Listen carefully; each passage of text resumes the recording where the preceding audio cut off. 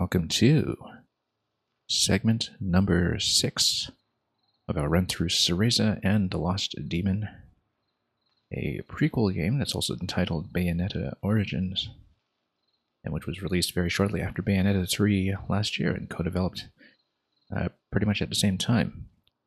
Now, fairly significant that we happen to be playing this game because there was the bombshell announcement earlier today that Hideki Kamiya, the creator of Bayonetta as a series and a character, and a director of the original game, and the supervisor of this game that we're playing right now, Cereza and the Lost Demon, is departing from Platinum Games, and so officially I think his involvement with the Bayonetta series has come to a close with this project that you see here, which was developed by a much younger team within Platinum Games, but which was, I believe, a story and scenario that Kamiya had devised himself. And so that's very much an end of an era, and we'll see what the ending of this game is like as we get into some of the later chapters. We're at 61% completion after having spent a significant amount of time on what I believe was probably an endgame optional challenge in the Giant's Basin at the end of the previous stream. But anyway, Cereza and Cheshire discover that the final elemental core is inside Fuka's fortress. Did we actually know that by name? I don't know if I did. But Cereza's going to break in, so let's get back into it. And let's see where we were when we left off a few days ago.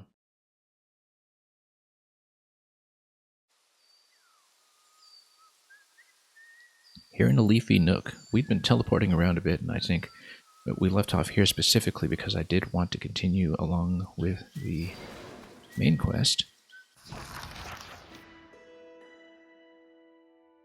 Because I believe this was the teleport location that was marked by the wolf's paw, and so we'll be following the paw prints a little bit further, and we'll see where they are going to take us. Head to the fairy's fortress. Yeah, we are missing one of the 4 orbs that give us an elemental transformation for Cheshire.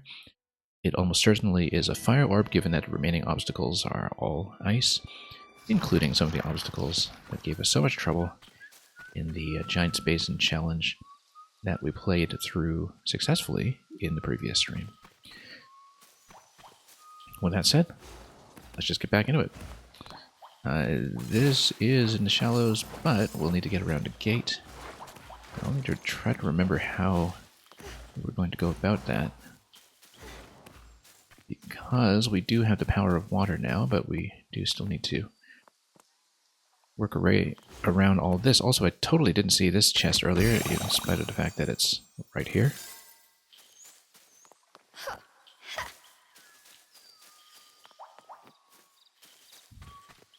And yeah, the maps can be of variable usefulness, but as we can see, we are going to be pointing our way towards that northerly exit, which means we should be going up and to the left.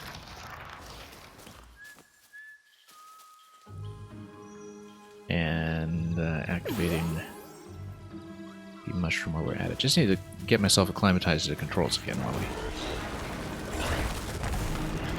stop away through. This is not one of the jumpable platforms. We're looking for the other one over there. Oh! Let's get into a fight just to warm up again. And then, yeah, we'll sweep for traps and we'll just smack these guys. Amazing what even just a few days away can do.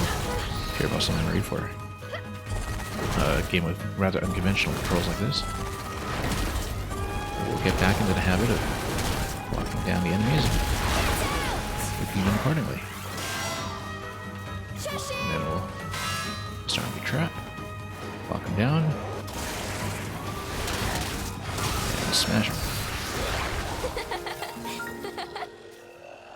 Okay, good thing we did have a bit of a warm-up height here because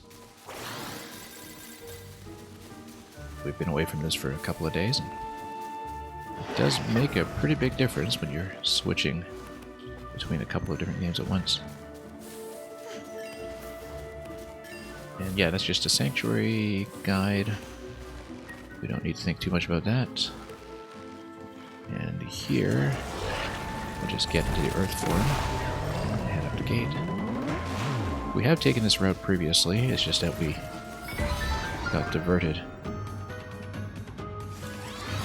last time over here. Anyway, we've got a couple of these guys to deal with as well. They're deflectable if we bother to successfully deflect them. Oh. Let's just lock them both down. And also get into the chunk. Whoa, what happened to the camera over there?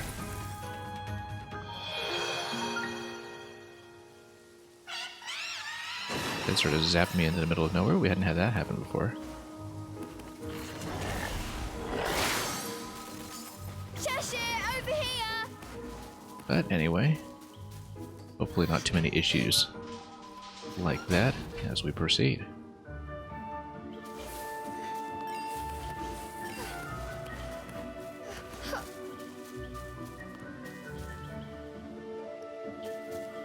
Okay, so at this point, let's head on up here. We had activated a lot of this path previously, and we know that this is the way to continue into the lake. And it was from the lake that, in the last stream, we had continued to the Giant's Basin to get into a particularly big fight.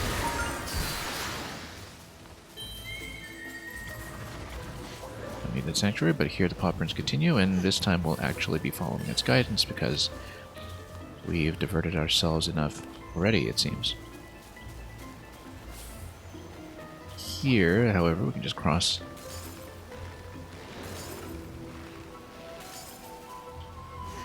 Without too many issues, I hope.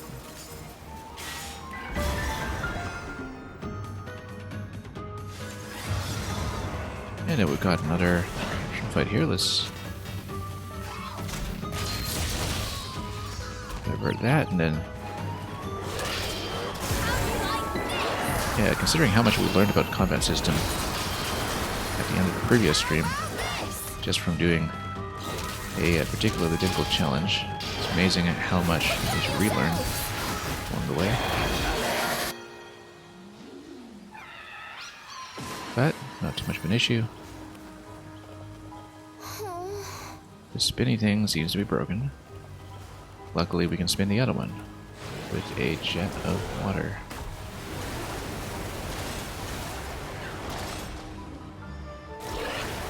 And yeah, we had been on that previously as well too.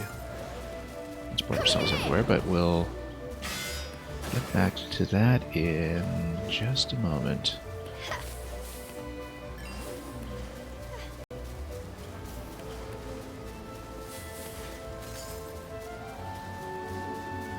Yeah, because we have been here and we do want to follow the pop runes, of course.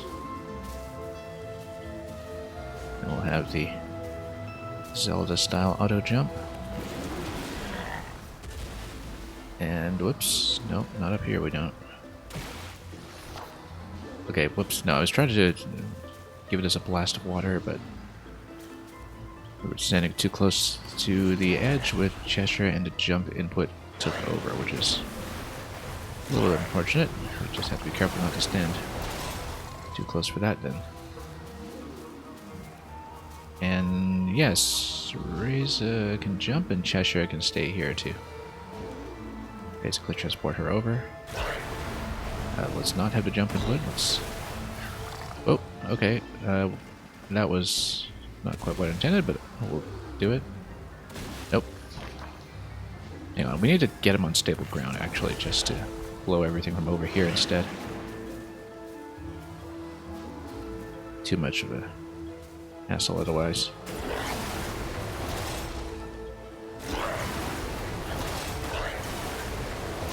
We'll just wait until she's elevated here, and then we'll go from there.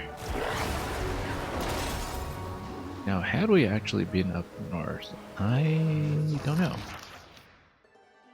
We haven't, clearly, because that is an unlockable location over there. However, there is a moon pearl that is to the right, and I don't remember if it was one that we had checked for. And we should maybe check the map for that one first. Okay.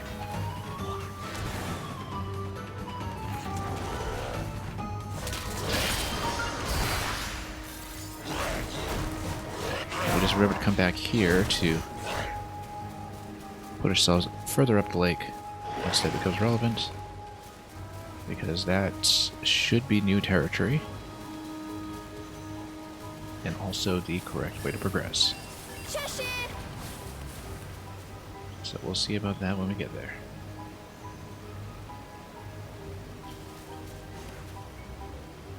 In the meantime,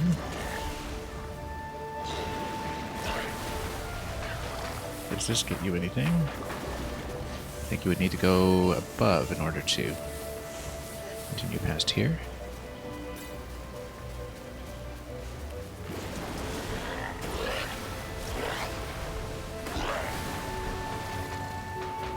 Yeah, because this is potentially just going to give me some currency, but not really anything useful as far as the mechanism goes. So, let's come back here for a moment. And to go up there, I think we will probably need to do some other loop around and enter from whichever zone is connected to the top right, which is kind of impossible to determine because the map in general is hideously unclear about which zones connect to which ones. Because it does not match up with the contiguity of the zones as they're placed next to each other on the map. Sometimes the way that the zone transitions do connect, the outsides seem completely nonsensical. I mean, the world layout is seamless and it does come together pretty well, but as with an enchanted forest, that doesn't necessarily mean that the geography makes all that much sense. Okay, we're going to get teleported back to this location here, which is fine. We'll come up here for the blast instead.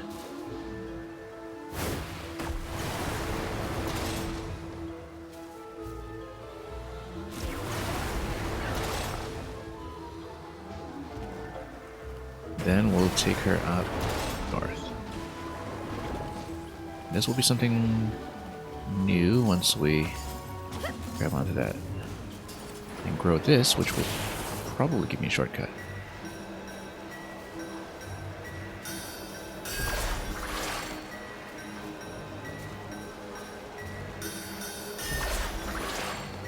So find beat 1 here.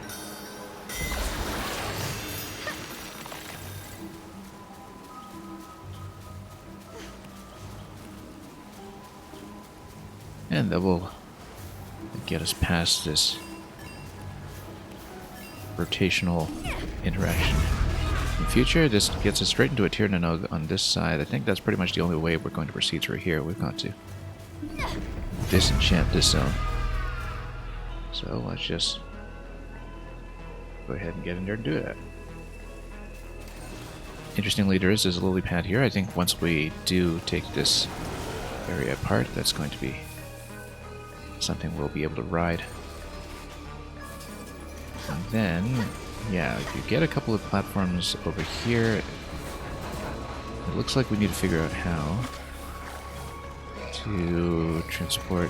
Well, I can hold him over Rosemary, can't I? Or can't I? I believe I can. No, he can't. He does get ejected. Yeah, that's right. No, I know that. That's mechanically one of the simpler things in the game, but you do need to jump interaction to get him into water form to swim. And then probably get him over here so he can get within range of blasting that. Then... oh, almost there. Something's blinking at me though. Oh yeah, it's just her. Yeah, we need to... oh yeah, blow this thing over as well. She needs to disenchant this whole thing. That's what the blinking is for. That something is within range for you to reveal. In some ways, does remind me quite strongly of the cherry blossoms in Okami, which in some ways is a pretty clear precursor to this game. Anyway, we're gonna blast this. Is there any particular reason to walk around here? Not yet, because you do need to disenchant whole zone first by entering the dungeon.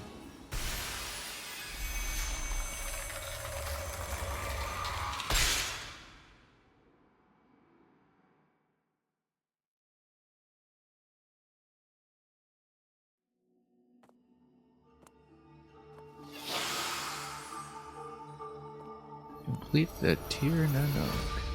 Compression. Let's save first.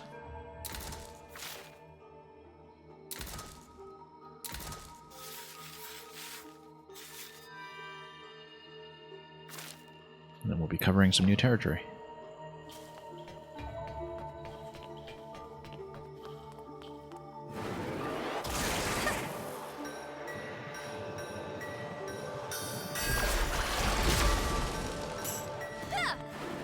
Oh, whoops, once again the stick click getting me here as I try to do the sweep interaction.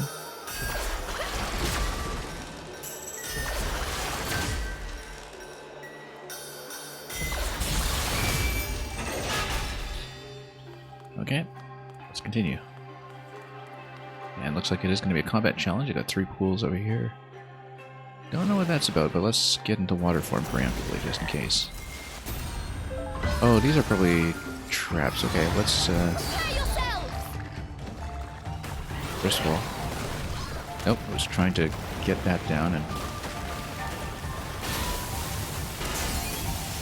okay, now have to watch out for Cereza's position, which is okay, you kind of need to manage 3 different elements here. And then we'll try to trap this guy and then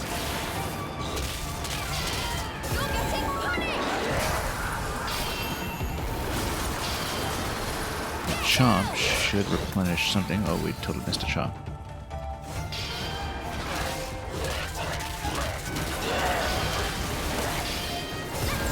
And we'll just keep him in a standard form since the elemental counters have gone down already.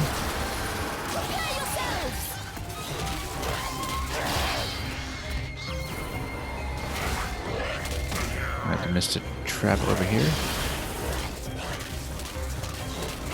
Or we just punch out the other guy.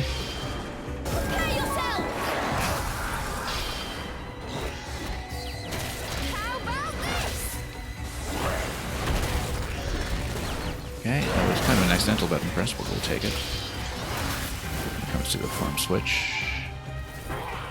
Now these guys, they're a little deadlier.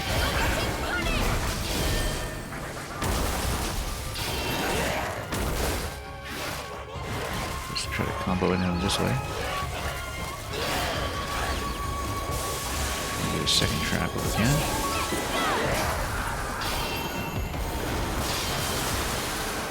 Should get a chomp finisher on him. Or maybe not, because that will be enough damage to work with.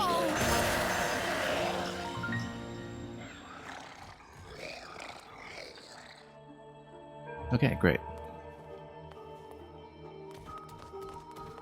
Let's grab the petal. Petal to the metal. Cool. And that's more territory uncovered on our way across the lake.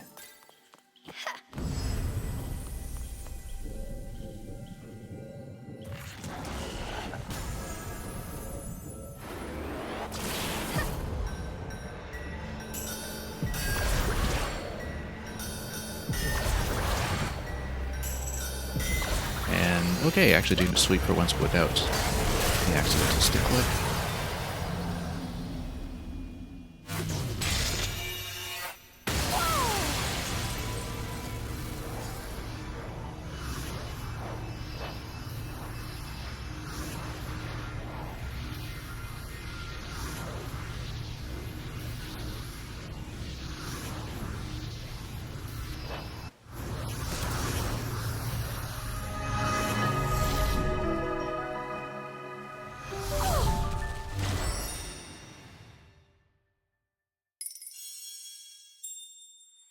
And that's a lot of territory opened up, including a lot of wisps that we will be able to rescue, so.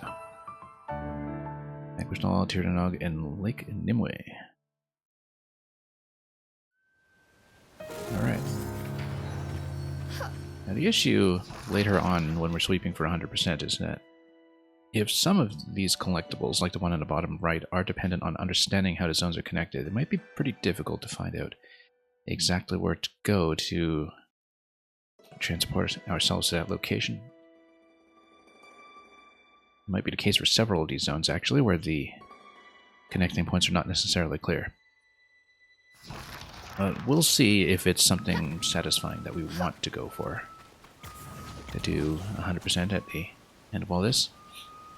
But we are trying to be as thorough as possible. We need a rest. For the time being, so.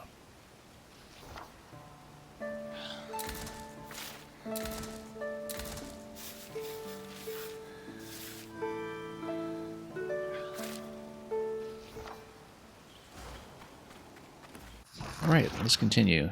We haven't covered this whole spot on the map. There are reasons to back up, of course, to sail around a body of water a bit more and unlock some of those wisps as we go along, which we will do. It's just that, yeah, you only need to get the lily pad in position here first, so we'll do that.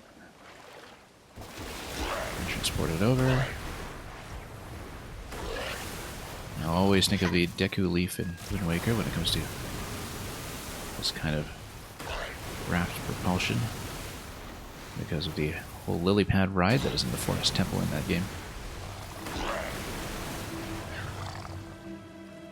Also a rather clear inspiration. And a couple of different locations here to unlock, as you can see from the fire gate on this side. We will have to go from up top in order to disable that. So let's see, here's this area here. I mean, I suppose we'll just go back if we can, but it doesn't seem like we can dock just yet. So let's keep going down. Oh, I guess that's actually the bottom of where we're allowed to traverse. So alright, that's fine. We'll continue exploring here instead, just to see which locations we should be checking for as we do a bit more sailing. Here's a series of debarkation points here that may be promising. This just goes back to where we were before. But I think we'll actually try to go around to the top corner, to the top right there, just to see if we can get that done.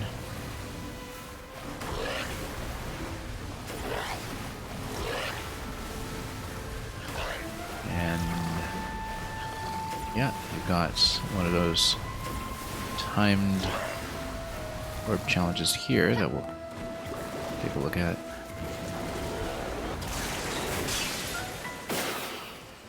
Okay.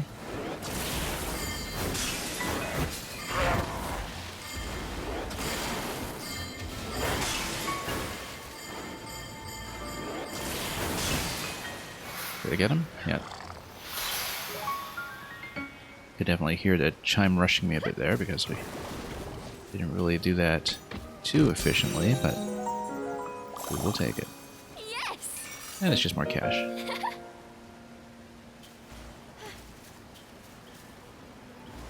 What we are really here for, though, is to see if there's a way to one of the wisps that seems to be just a little ways out from where we are. Let's maybe put them in the water and see. Should actually be right around here if I read any of this correctly. Whoops, no. Let's... Okay, well we're here, the lily pad does appear. And we have another chest available that will raise from the ground. We still haven't found our target though. Cool.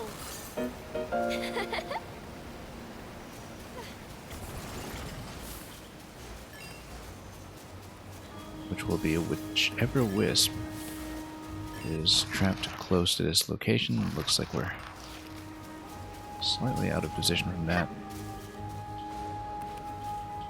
Hard to tell because the map looks like it should be around this island. But it might be above us, which is why we can't currently reach one. That's right, we'll sail around some more and see if we can cover anything else on this end, for instance, which here's one. And what do we need to pay him? Unicorn horn, yep, we'll do that. Got plenty of resources. Then, you have the map. Yeah, the other one is probably at a higher elevation if I had to guess, but we'll have to sail over there and see if we can determine that a little more concretely. But there is an upper level that we can see, particularly with these platforms up high, which look like they will be path. So we'll be projecting ourselves across the water by flicking that plant. And so we may as well get ourselves back to the central area. Which will not be here because Cereza cannot proceed in that location. So, whoops. Up we go. What was to the left? There's another one to the left here that... Yeah, if we turn this first, then we'll have a location that we can bounce towards.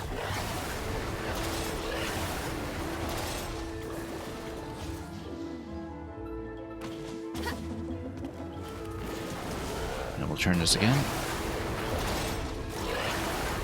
Oops. Then a whole lot of fire to take down on this side.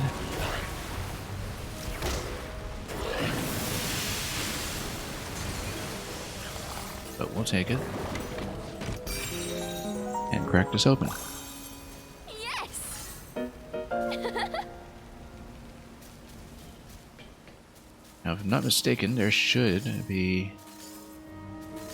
more to see on this side. Yeah. Then, what do I need to... Oh yeah, this is just a sanctuary locator.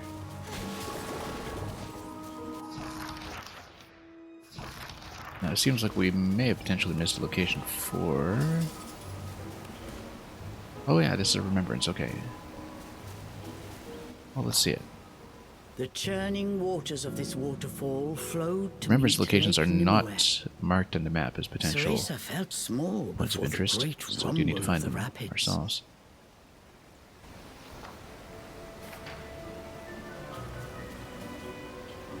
Yeah, and let's see the dialogue as well.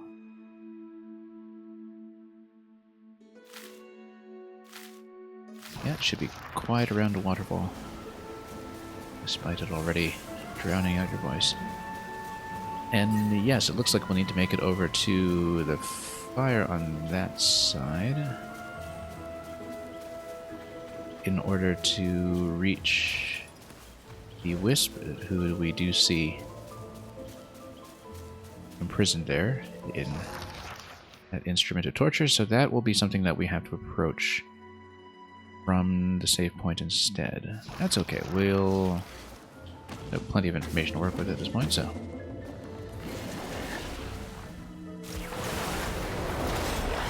There's even such inside here. Let's take a look. I don't think that was particularly visible. And yeah, the rosemary is still going to be here, even with everything dispelled, preventing me from taking Cheshire rather, across. And so, let's... Whoops, nope, not there. Just trying to hop onto lily pad. And... There we go.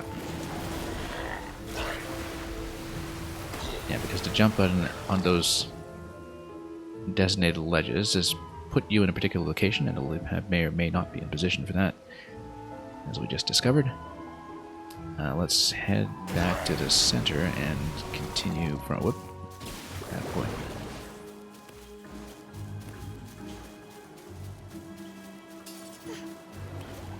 Oh yeah, that's where that connects. Okay. So we actually do want to go a little bit further. If I can find that lily pad, which does not appear to have come back. Uh-oh. Well. Search around a little bit.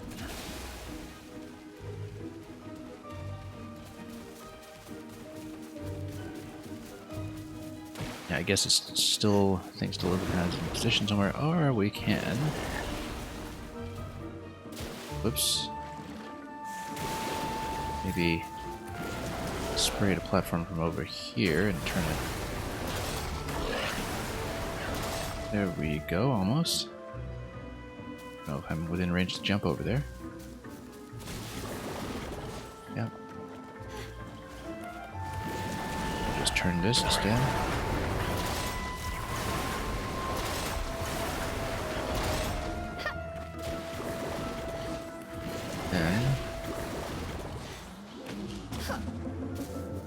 Do this little interaction. Oops, nope, totally missed. Luckily no health penalty or something for missing that. Very reminiscent of the shards of the Bayonetta clock tower, of course. Oh, it doesn't let me do that. Okay, let me see what we can do with that. Maybe I need to send Cheshire over, or I need to do some other kind of platform restoration. It doesn't seem to let me land. Or let Cheshire land. I wonder if there's something we need to do with that platform.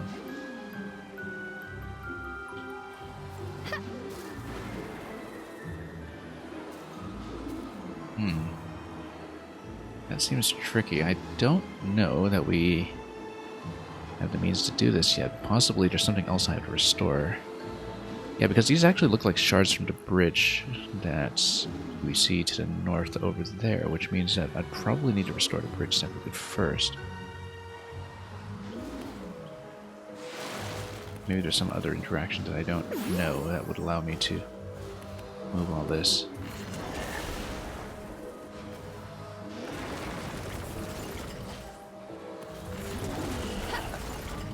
Yeah, but it looks like I can't actually traverse that yet. We don't know how to reassemble those bridges yet. I think we need to go over to that bridge and reassemble from there. And that would solve this issue. But it's difficult to tell. Also, yeah, we know it's going to be from the upper path that we can access the remaining wisp to the left. So we'll do that as soon as we're able. Oops. Be able to get through? Not really. But we can spray some other things down.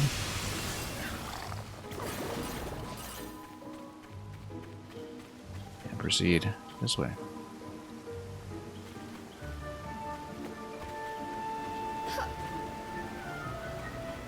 It should get me where I need to go, assuming I can... Oh, knock this down. Help this guy and also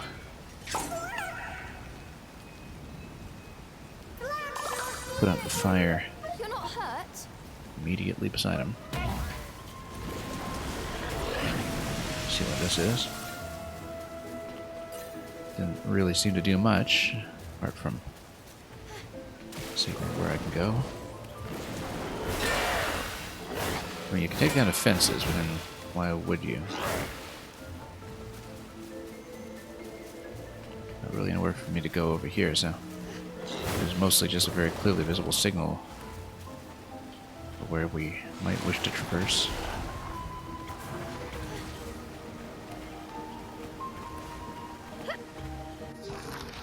But we can continue upwards. Probably probably head towards that bridge we wanted to assemble. If we're able to reach that. Yeah, we're on another loop pad now in the upper level.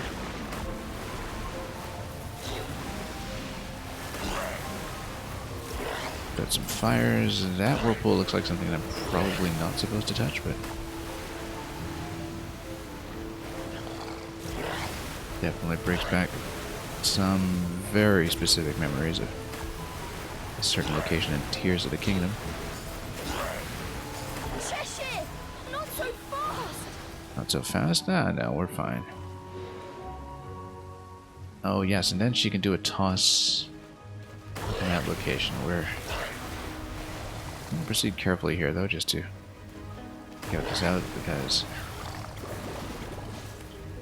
it's like Cheshire can do a couple of things by himself up here.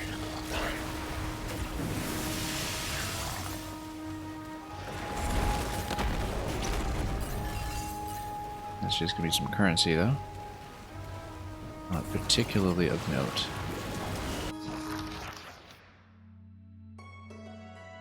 But heading towards all the journal scrolls over there, that seems to be promising.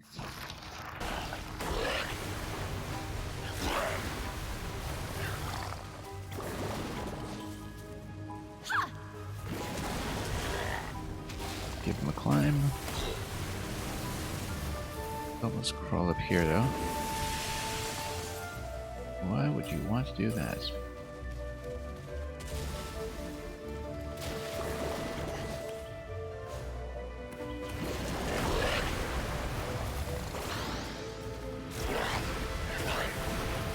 Alright, good enough. And here's another one. Alright, let's take down the shield first.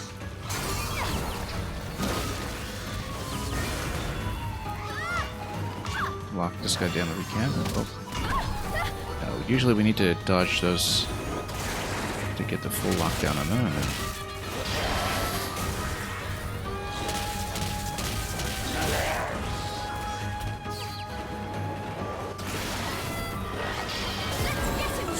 We'll see what we can do to continue the combo. Just like that.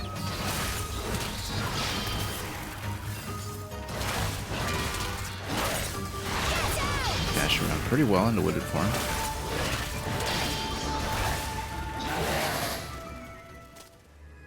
Okay, here's another one. This is somebody new.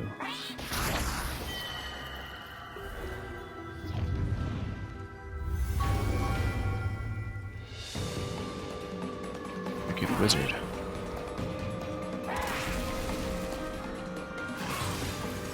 Okay, we've got a couple of summons here. That will likely continue, I'm guessing. Then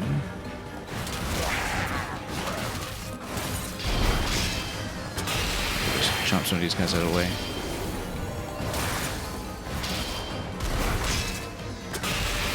Let's try to lock them down.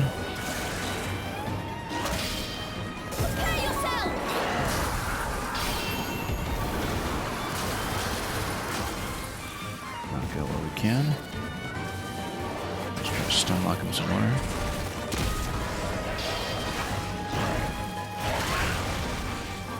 Should have been able to combo into that. We selected the right element to do it with.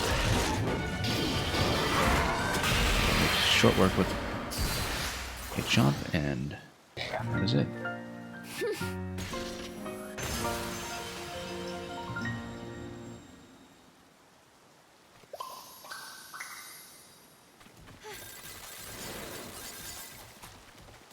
The journal page over there, we'll grab that in a moment once we've had a chance to explore.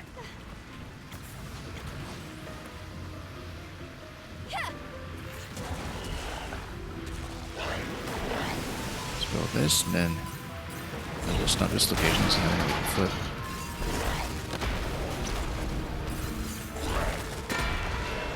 Not very many, as it turns out.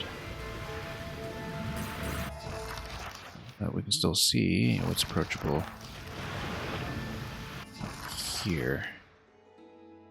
Yeah, it looks like we just continued the journal page. We're Slightly rotated on the camera right now.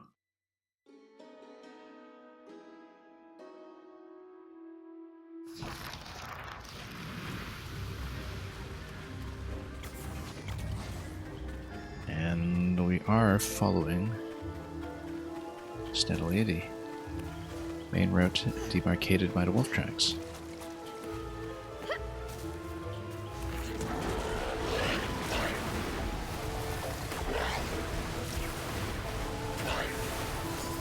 Very careful move over. Without getting sucked in.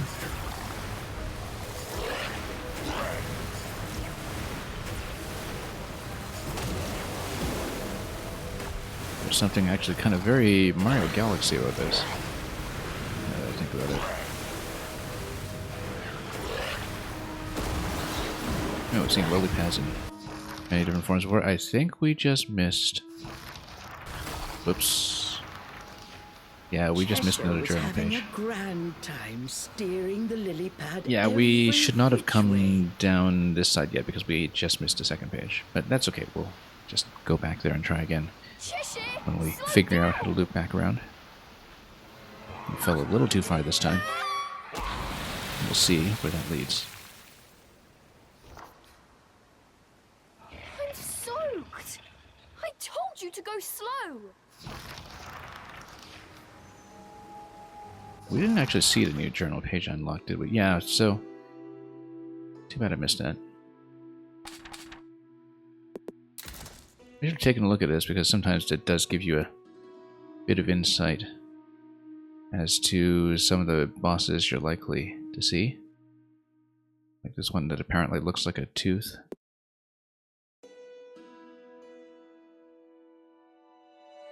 And yeah, we've seen this one about a circus.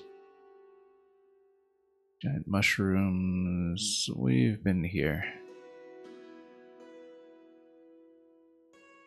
And the ghost is just a wisp. Enormous lily pad.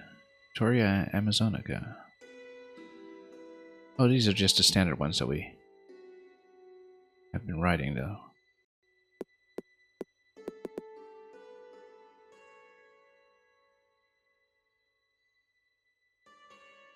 Somebody watching you all the while. Okay, let's continue. Yeah, we'll have to simply go back. I don't think this is likely to be reversible because we went down some falls, but we will, of course, check to make sure. In case there's a convenient path for riding back around. Doesn't look like it.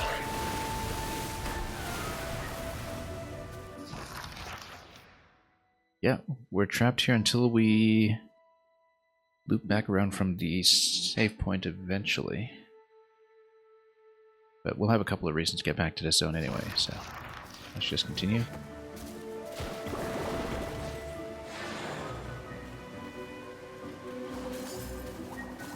Usually don't like to follow the main quest path this closely, but it is our best option with all the exploration that we've already done. I don't really see anything over here, but worth a try. It looks like shallows anyway, given that Cheshire is not automatically converting to the water form. Cereza.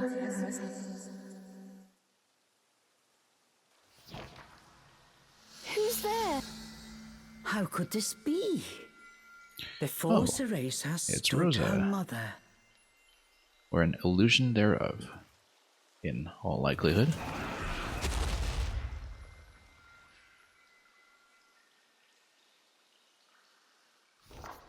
Cheshire is very suspicious of this. Is it really you? It's not really you. Yes, my dearest Cereza.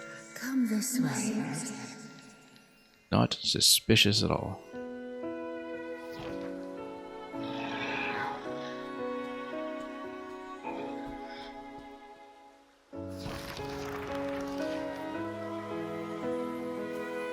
Cereza. Anyway, I guess this part Mommy? is not yet controllable. Is that you? She does miss her mother. That's apparently the main thrust of the quest, so.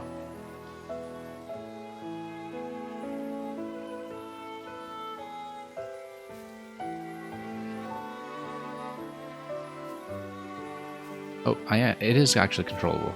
I didn't realize it because the only movement you can do here is forward, and it only goes slowly, so this is a controllable segment. I just didn't realize it. Mummy? Come this way. So, Mummy, please don't go. you do have to endure the sense of longing with her. Yes, my dearest Cereza. And she reaches for something phantasmal. Mummy, wait! Mummy, please! I'm coming, Mummy! Don't leave me again!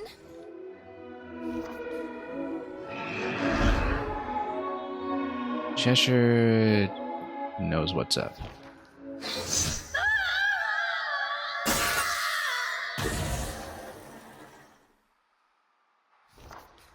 Because of course he does. The shade vanished with a blood-chilling scream that echoed through the trees.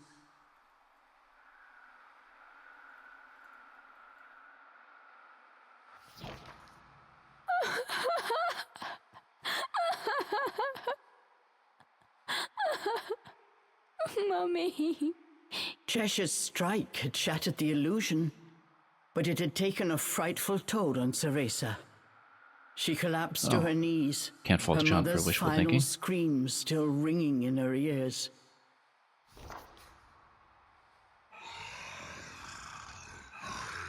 Cheshire glanced down at Cereza. He told her to hurry and get a move on, but the tears would not stop. Come on! If I hadn't dealt with that shade, you'd be face down at the bottom of that cliff! With each passing moment, the demon became increasingly annoyed. Cheshire! How could you? How could you do that to her? I think she still hasn't quite Unable put this to take together. Cheshire's abuse any Or is just in longer, denial about it. Cereza I think leapt she to her actually feet. is perfectly conscious of Behind what's her going on, but tears, you know, Cereza's eyes burned with fury. emotionally, that's a different story. I save you, and this is the thanks I get. Maybe if you weren't so helpless, I wouldn't need to fight all your battles. Cheshire was not about to back down. You see, one thing we may or may not find out by the end of this is why Cheshire doesn't fight Why am I by not surprised? Bayonetta's I side in wouldn't the main expect series, a demon like you to understand anyway. but only becomes controllable by Viola in the third game. So, something about this pact that she has with her plushie doesn't quite stay together, or at least not into adulthood.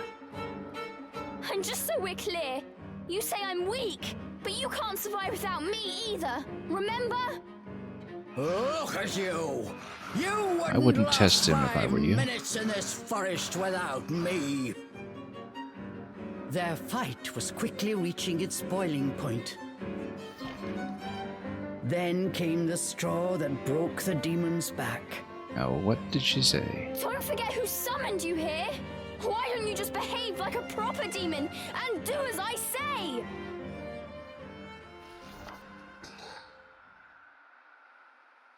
Cheshire's eyes narrowed. For a second, he was quiet. Cheshire I don't think he broke likes the to be silence reminded with a of threatening growl. the I wish enslavement I of the had species. summoned you.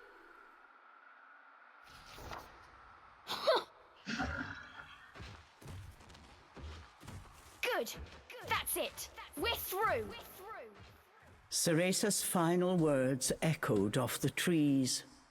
Then all was still. So do we have a segment where we control her independently? It seems so. Well, too bad about that journal page we missed then. We really could have used Cheshire's help for that one. We are going to back out slightly. Look at the flame that we see in the distance there. That's likely to mark the fortress. I do just want to take a quick look around here, because this was just a pathway in as she followed her mummy. And yeah, you can't exit out this part. Well, tracks just continue. But that's because... I mean, there will come a point here where we just hit the water and can't proceed. But we can get surprisingly far without Cheshire in terms of backtracking. But of course, it was at this point that we couldn't reverse further anyway, because we had gone down the waterfalls. So let's continue and, as indicated, head to the fortress alone.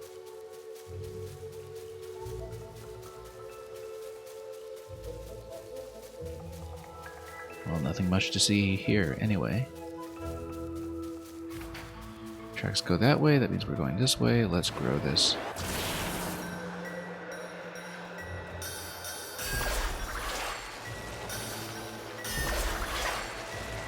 Rather unwise to alienate the only combatant on your side. But one can't blame her. And of course those are out of reach up top because we just don't have the means.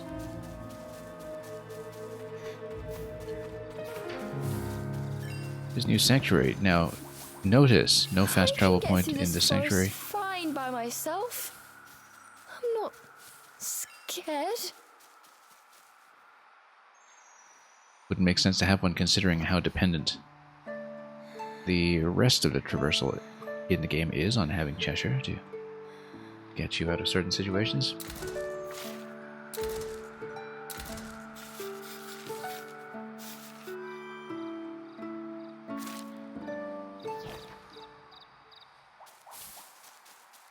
And we have a mirror here instead of just a rock that looks like one. Is anything else unlocked? Nope, this is last remaining node that we have access to with her right now, and that has not revealed itself.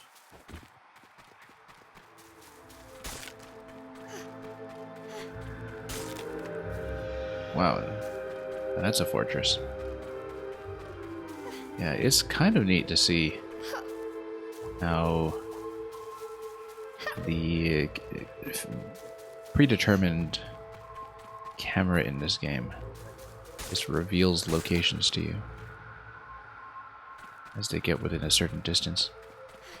And as you turn certain corners, it's An odd a structure very appeared out of the gloom, good camera system when you think about it. Now we can walk around in traps, we'd have to. Cereza, you can Since do we this on your own. don't have Cheshire around for disarmament. More concoctions we don't have room for. Step carefully. Look at the cheese on these traps. I hadn't really even thought about those previously in terms of how the traps are being baited.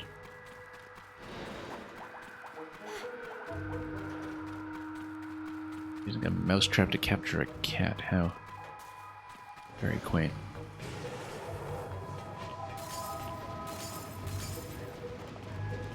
Anyway, up we go, and we'll need to be careful not to be burnt to a crisp, because of course we don't have somebody to water that down for us. See, no problem so far. So long as we can go for that journal page. Ignis's journal. Yeah, we've actually got quite a few Ignis pages that we haven't read. Well, 2 of them, but more pages about the Fairy Kingdom too.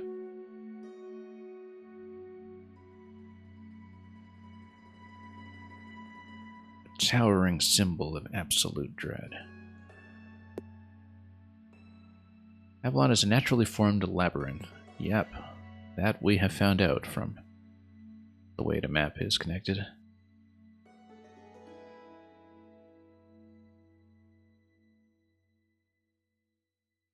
I wonder if the topography of this game even makes sense three-dimensionally, because, you know, the zones are seamlessly connected, but not in a way that makes sense on the 2D map.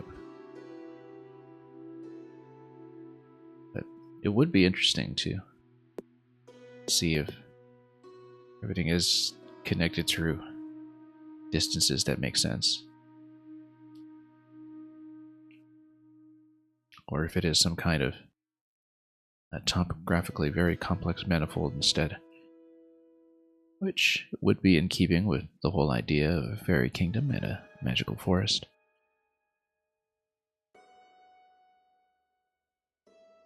And yeah, more about the history of Avalon and Moltred.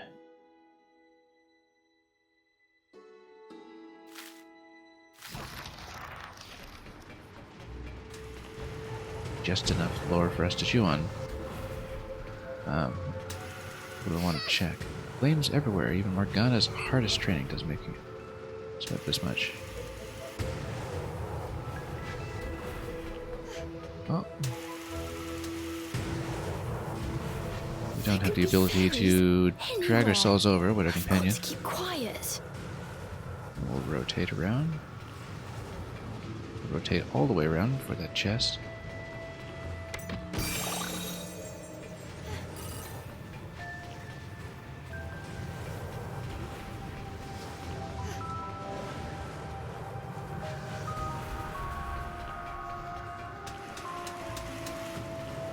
Then that's perfectly timed to allow us to, whoops,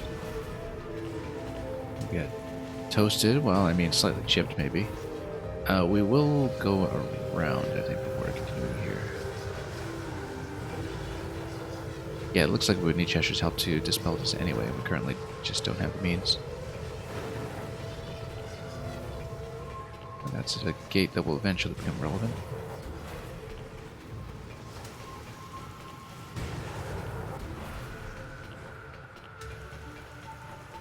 Follow this over before it would get toasted once again. Whoops.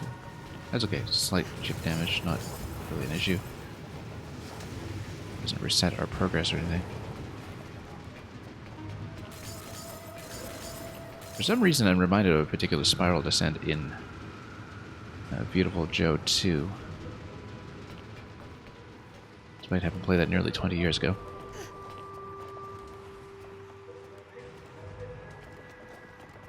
Not like these are the only spiral staircases in video games. Pull down? Yeah, we can do that. Just to see what happens. And here we are. Need to rearrange some blocks apparently to get up to that switch.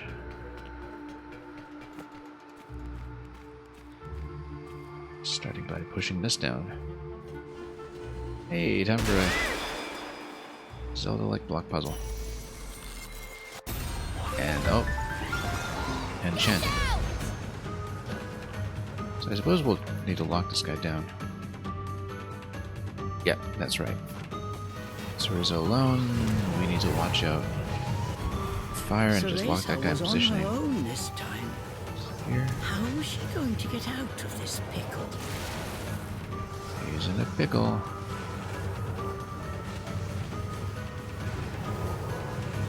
But we'll steadily make our way over. And whoops, no, didn't mean to do that. Yeah, that will expire, and that's okay, we'll just lock him down again. Whoops, just stop walking into that. No? Because we need to create this as a step. And then get me over to the other side.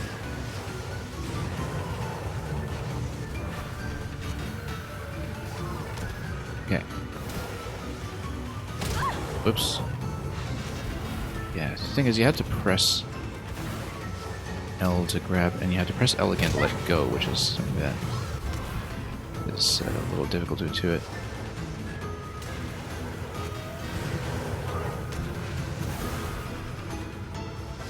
But that's okay. We'll make it over eventually once we find this guy too, so we don't get flanked.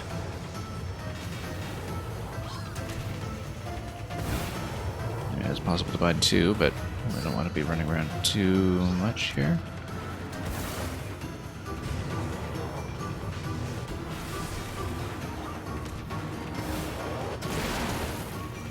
Okay.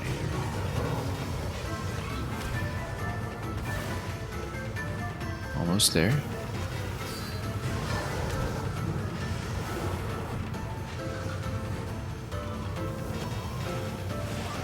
We'll just dodge as we go. Not too much of a problem here. As long as we watch the beams and don't position ourselves too inaccurately along the way. We are taking quite a few hits, but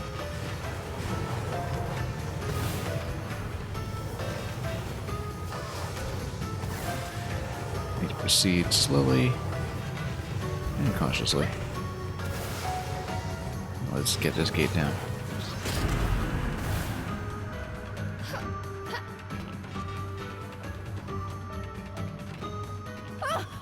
And this one if we don't trip too much along the way. That's it! Here we go.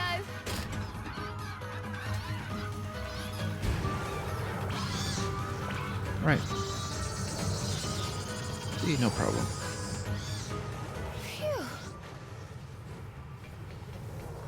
Who needs a demon cat plushie anyway?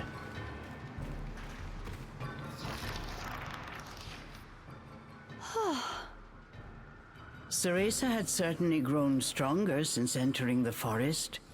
But even so, making her way alone was proving more difficult than expected. If only Cheshire were here. No, I'm better off without that beast.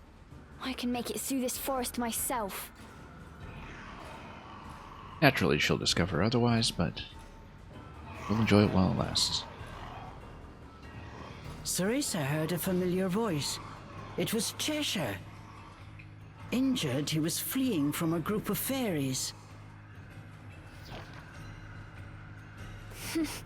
Not my problem.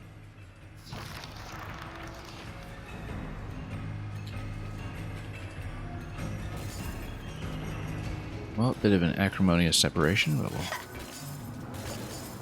see him, or rather, his foes well in the background, and we'll wind up approaching that Somehow, anyway. Cereza had made it through. Solo adventuring was turning out much more difficult than she had anticipated. The optimism she had right after splitting up with Cheshire was long gone. Speaking of Cheshire, Cereza couldn't help remembering him. Yeah, this is a bit of a slow walking cutscene segment. Just push through it, and then, yeah, you do need Cheshire to press down gates like this. We'll be backtracking with him eventually, just given some of the gates we've seen so far. It's pretty obvious that will happen, that we will retain access to this zone. Here's a save point.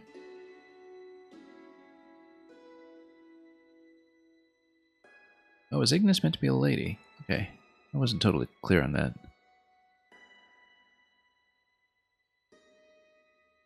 Not being able to tell much about a dimorphism of wisps.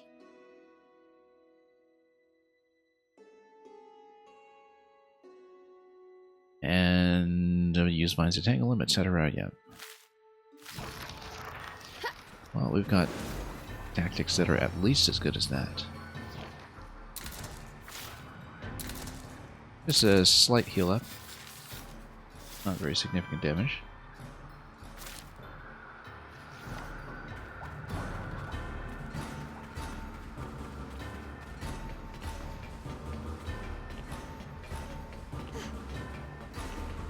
And let's see what we have here as we A colossal approach iron the structure fortress. stood before her eyes.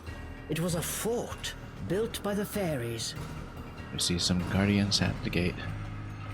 Totally does look like a face, doesn't it, if you look at the windows? They're kind of like two eyes. Over the gaping front door.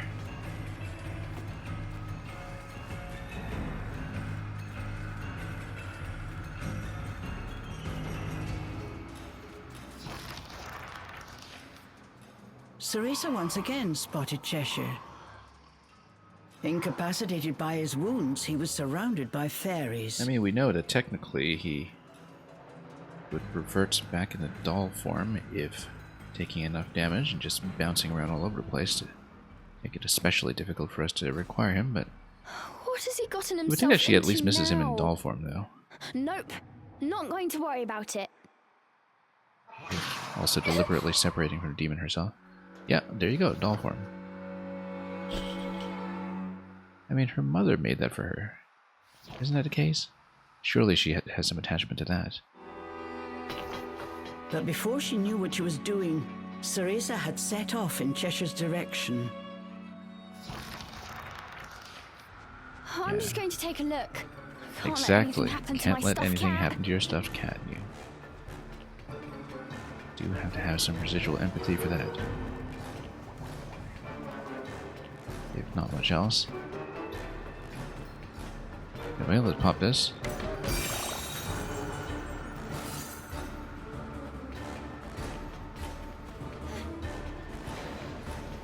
And see what lies down here.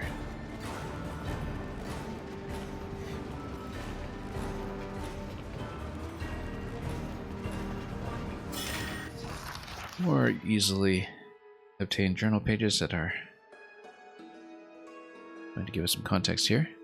A fortress worthy of our infinite glory.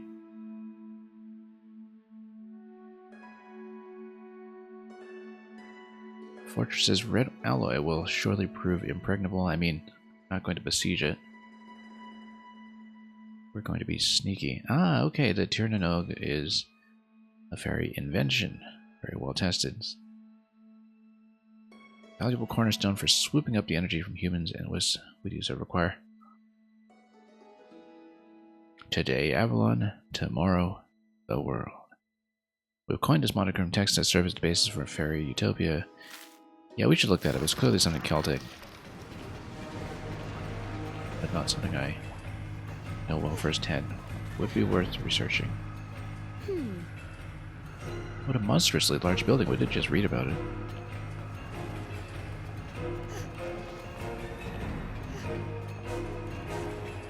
Sweep around down here first before we proceed to the front gate.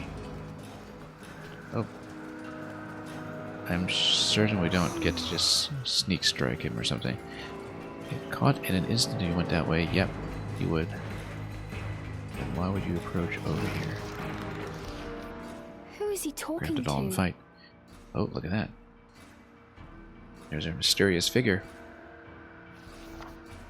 The fairies had captured Cheshire. Within their ranks was one regal-looking fairy who stood out from all the others. He appeared to be talking to Cheshire, but it was too far to hear what he was saying. What does that fairy want with Cheshire? The fairies carried him into some kind of fortress. Cheshire! Well, now we'll need to break in. Forgetting the peril of her situation, Cereza rushed to follow the fairies into their stronghold. No good. There must be another way in.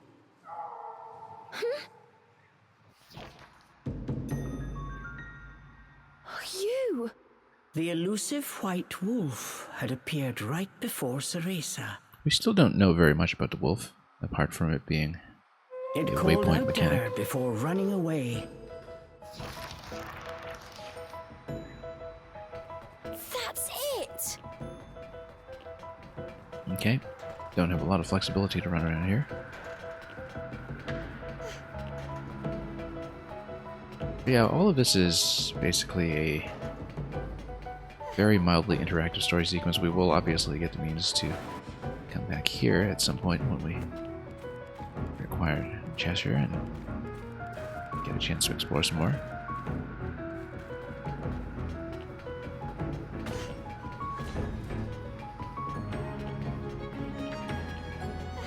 And the wolf is going to drop the ladder for us, but I do want to see if we get walled off here as well, likely.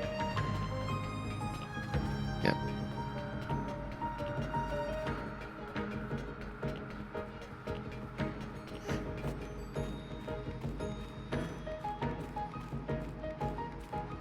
we've commented on this many times already, but it is a lovely musical score. Listen, this fortress is crawling with fairies. I think you should sit this one out. Well, she doesn't even know who the wolf is yet, does she? But the wolf just stared at her, showing no signs of moving. Let's go together, the wolf's determined eyes seem to be saying to her. I wonder if you get the wolf as a temporary companion to replace Cheshire. Thanks.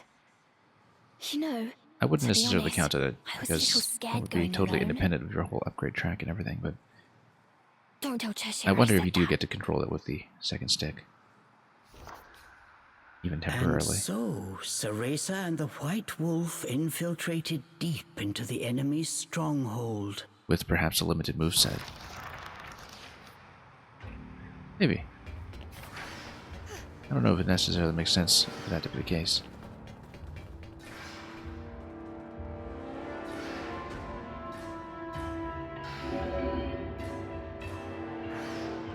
Anyway, here we are at the fortress.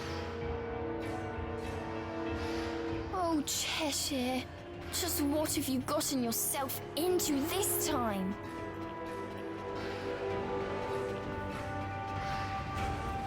And we'll give ourselves a save point over here just in case.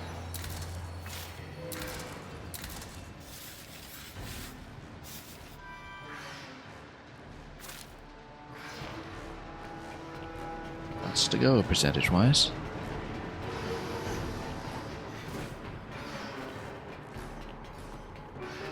And we'll read all about it.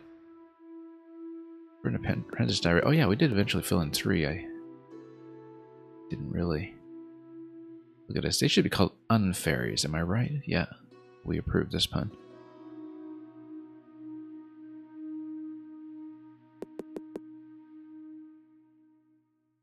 This has to be where they're doing all of their scheming. Ah, interestingly, they have an objective to destroy the core. Me and Plima should be okay as long as we're together. I'm not clear on whether Plima is a demon companion or was just a second apprentice.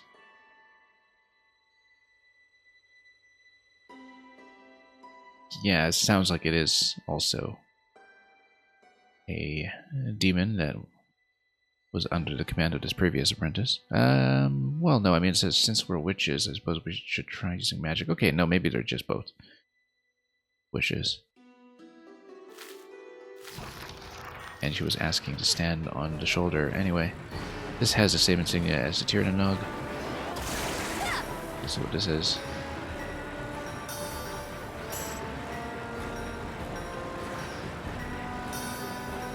That was a weak dance. Through it. Here we go. Again with that sweep input. Doesn't matter what you ride here, I think, as long as you go up. And yeah, we have a couple of different locations that we can approach. I'm just circling around to see what's available. In case there's anything interesting.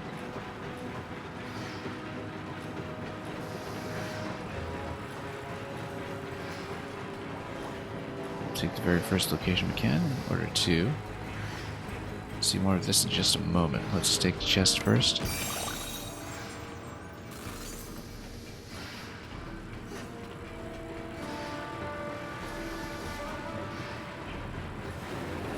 And uncover this.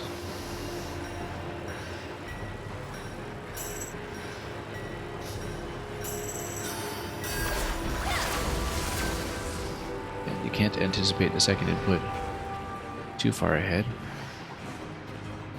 of making the sweeping motion.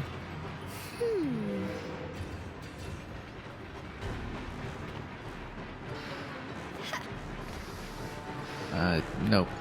You would need to continue writing this out.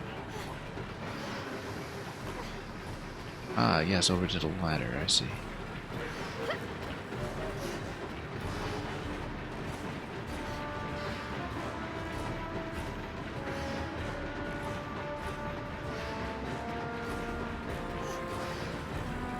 Well, let's take a look here. I've covered 1 and 2.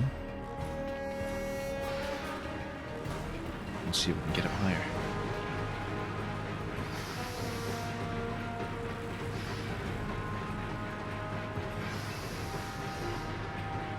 Yeah, we're still located there. We can't really jump off here anywhere else yet.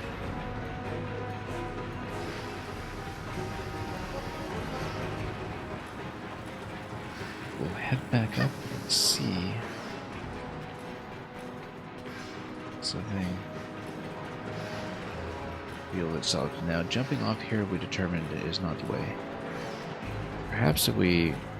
I still have Tears of the Kingdom on the brain where I think, oh, I'll just tap recall on this and reverse its direction. Not so over here, unfortunately. We didn't really determine what this gate opened up. Oh, maybe because we didn't open up this thing successfully in the first place. We didn't finish the games like. Here we go. Much better. Oops. I don't think it's supposed to turn that way. Oh well, it works for me.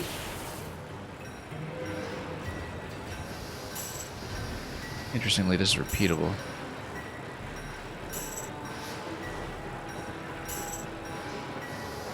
Do a sweep. There we go. Got to give it a nice wide arc.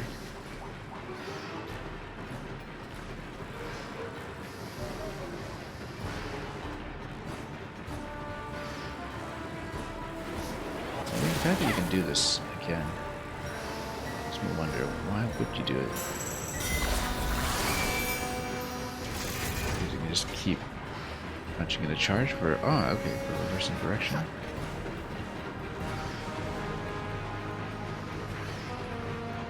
Which is not actually helping with.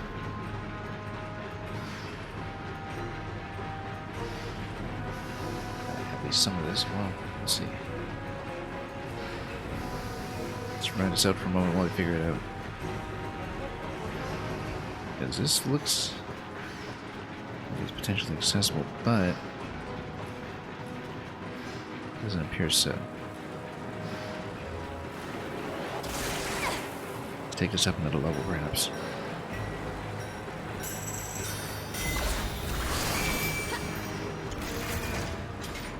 Okay, yes, because now we can ride. Which side going up? Alright, looks of it. Yeah, we can just get on the platform in the center. Do that. It'll take us over. We should also check this area over here in case this is something optional. Actually, no, that's going to be the main path, so let's not touch that yet. Let's go down just in case we miss something neat. Probably just a treasure chest for more currency at most.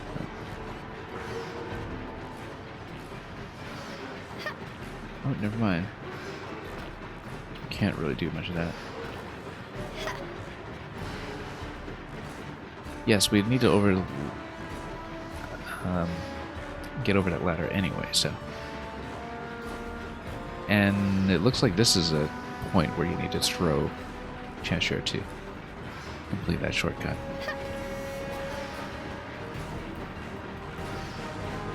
Let's just continue this way for now. Until we see a reason not to.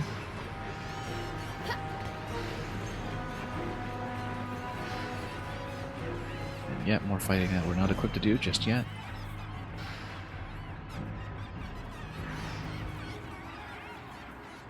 Oh, look at that. Wanted posters over the table right there. Well, they got one of us. Within, the fairies seem to be arguing And there's a about stealth something segment. loudly. I don't understand what they're saying, but if I know these fairies, it must be something absolutely nefarious. Does remind me that I think one of the very few things that mechanically I didn't particularly do well with in one of Platinum's releases was the stealth segment late in Astral Chain a couple of years ago. I thought that was what I recall a noticeable weakness in what was otherwise a very entertaining game. And that's because the mechanics in the format were just not really built for something like that.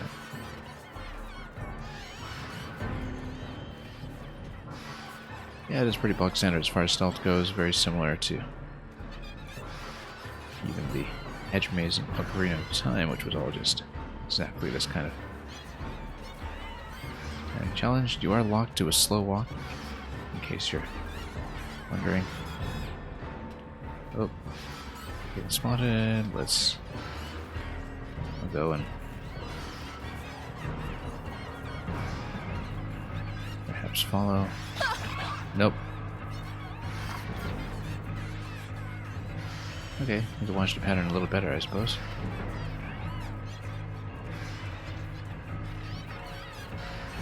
Yeah, probably as he's going opposite. Otherwise we just don't have enough time to cover the required distance here. So, as he crosses over.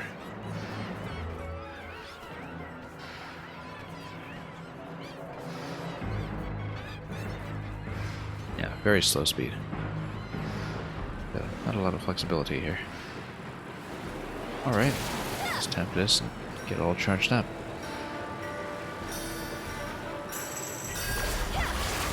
Yeah, the thing about the sweeping inputs that are marked by the red circle,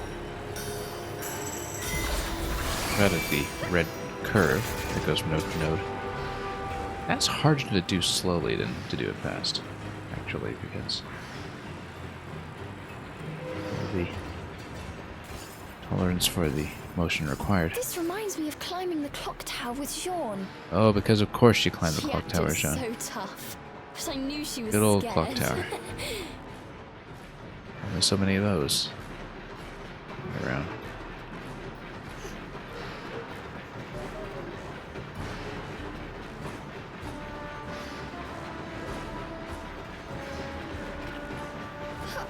Do we want to take it down this way just to see what's there? No, not really. In fact, we're gonna get dumped.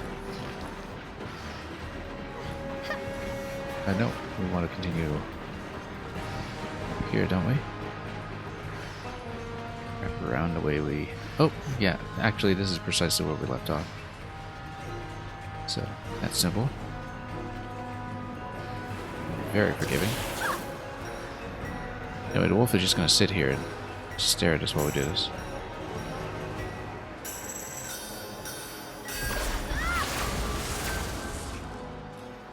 Oh, yeah, we need to do the remaining cycles too, I keep forgetting.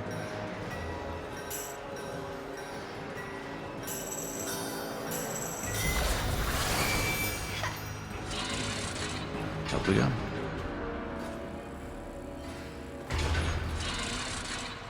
And then I guess we need to charge it up again. Let's take a look at all this first.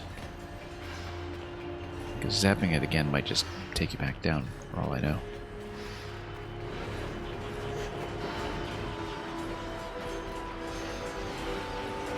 Look at all those fairies.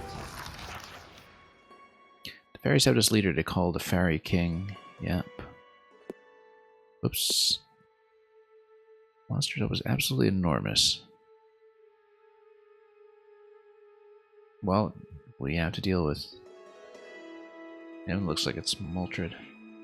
Probably the boss of this zone before we get Orb 4. And yeah, so this apprentice and Prima are sisters.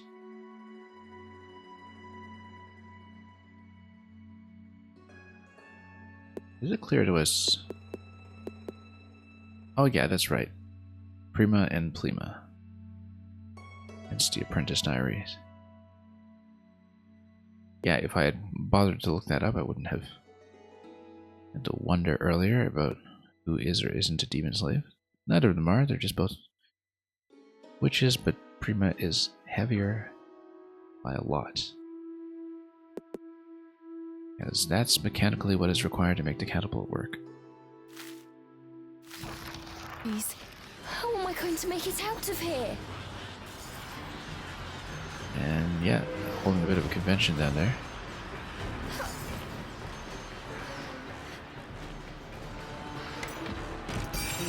What have we got? Yes!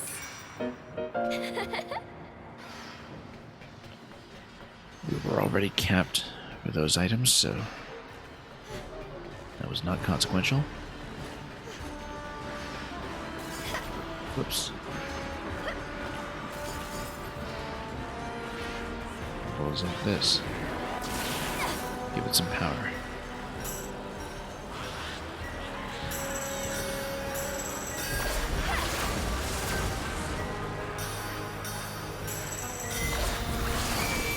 This is getting a little better.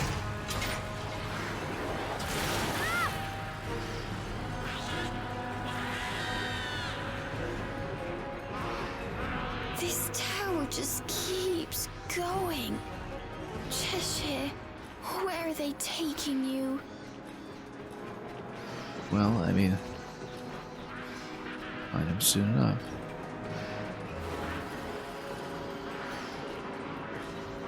Yeah, it looks like we just don't really have the means to be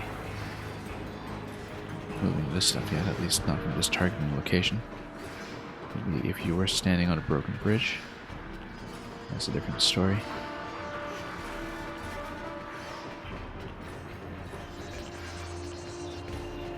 Cheshire!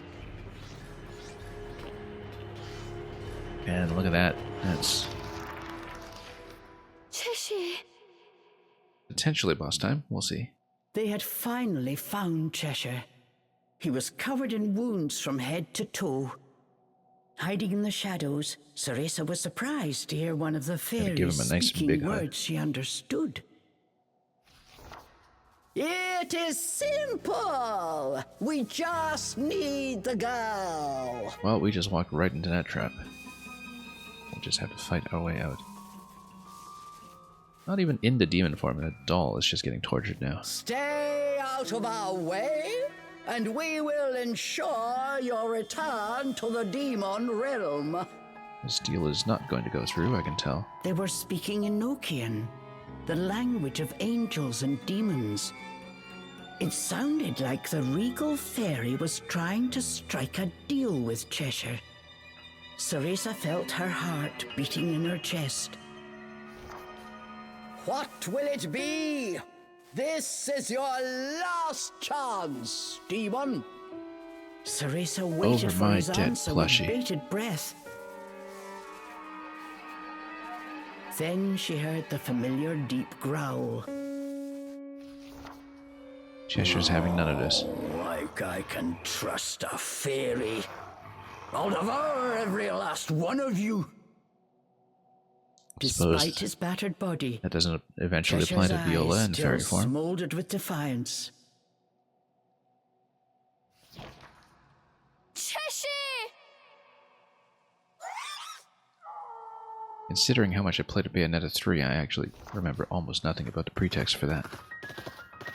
Everything with the fairy powers, I'd actually completely forgotten that Thankfully, aspect the of White Wolf held the Mythos nearby until- fairies at bay. getting into this game. Anyway, White Wolf is going to stage an intervention. Thanks! Cheshire! The sudden appearance of two intruders had the fairy fortress in a frenzy. We'll have to fight our way out.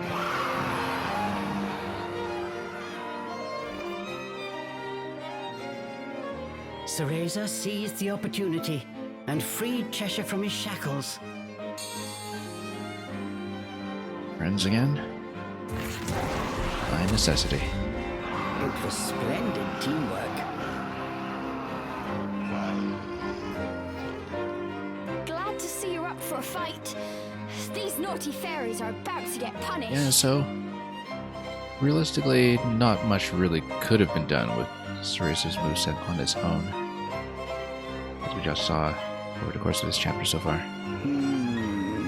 She doesn't really have a lot of hyperactivity behind herself. Punishment Conceptually, so much is grounded in pleasure. this Both Cereza and Cheshire Tag team were duel on control. fire. Alright, Cheshire, let's see. Let's see.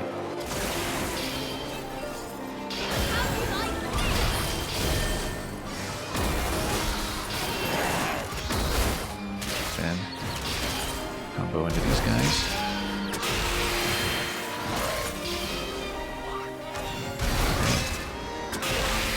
Lock down over here. A lot of chopping down to keep the energy going.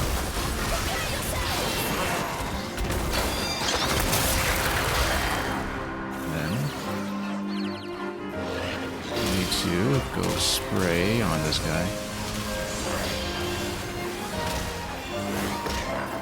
Try to lock him down as well.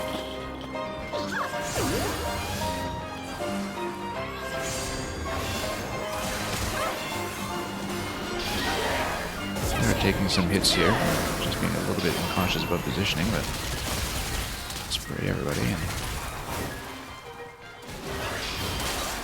dive in for more. Down this guy in the meantime. I mean, after having cleared the special challenge room in the previous stream, all the combat from this point on feels comparatively relaxed. At least until we try to attempt some of the dungeon time trials at some point.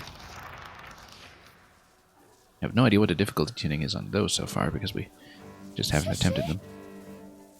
The combat will matter from what we've seen so far, even for the more puzzly dungeons.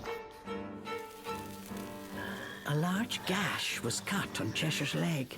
Bits of cotton were falling out, along with his magical energy. The fairies had not been kind to their captive. Cheshire could hide his pain no longer. That cut! This will need some repair. Unless the wound was mended, the magic-infused threads that bound Cheshire to this world would not How last shall we do long. it? Hold still. If you move around like that, you'll just make things worse. I think she's going to use her hair. Cereza needed to suture the wound as soon as possible. There was only one way she could think to do it. It's going to be the hair. It's going to be the hair, just watch. Remember, Cereza. As blood flows through veins, magic flows through a witch's hair. And that's how we know As you would your most precious we understand our tool, and defend Bayonetta. it as you would your very heart. Alright, let's Sorry, Morgana. give this a but I wicked found weave. something more important.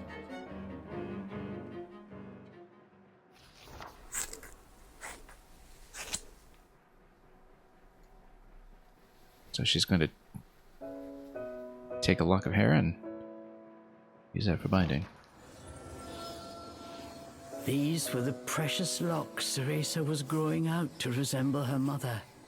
As expected, they worked their yes, magic. and that explains Cheshire's why wound Cereza, closed in an instant. at a similar age to Bayonetta 1, appears with short hair. Okay, interesting. Don't blame me if that teacher of yours has a fit, Cheshire said quietly. Don't worry, it'll grow back. It's actually unclear to me what the age of young Cereza in the mainline series is relative to this game, but because she doesn't really show many signs in those If games it of being a wasn't for witch in me, training. you She's wouldn't be mostly in this just mess in the first place. kind I of promise to waddling send around you back. helplessly, Under a witch's honor. clutching her doll.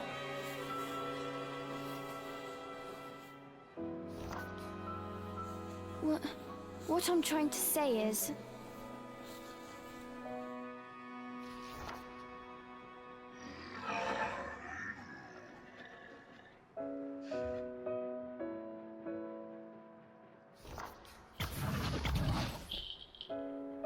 But before she could finish, Cheshire had already returned to his miniature form.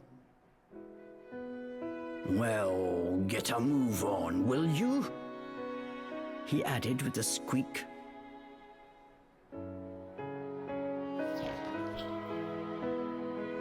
Well, it's not like she was really using her hair very Yes, much Your Majesty.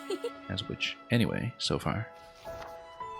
And we know she grows it out again. Cereza gave Cheshire a tight embrace. Lops it all off again for Bayonetta 2. Somehow she felt that Cheshire was doing the same.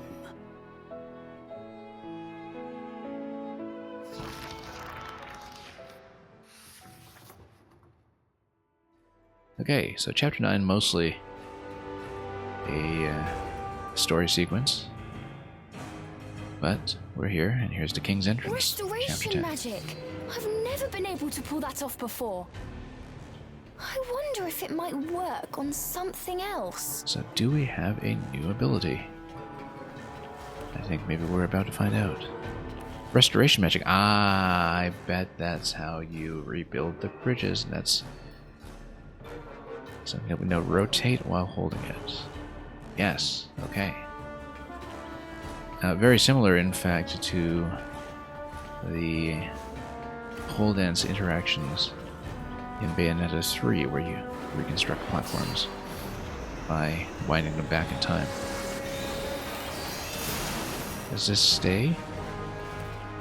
Or is it temporary? I do see it's kind of a ticking clock, so might just be temporary, but we'll see. It seems like there was that radial pattern around it that seems to imply expiry, and yeah, that's true.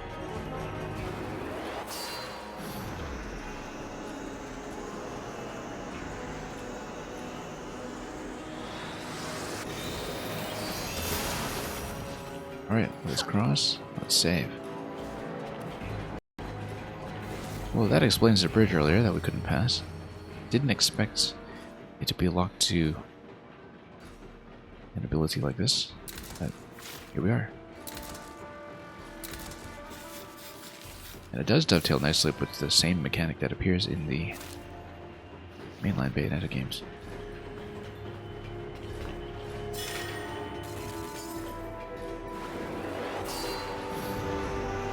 This is where she learns to work this magic.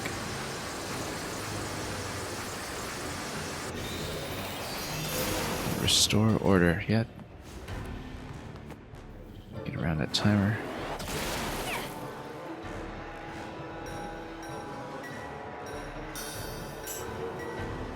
Oops. Sweep like that, then another round that we need to do slowly. Can't anticipate the beep at the end of a sweep. Not too much. How do you like that? Don't think I'm so shabby now, huh? A cut like this is nothing. But this ribbon isn't so bad. I think Cheshire is secretly very impressed. Cheshire said in a slightly embarrassed voice. Yeah, I And think expressing it suits gratefulness you perfectly. in the only way he knows how.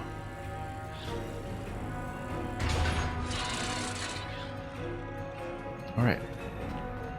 Oh, there's the fire orb right there, okay. No boss fight yet. Surely there is one. Something made them stop. Is it the Fairy King now, or is that going to be a later boss? They were We will not see. alone. Stop! We need to get you stepping so the seed of ruin in our kingdom. We will not allow him to wake a cursed child from his slumber. Cursed child, we remember that from Harry Potter. I think it is referring to Lucaon, though. Maybe Lucaon is in some way strongly identified with the wolf. I don't remember what we do or do not know about him, because again, a lot of that material in Bayonetta 3 was not actually that easily comprehensible, especially what about a year's distance. But yeah, he is talking about Lucaon, I'm sure. It was the regal fairy He from was calling earlier. you to the Forest Awaken. The Fairy Kingdom will have none of it. Wasn't Lucaon the Fairy King later, though? Doesn't he maybe usurp the rule of the Fairy Kingdom from this guy that we're dealing with, who may or may not be Mildred? Hey, that fairy's speaking our language. I think. It pays to be a multilingual diplomat in this line of work. For a king's anger, what's stoked is not easily questioned. Anyway, I think this is Maldred and will be a boss right here before the Regal orb. fairy continued his haughty And monologue. we'll have to run of the map after that. Still, his thick accent was nigh unintelligible. This is hopeless. It must be some kind of fairy dialect. So, what? Are you saying you're the fairy king or something? Silence! Before us all, bend the knee. Those with 4 legs and 2. I guess that's how you would kneel as a four-legged creature. I don't remember how that kind of thing works in, I don't know, Narnia or what have you. And trees, of course, have no legs, but they'll bow anyway.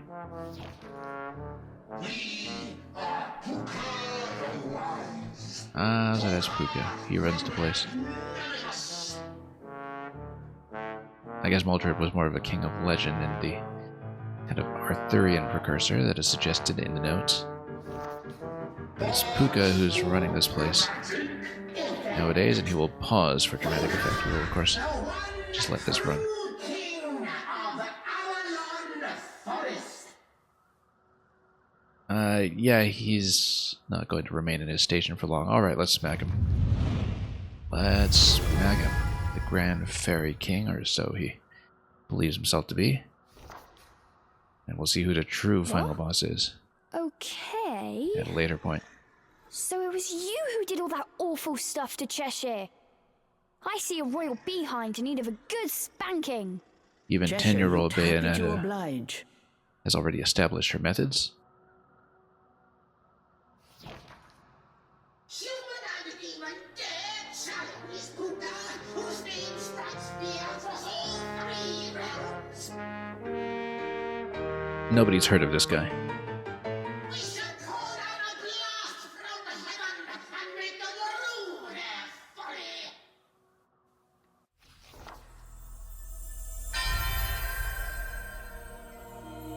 Look, it's the Radiance.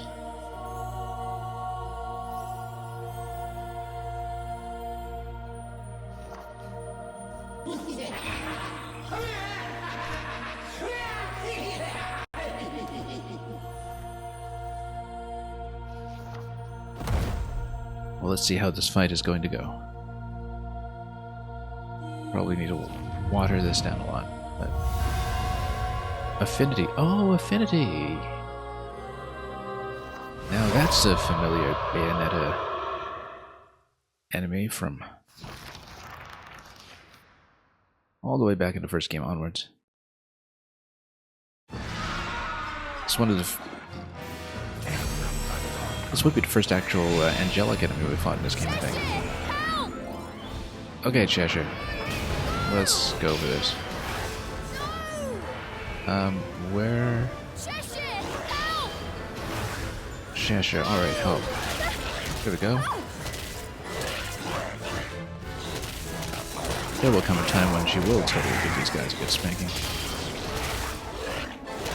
But will it be this day? And trying to dodge out of that.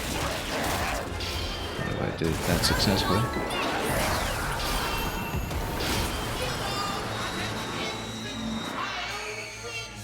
Is Puka going to send me another angel?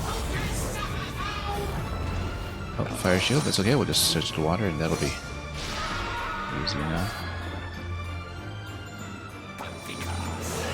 Iron Maiden, something also familiar to us from how she deals with these guys eventually. Oh, whoops, standing a little too close there.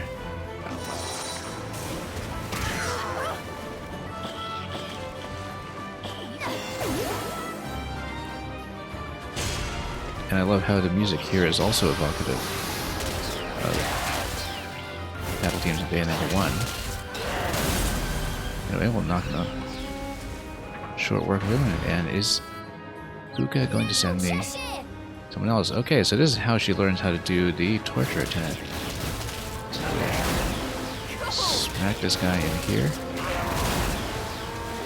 And then close it. Say your prayers. I kind of want to tap 2 buttons at once like we do for the torture attacks in the first game. Alright, send me another one. Let's play. Maybe someone from Hell this time giving the red color.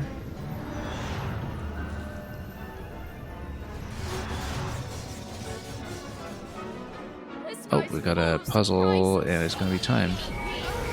We better run. And then, yeah. We'll get some of the gates down. Just need to read this somewhat quickly. Oh yeah, we need to spray this down. Doing this a little bit too slowly. I should have done the bottom one first, obviously. Oh, and what do we do here? Do we spray this down and then knock this out? No, we need to pull this, don't we? Is it pullable? No, that's not it. Oh no, we just need to hit the switch. Wait, but then what do we do about this chest here? I don't see it. Yeah, we're not figuring this out in time. Let's close again. Oh yeah, you can just push it with water. Okay, okay. Hence the blue marker on it. That should have been obvious. Now, yeah, at least luckily the bottom there is not advancing with me. It's just kind of stalling there to give us a bit of a fright, but it's not a real threat. We have taken a sizable amount of damage, though. We should actually replenish if damage becomes an issue. Also, yeah, we'll need stone form here to block.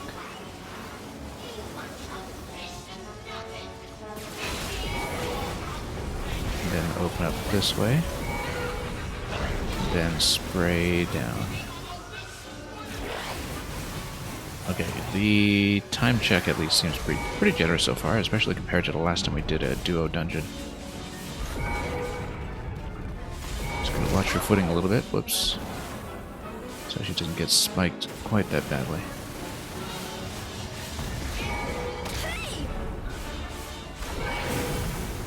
Open this up.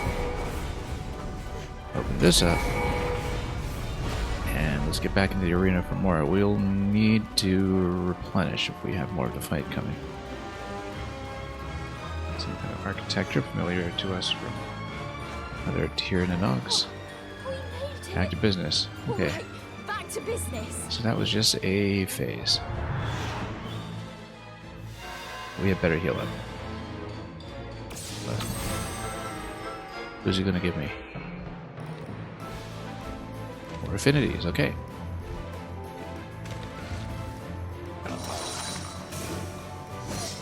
Well, we'll need to be a bit quicker about the finisher this time if we They just keep have an Iron Maiden to take him in. take down that fairy.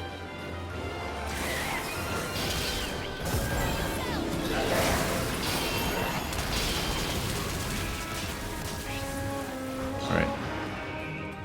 Then, can't quite reach Puka yet. We need to figure out how that is to be done.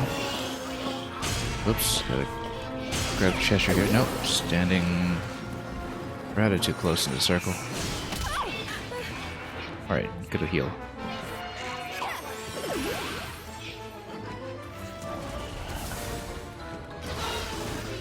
Okay.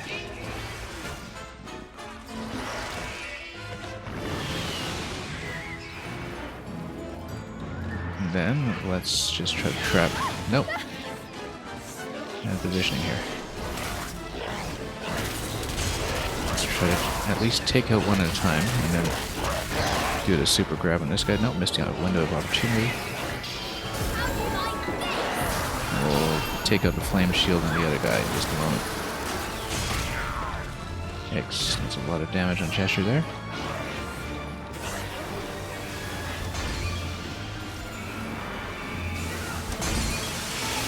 Stand out of the way. And try to get out of the way there as well. Whoops. have to be pretty careful about where we're standing at any given time.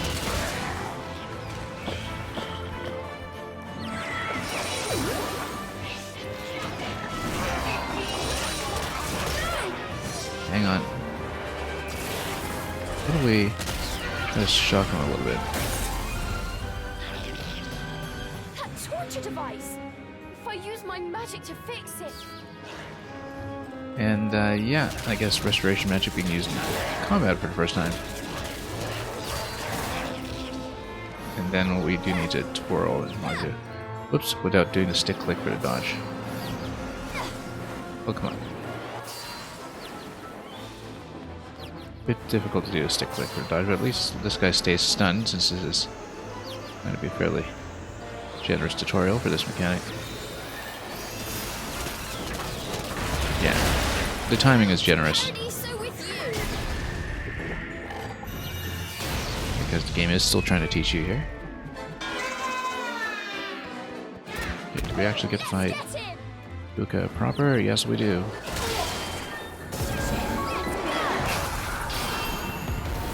At least for this phase.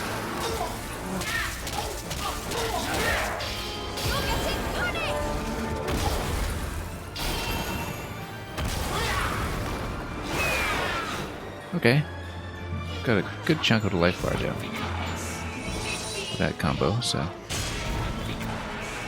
let's try to do a bit more lockdown.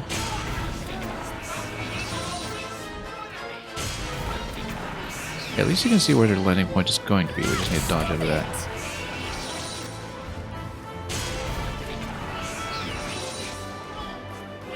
Oh, or not. Okay, let's... First of all, take out the flame shields. Ooh, yikes. Okay, now can we do the homing attack? Yeah, basically we need to get her down first, and then we can fix the torture devices while we hide. Except, of course, you can't stand there for too long here. Yeah, because she'll just get taken down that way. Yeah, we kind of need to disable them all the way to stun them first before we can do that anyway. I don't really have a clear window of opportunity just yet. Let's stun if we can. I need to recharge his energy because then we don't have to stay in a standard form the whole time. Let's recharge him with a hug. Whoops, come on. Muscle memory failing me here. Yeah, L for the hug when you have him retracted. I'm standing too close.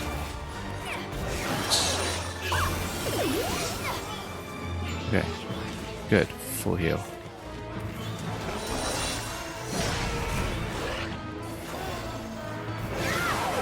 Okay. Can we find this guy? Good. Oh, wrong thrust.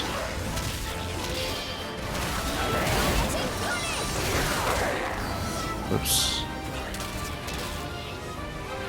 Just stun him out for a moment. Hang on. There's a lot of places to stand here. At least we got a stun. We do need to fix it. We've been trying to fix it, but we've had a little bit too much fighting going on to do much about that. Okay.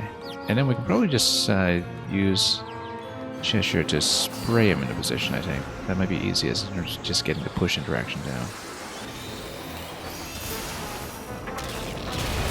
Yeah, it's much easier to use the water spray to push instead of just trying to tap him over the way that we've been doing. Much easier.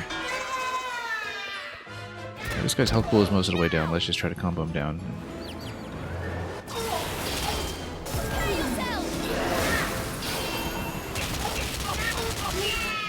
Smack him if we can. We have another phase coming. We'll have a bit of a cutscene finisher. Into the Iron Maiden you go. Yeah, a lot of mechanical ideas here that we had not encountered previously. Not even in that one endgame challenge we had done already. Anyway, we spammed the spray. Guy Maiden and then close.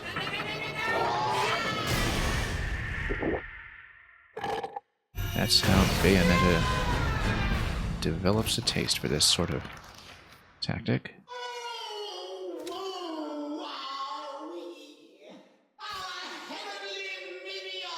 Our heavenly minion vanquished. Diplomacy has failed. But even should the pyre consume our very self, these interlopers shall go no further. Well, what's he going to do about it? What's he saying now? I have a bad feeling about this. The two sensed danger in the fairy named Puka's words and began to run. Okay, do we have a timed escape sequence? I mean, the fire orb was right there, though. Do we need to fight our way back to it? Potentially. Along with Puka, yeah.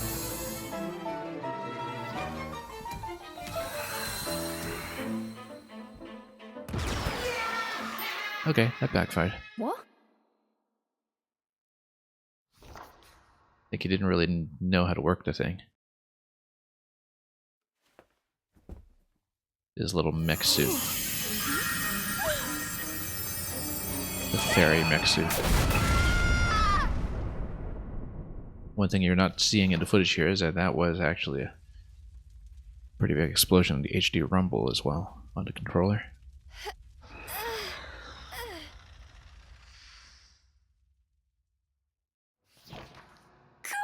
What was with that guy?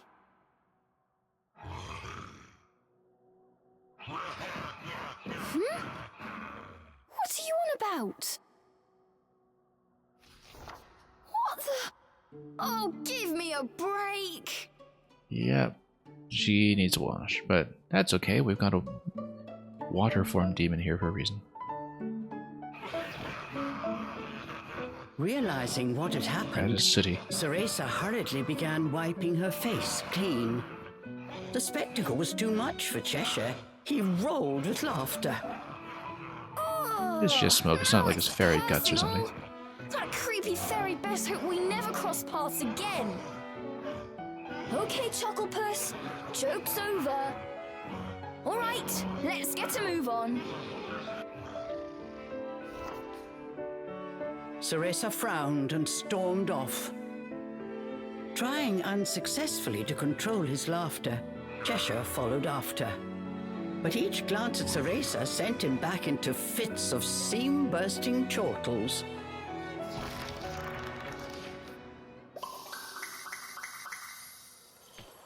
Alright, here we go. Oh yes, and of course we'll grab this. Must be a full flower. Cool. Yeah, that fight was the lowest we've been in health in quite some time. The Occasionally sphere getting knocked down to 2 or burned with a 3 bright red light. flowers.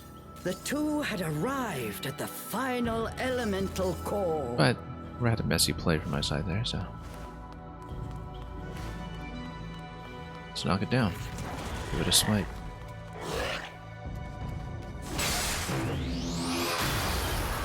And absorb its power. And we can de-ice everything. I don't know what it means for traversal though.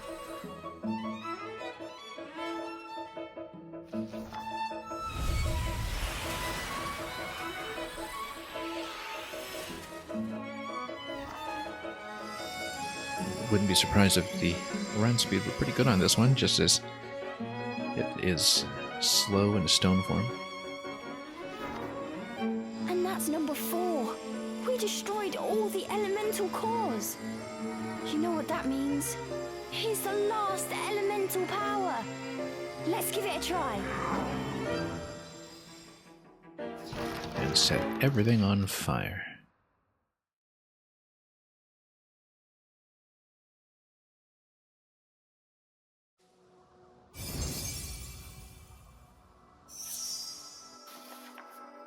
Fire Cheshire. Let's go! You know what's it gonna do for me?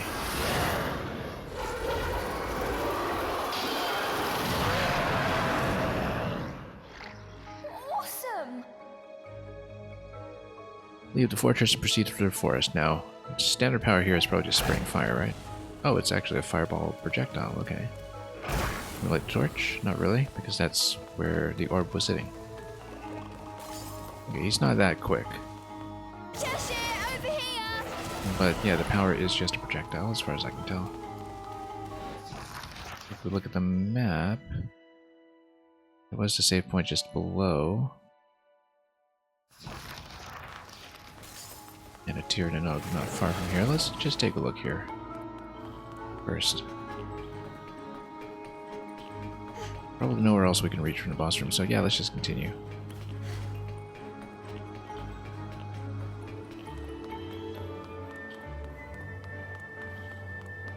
And head all the way back down.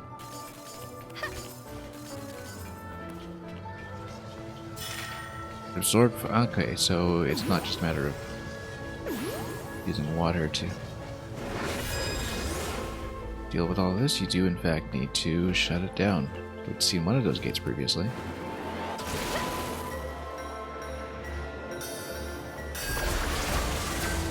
It's a little faster, like I said. The White Wolf is okay? Swipe direction is Cheshire gave actually him harder a when it's slow. snort. He'll show that smug face of his before long, I'm sure.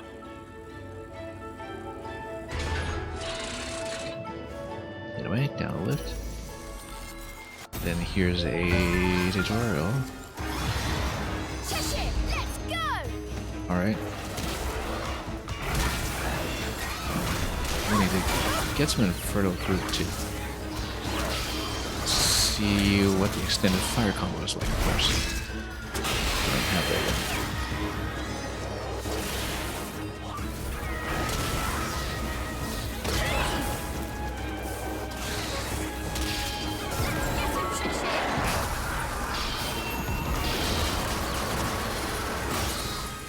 Out, chomp them just to get some more punishment if we can. Then give him a hug. Okay, that clears that out almost.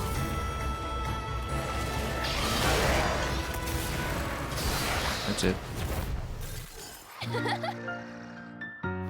Perfect!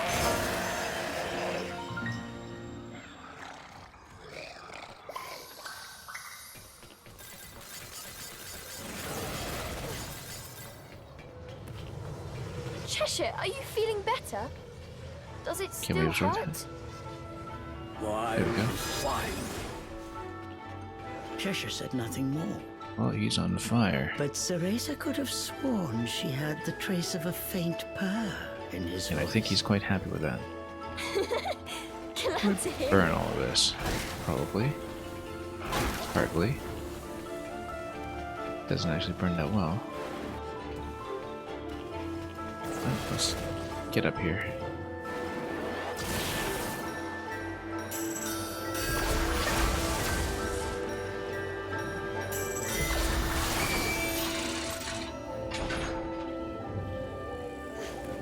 And I bet the firepower can just burn a lot of the thorns instantly, because that's just what fire does.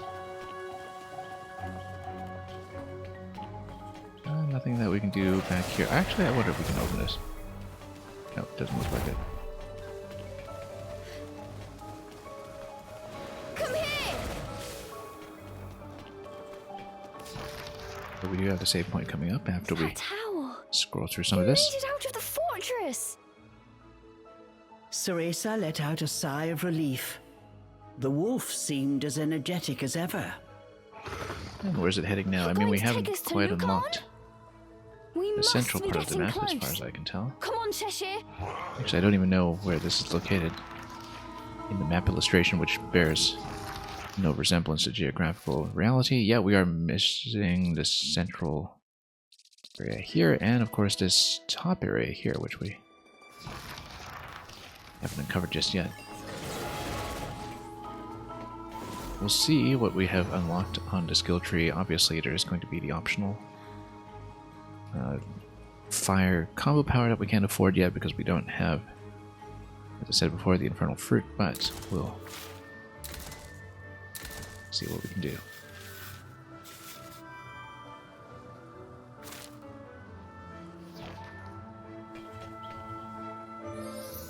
We'll see what else is unlocked in the skill tree as well. Quite a few spots, in fact. At this point, we can afford quite a bit. Need a lot more for Mollybind 3. That's a lot of binding. Hold many more items. Well, we are at cap in a couple of ways, so cover even more magic from a successful Thornbind. We might need that instead, though.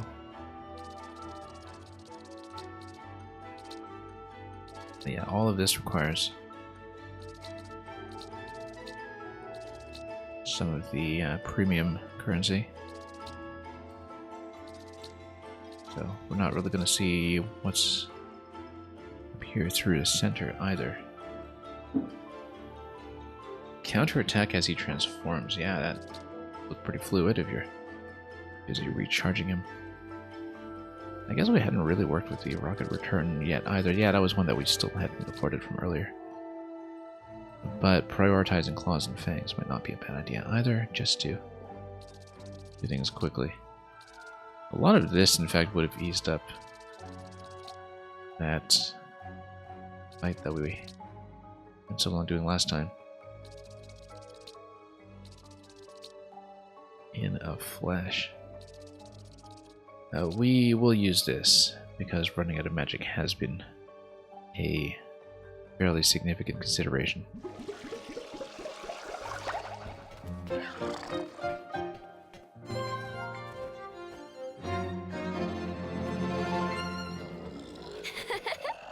Yes!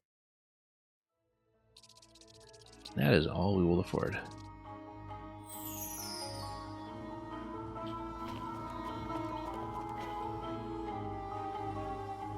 Okay, from this point,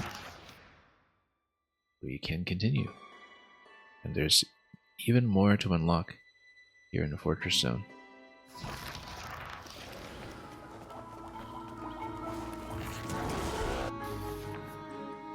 Pyroblast, yep. Against the Ice Gate.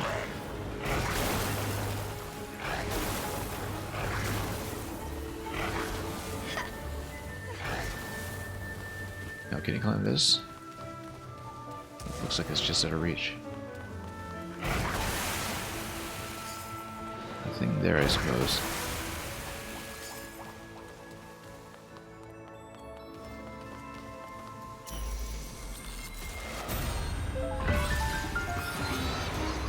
And ice shield over here will obviously take me out now.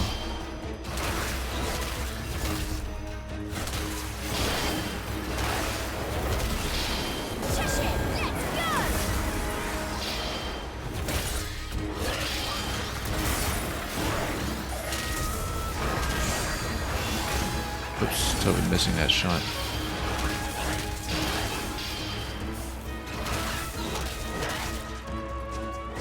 And yeah, we'll deal with some of this in a moment. Let's get him recharged.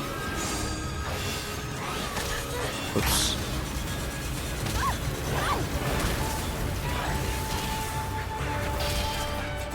And setting enemies on fire does weaken them and stun them out of position for a bit. Took a few more hits than I would like there, but we made it.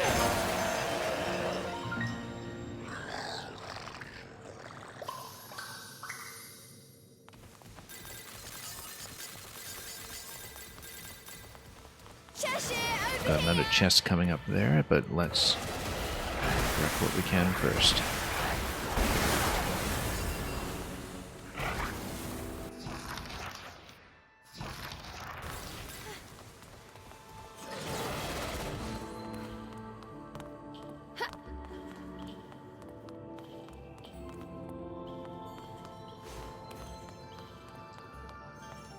This is just a loop, so let's go down. let's crack it open. Check. We want to check. Huh? Everything is completely frozen. Not today.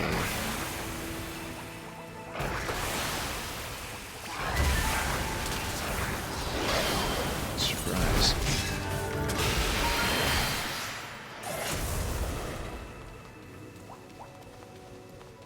Let's see what any of this is.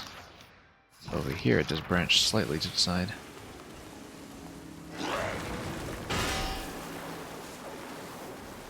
Yeah, this is just a freeze.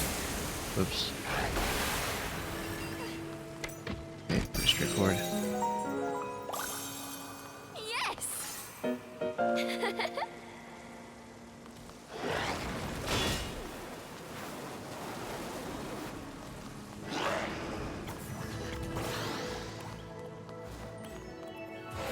Then we will of course knock down every ice block.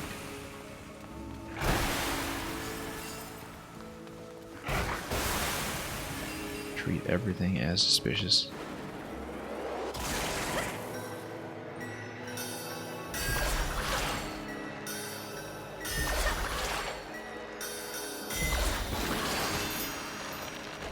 There we go.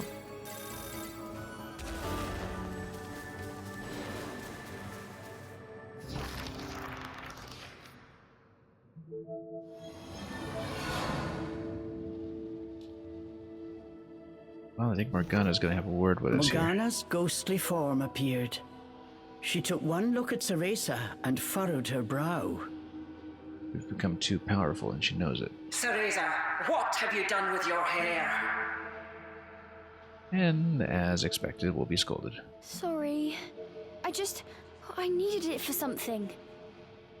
Cereza explained how she had used her hair to save Cheshire. I think Morgana is not going to be particularly forgiving here. For the sake of the demon! Cereza, never forget who is the master and who the subject. Under normal circumstances, now would come a stern lecture. But that will have to wait for your safe return.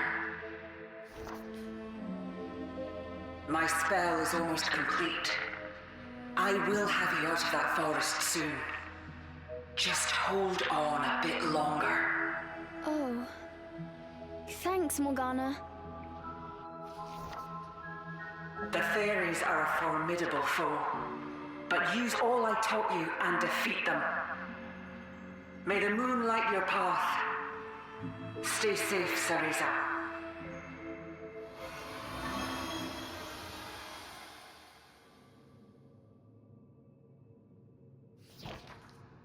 Oh, I'll defeat them all right.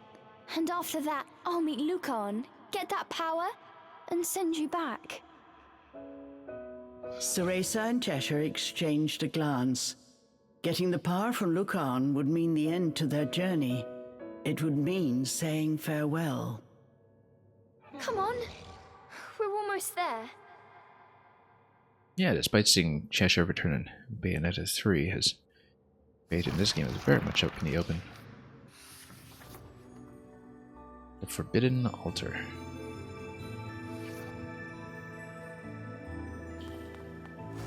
Alright then. Let's... Is this a snowball or is this a rock? It's a rock. It's nothing. Well, now we know. We can still bust some things down. It's like a scroll up there. We'll check it. We'll check everything in due time.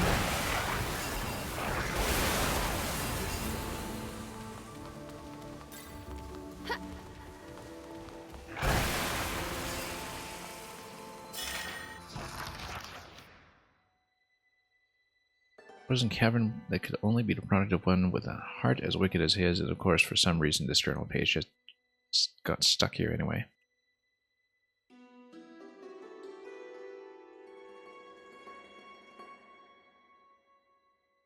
And yeah, I guess that's what happens when you control the elemental core. He seems bent on undoing the works of the previous Fairy King. Well, so I guess Puga was legitimate in his own fashion, but not if we have something to say about it.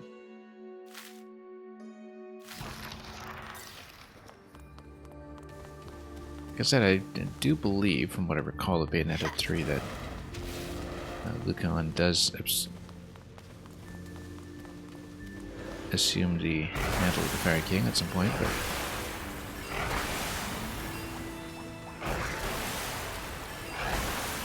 that's something that perhaps is teased slightly in what we just read.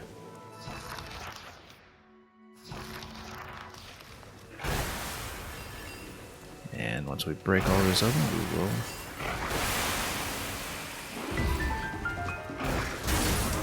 be able to rescue the Wisp.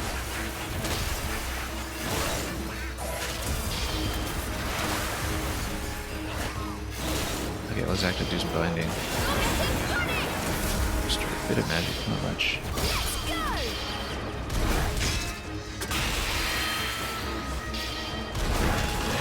Homing attack. Doesn't always pick the target I want. Actually, very rarely picks the target I want. Oh, whoops. Need to switch to fire form. There we go.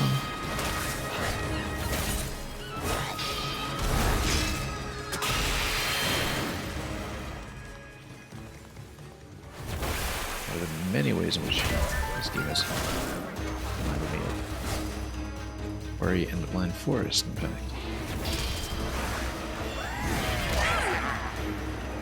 Apart from a lot of the general flavor, map structure, etc.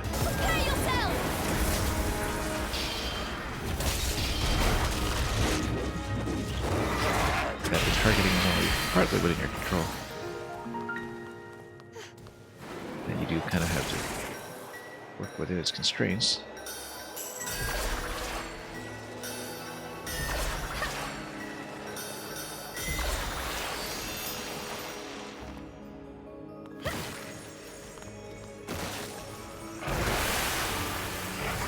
And, okay, here's the guy. The Wisp.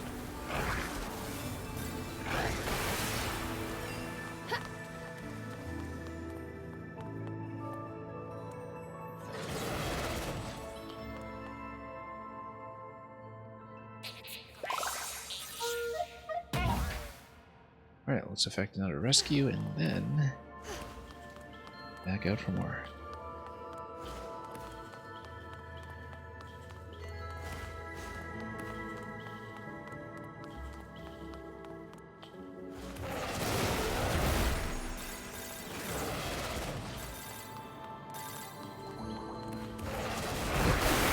Escape. Make short work of that nowadays.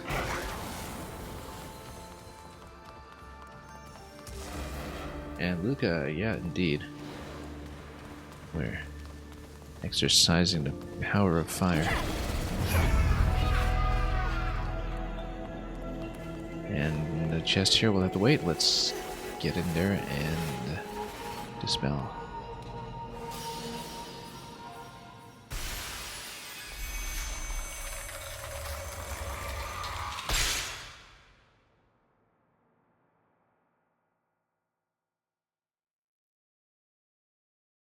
Majority of these have pure combat.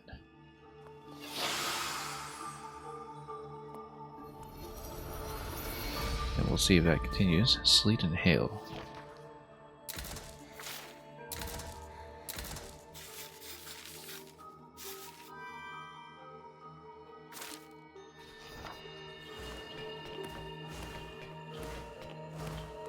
Well, let's see what we can do here.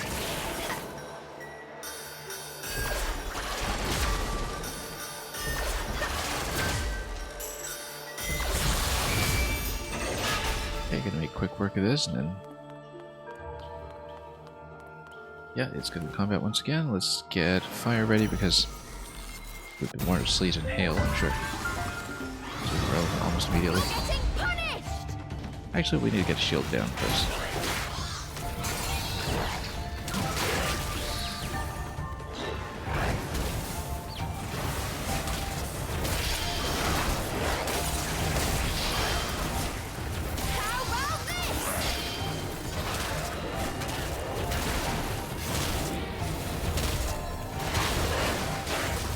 a shield where we can. There we go. Oh, we keep getting stunned out of that. No wonder.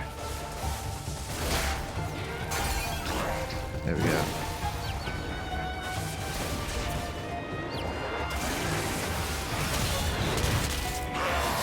Stop it! Oh, whoops.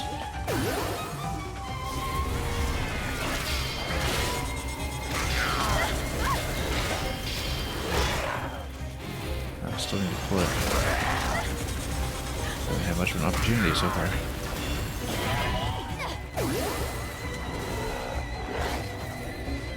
Okay.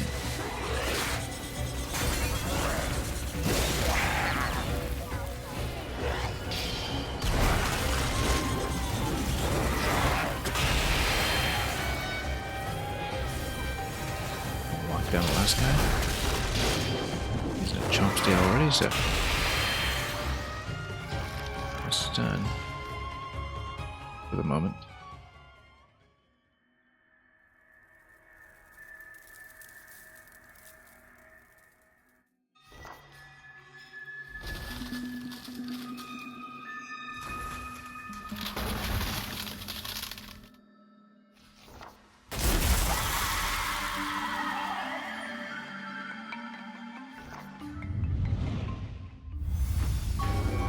Cold assailant, we know what to do with that.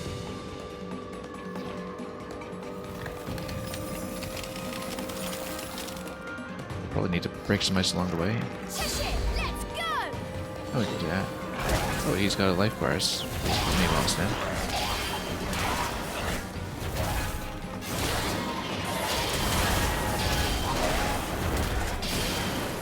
Gotta stay up on energy so we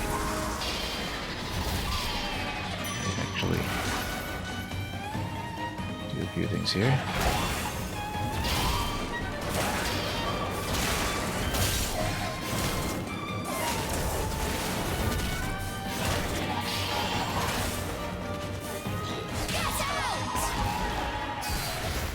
Out of juice for the bind, but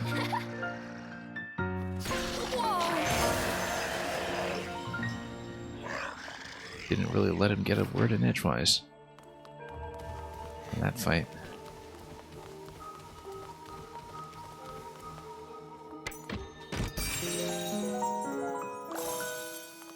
Cool!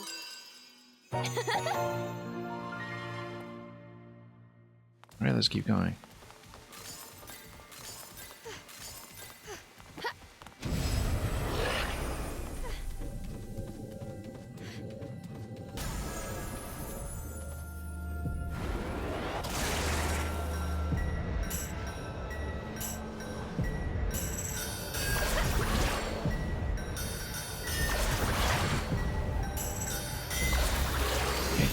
Quickly.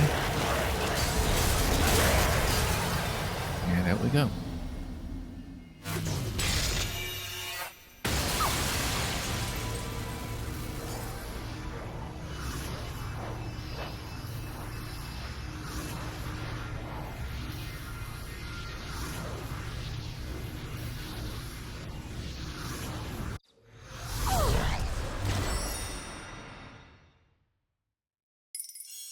And quite a lot more to uncover in this zone as we work our way out. But I suppose this is where they have been concocting the Tir-na-nog zones in the first place, so makes a certain amount of sense as we work our way back outside.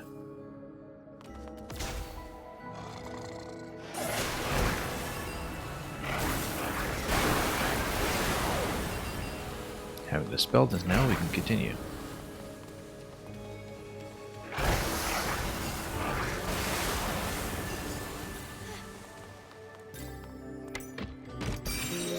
This is right along the path, so...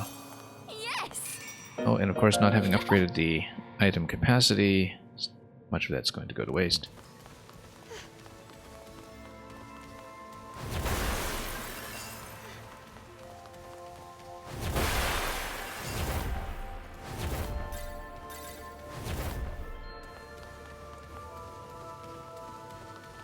Shush it! Oh. Right on time.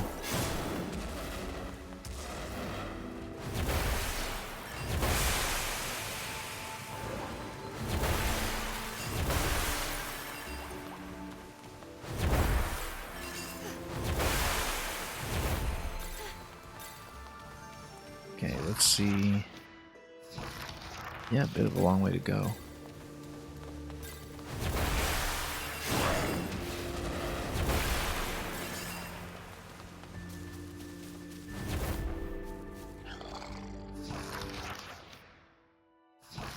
Nothing to uncover up here, I don't think.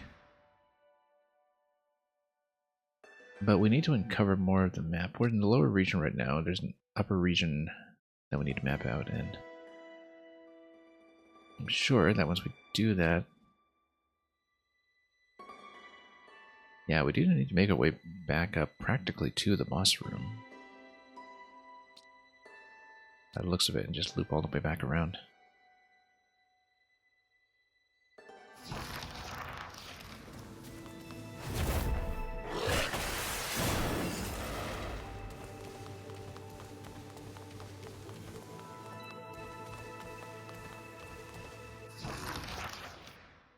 Okay, well, let's figure out how to continue. Along the top there. We do see that.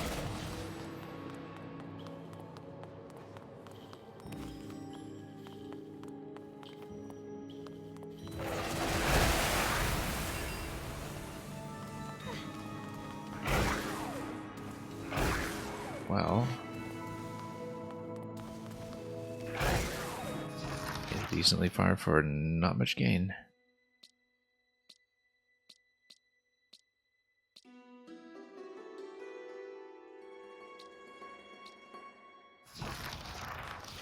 Well, this is a dead end, and might have quite a lot of backing up to do. On most region.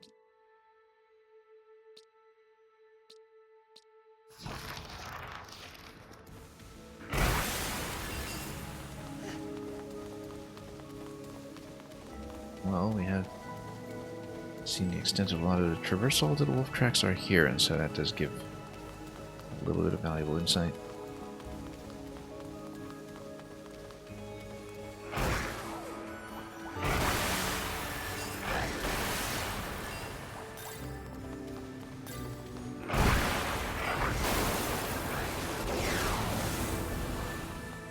We can get out this way.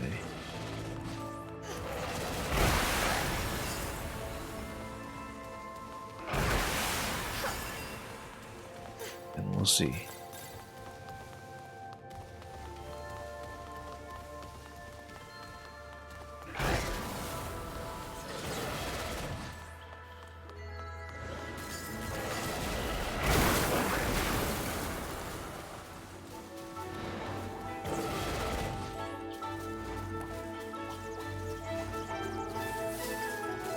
Okay, finally got to poke that.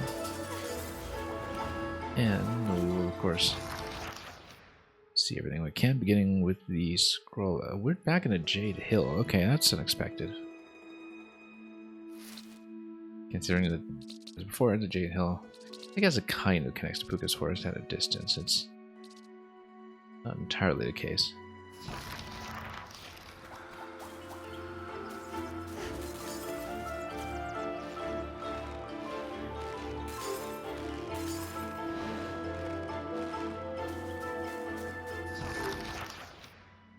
Actually, I think we missed it. We should go down first then. Hard to tell sometimes which way we're facing on branching paths. But we'll check how far we can go this way.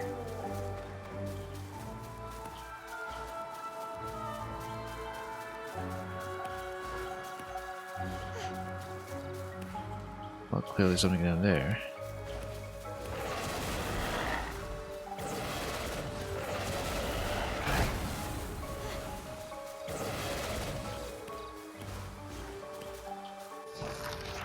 Well, let's see. We've got a couple of them in position. waiting to be rescued, but whether we have the means to get up there at the moment for the scroll is a very separate question. We do see the ice up there. It's something that we can punch through relatively quickly, I'm sure.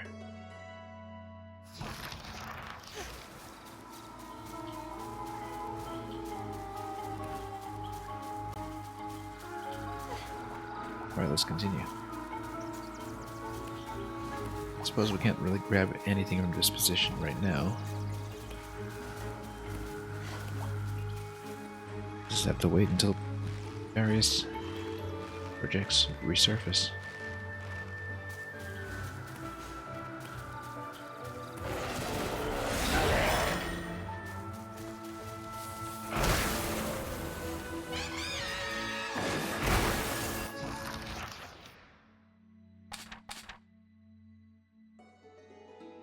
Yeah, there was something I missed in the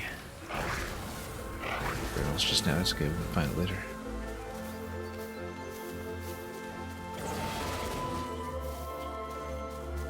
We could follow it away full, but why would we now that we have potentially our entire suite of traversal powers?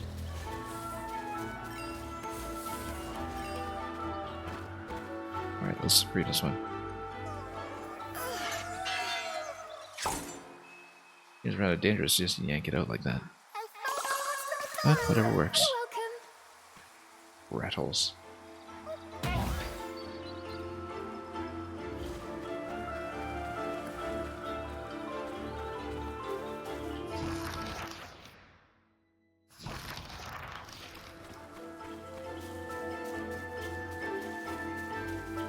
Let's see where this leads.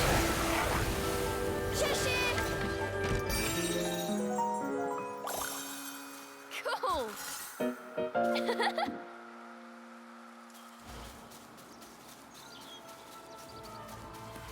And we'll see what we can grow this into.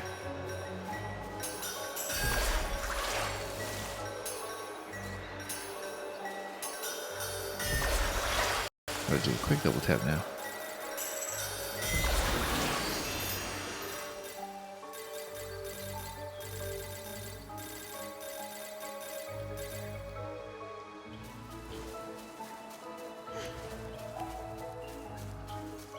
Okay, let's keep going.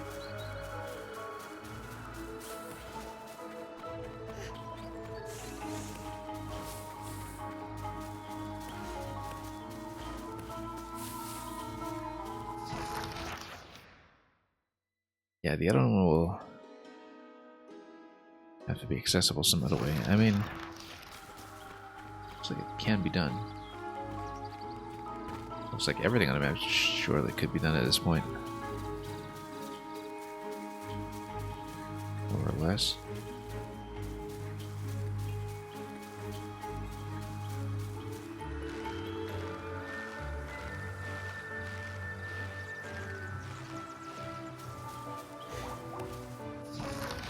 Okay, so tracks continue to go this way.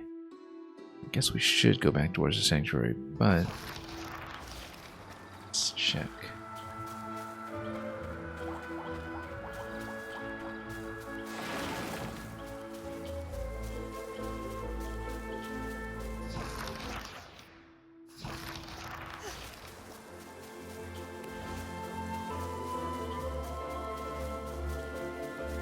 Alright, we're just going to stay outside in this area here.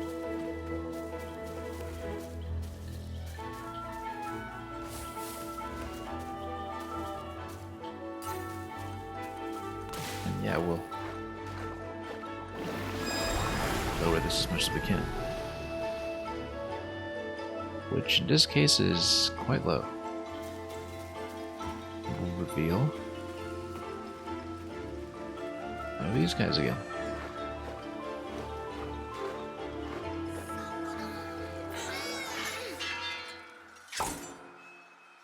Flop right into the water. Totally safe.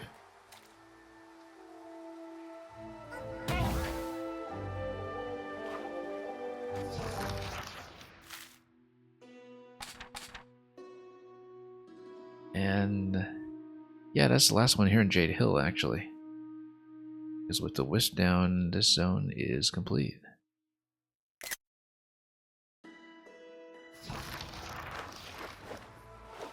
Means we can just follow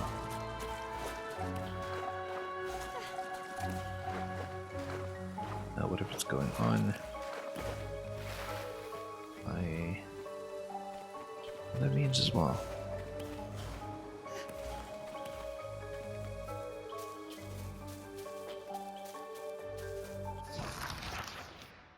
Okay, we do have to get ourselves out of this area first.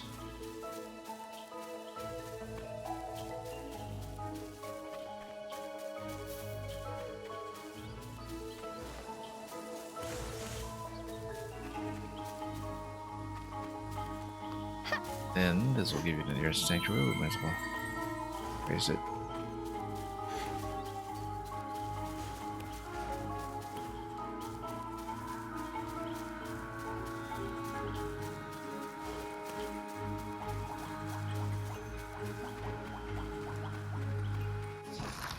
Okay, inspecting this, we should get back on track really soon.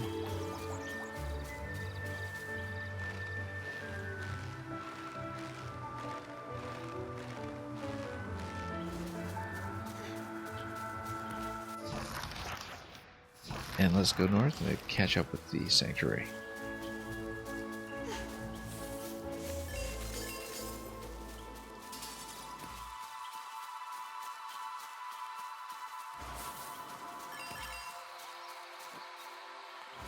Yeah, let's put gates down. Oops.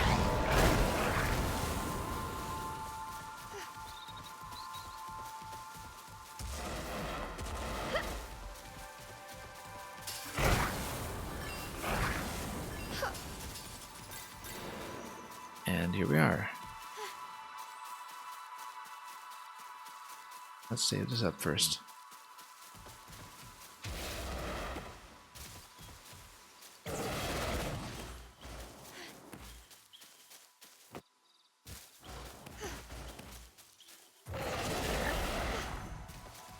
Okay.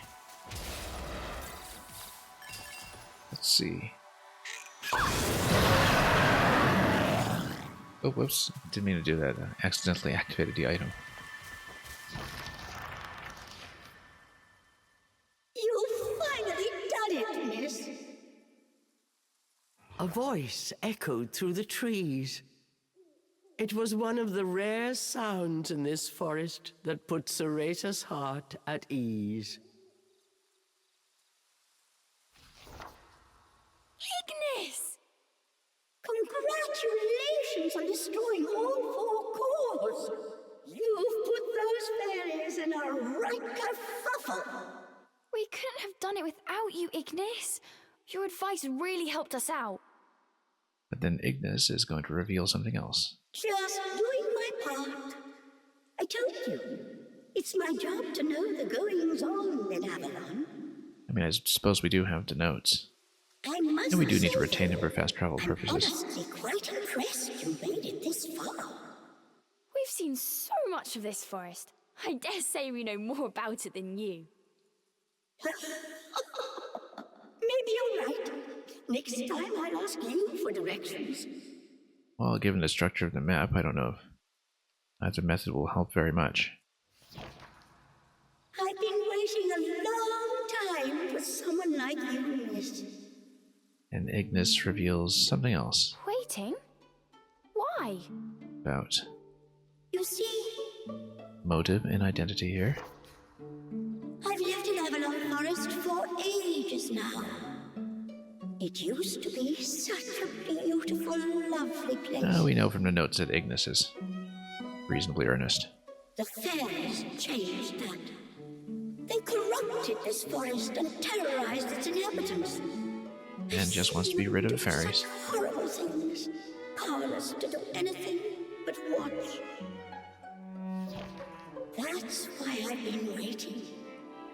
Waiting for someone to wake us from this bad dream. I'd have done it myself if I still... You still had your missing journal pages? Ignis, were you? Ah, yes, a former witch, of course. Because the wisps are the ones that were defeated. Sorry, I got carried away for a second. Ahead lies that which the fairies have fought so hard to keep from you. I believe it is what you entered this forest to find. Do you mean Lucaon? Go on! Something more precious The than that. seal to the altar is now broken. Be safe, you two. May Avalon's blessing be upon you. Well, this may or may not be close to the finish, but we have a lot of the map that we want to sweep first, so... why don't we do that? Let's rest. Oh, I'm exhausted.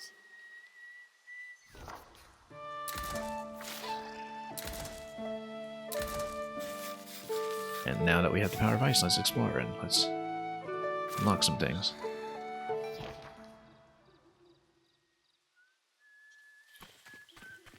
Okay, first of all,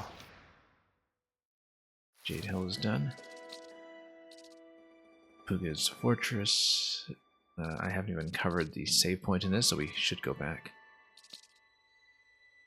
Ashenbark Woods, didn't really even see its name.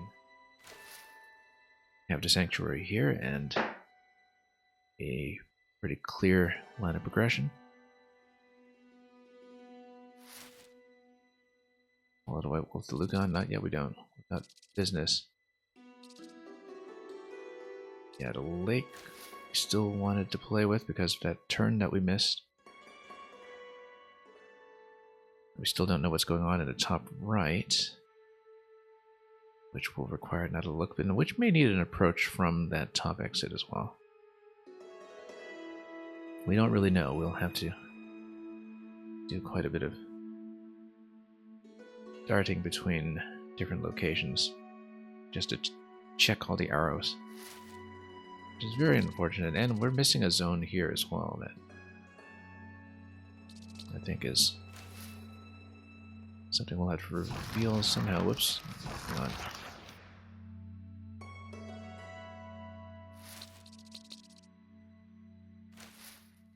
Yeah, because I guess it would be if you exit out the top over here. That's something that we haven't seen yet and haven't been able to approach.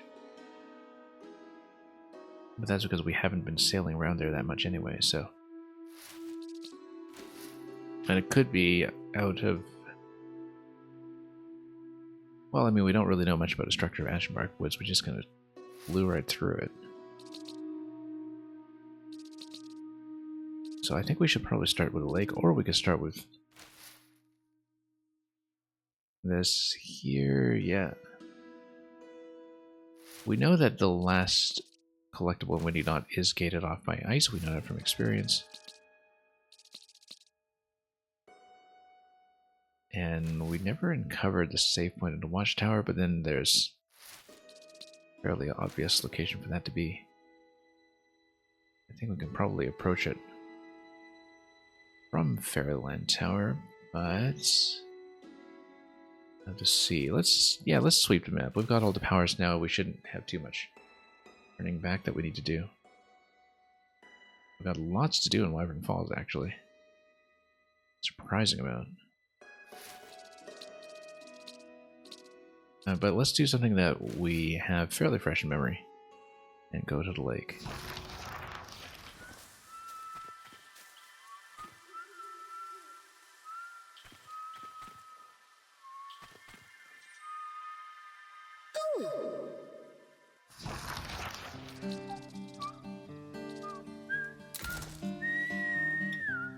And yes, we'll start here. We'll try to aim for the top exit. We'll also do the river ride again to try to get that one journal page.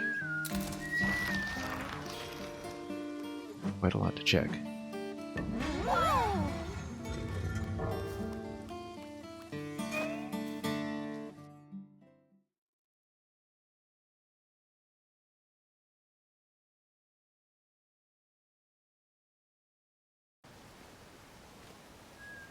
Alright, now. How shall we proceed? We can try to make another crack at... Oh yes, that's right, because we previously needed to complete the bridge or the shattered platforms, and we couldn't do that because we simply didn't have the power. So we'll do that this time. There have been a couple of locations like that as well that we didn't know what to do with, but you know, it was pretty clear that you would have various elements as your powers, but it does in fact catch me a little bit by surprise that we have restoration as well.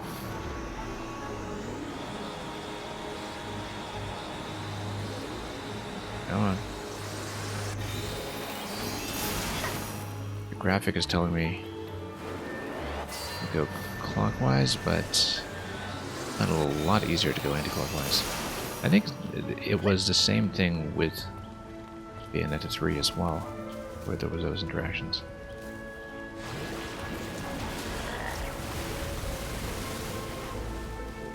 And the game would tell you clockwise, and it's just easier to do it the other way.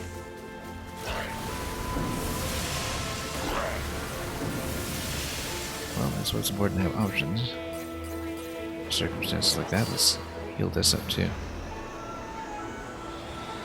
Yeah, we'll go against this tutorial graphic. Do things our own way.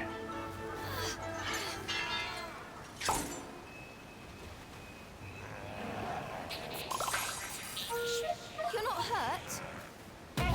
But we should have the run of the map at this point, so let's walk around and see what's possible.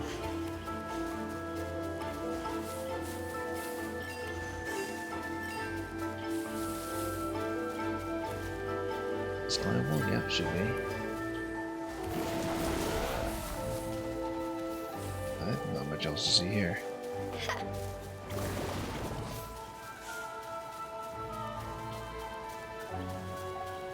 Oh yes, and this is based on timers, so let's do it again.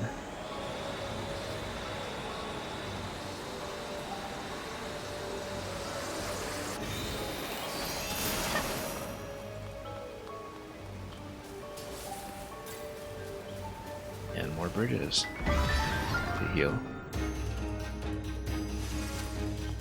Okay.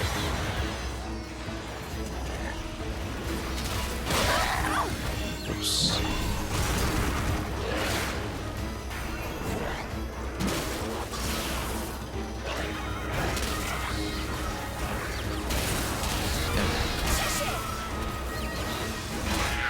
That armor interaction works quite well.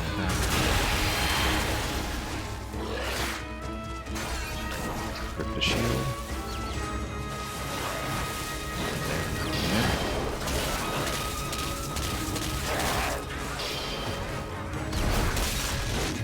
And jump.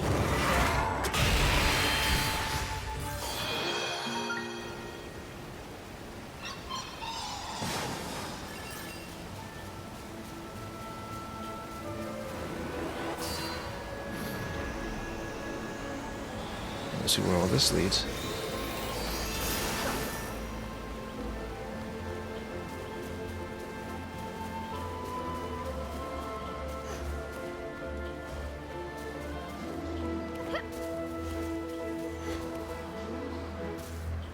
Yeah, sometimes you press in to jump, sometimes you use the button.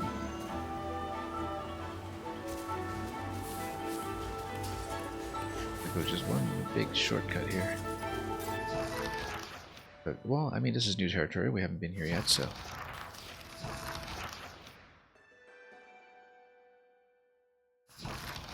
let's try it. And before we go down anywhere... First of all, we'll check on the side even though... there's not going to be any kind of... unique word. Sun-kissed shore, this is new.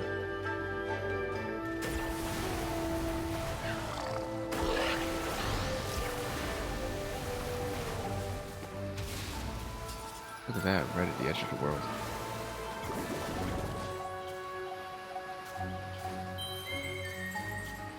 every zone there will be a sanctuary.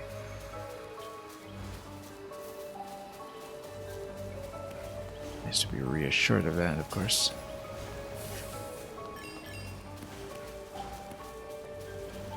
But we have come to expect no less.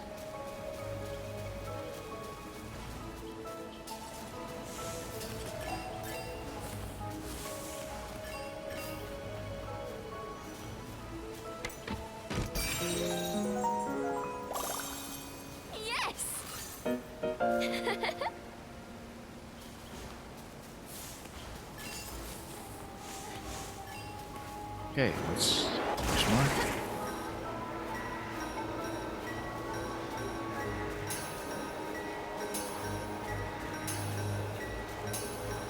Quite a difficult tap that direction, okay. Double tap.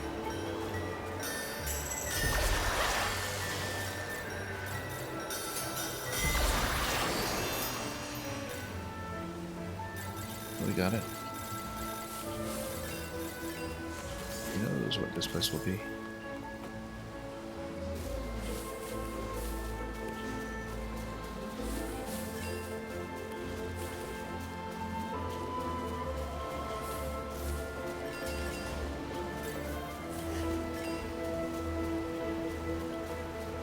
Well, this allows you to cross. Ah, yeah, this just loops around to where it was, right? Or not?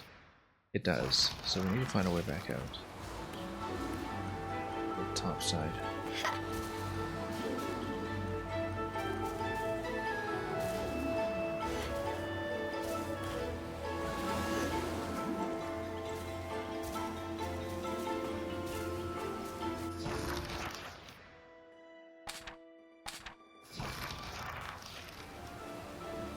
Okay. Let's try this.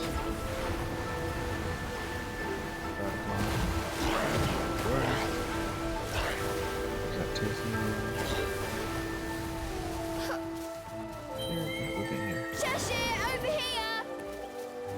And looks like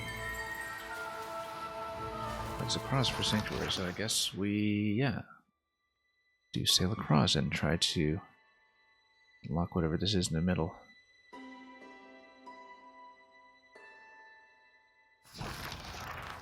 Alright, let's do it.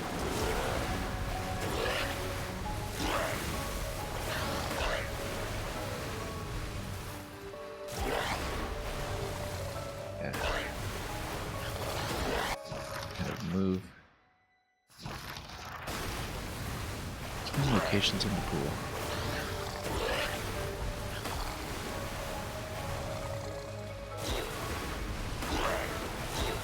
Can dock here, but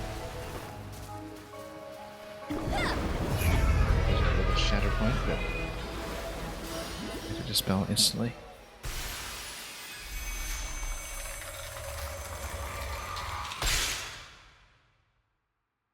Without having to fuss with much traversal along the way.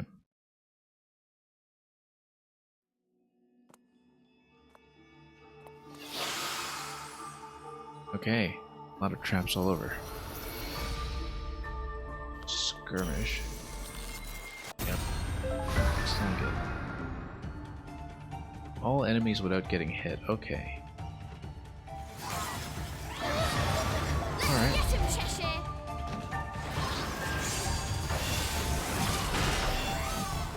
Well, let's be extra careful now. Have to watch Cereza's position at all times and just take things patiently otherwise.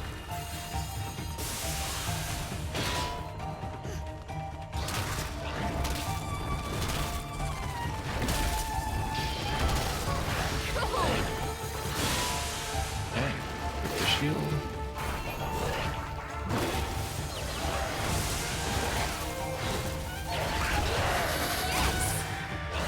Be careful of where I'm standing at that time.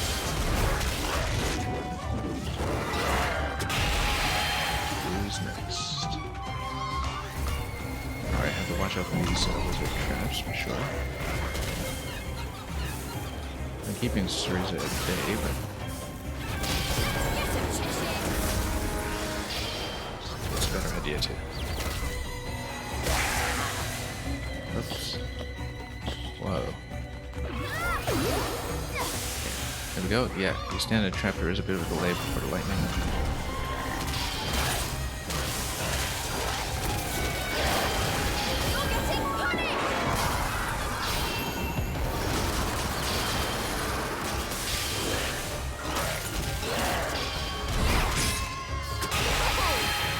But we kind of have our eyes on Cereza's position all the time. We should actually be okay.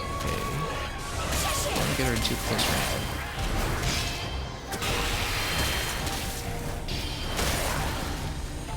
Oh, whoops, taking too many hits here. Yeah, in that event, we wait for Cheshire to come down.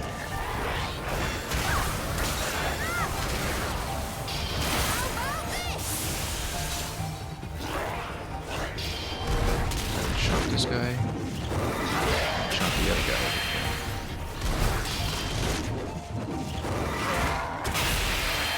And the summons also get out of there, so... Okay, got it. Not a problem. Perfect! Just had to be cautious.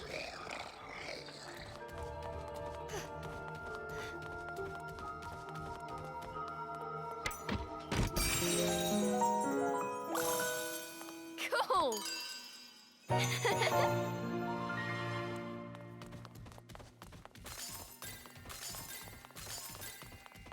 Let's pop this as well.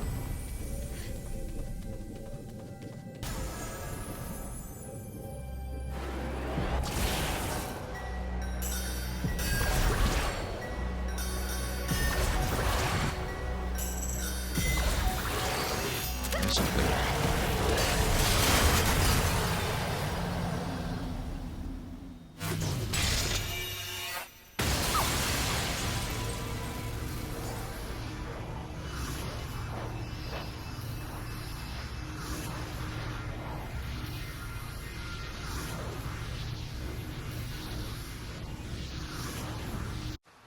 Whoa!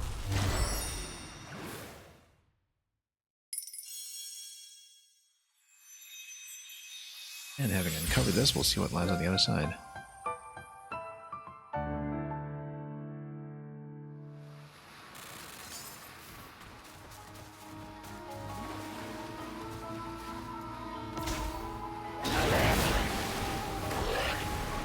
Boat ride. Points of interest have already all been marked, so we need to go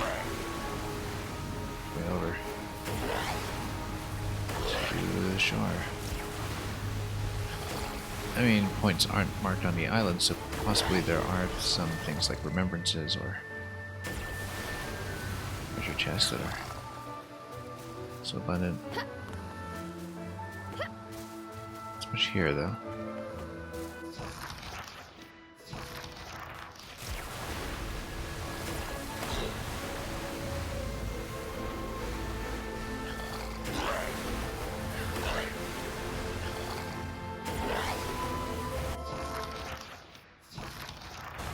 It seems like this location... Is this Hawkle? Are these shallows? They are. I could kind of tell that on a map, but I wasn't totally sure. Look at this. This looks like it's something restorable, or... Actually, no, it's just fine. It's just very bright. Beautiful sanctuary here. Very serene. This also reminds me of a particular location in the Ori games. Now that I think about it, that was also an optional save point well out of the way. This area looks roughly optional to me anyway. I don't know if it's actually true, but we're obviously not on the wolf progression path. A dazzling grove with gently lapping waves. A striking contrast to the eerie Avalon forest. But technically we're out of the forest. Enjoying the warm some ways. sand and cool breeze, Cereza thought perhaps there was some kindness in fairy hearts after all. Still within fairy jurisdiction. A beach in the middle of the forest. A beach, surprisingly.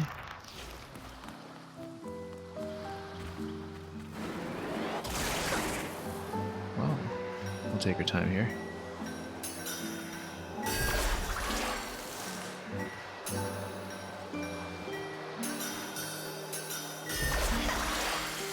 elaborate dance someone's seen previously.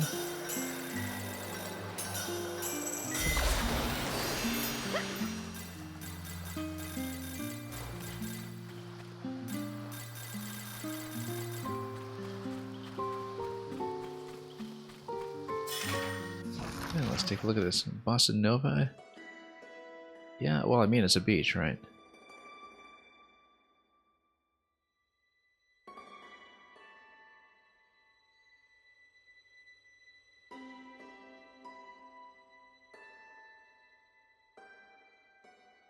Okay, so here's the Fairy Research Log number 1. Kind of interesting that number 1 is something that you discovered this late. Oh, Fairy Research Log about humans. We actually haven't really read any of these, despite having picked them up along the way. The intricacies of the beach vacation. We'll peruse these later. Yeah, Bossa Nova, Brazil's greatest national export. As I'm sure you will know.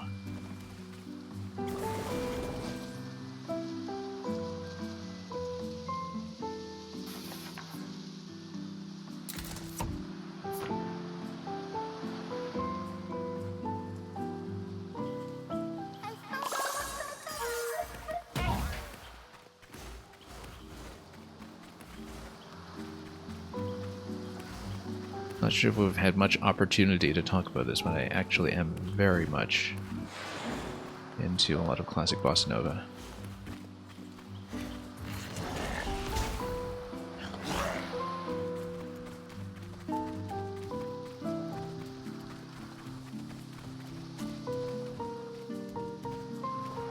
And, alright, let's see here.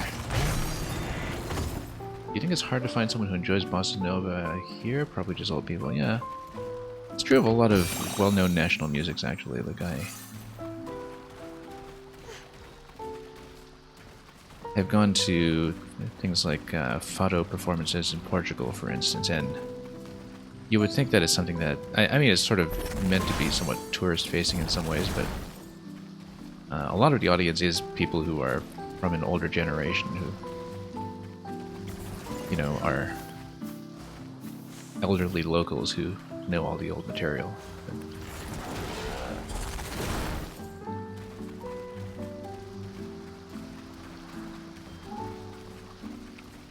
I mean, as a jazz musician who plays a lot with other jazz musicians, everybody kind of knows their Jobim.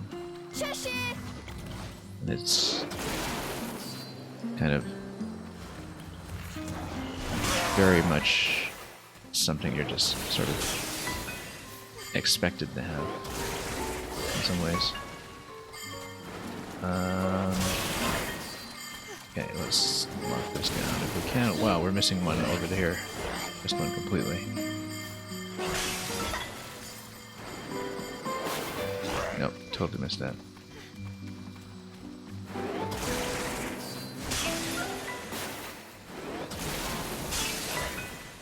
Yeah, one of the most notable Bossa Nova vocalists, Astrid Gilberto, actually just died earlier this year.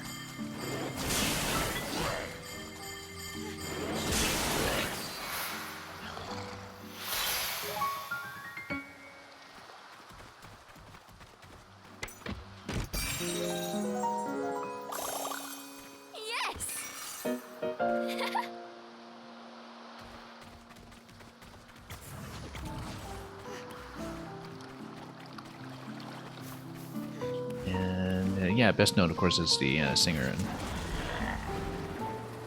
the really well-known recording of The Girl from Ipanema.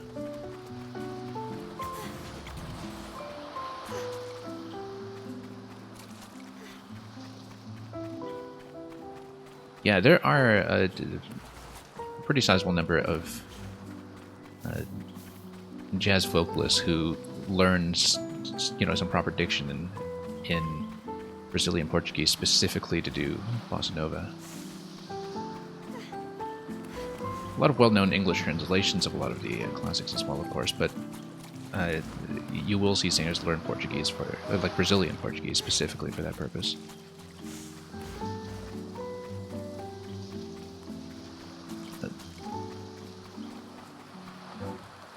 Okay, let's head up here.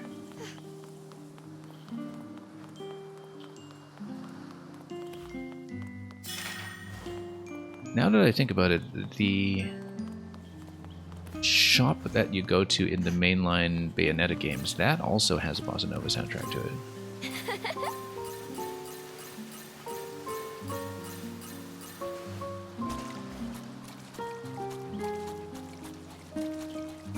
In the Gates of Hell. Okay, we still have... Can't do any direction finding here. We still have that one other collectible to dig up somewhere around here. Let's see what... Ah, yes, this is the Remembrance location. We've been there. And it's gotta be back here. Here's a treasure.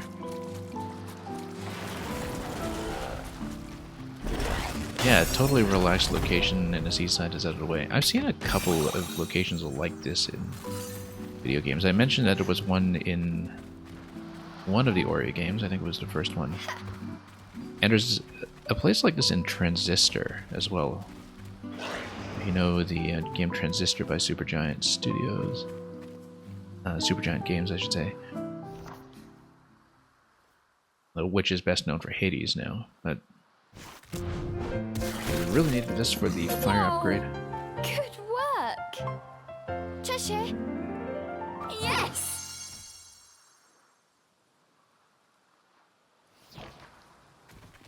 Because the kind of hub for the challenge rooms in Transistor, I recall, was also a beach with a Bossa Nova soundtrack.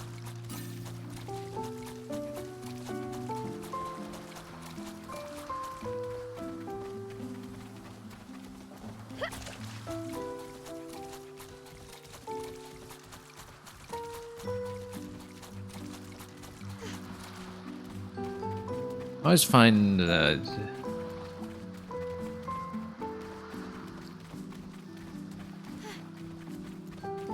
airports named after musicians to be a pretty interesting category, and of course there is the major international airport that's named for Jobim.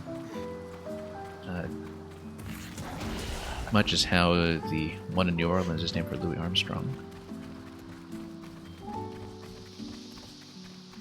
I was always delighted to learn that about Brazil. Okay, that actually is the last collectible here in Sunkissed Shore. So, nice little secluded, peaceful location out of the way. All we needed to do was that little no damage challenge, which really wasn't a problem. Found Remembrance in this location as well, so let's warp out of here and find a different location to explore. Let's also... yeah. There's more currency, I suppose. And an upgrade as well. Let's upgrade Cheshire with that one Infernal Fruit. And we'll be grabbing more. We're sweeping as much of the map as we can, since it's pretty clear to me that I am sort of in the endgame sweep at this point, and that we're probably pretty close to the finale sequence. Or maybe Thick Skin might be better, actually, given that we are taking quite a bit of punishment with him. Nah, we want to see the combo. Look at that explosion. Not going to miss out on that. Cheshire, here you go.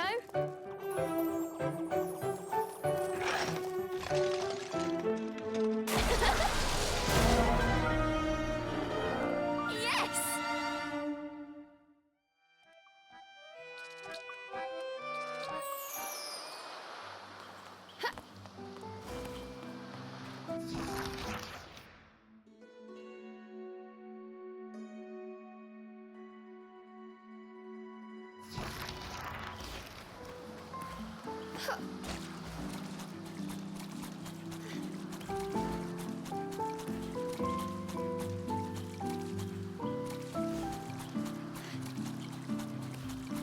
Yeah, I think that canonically the vocal album that's kind of commonly credited with at least introducing America to what was eventually the bossa nova craze of the 1960s was a vocal album by José Cardoso. I don't know if I'm even pronouncing that correctly. Let's save here. Of course, there was a really major instrumental album as well. It was Getz Gilberto. And that it was kind of like one of the major foundational jazz recordings of a lot of the Jobim compositions, and kind of cemented them into the canonical repertoire.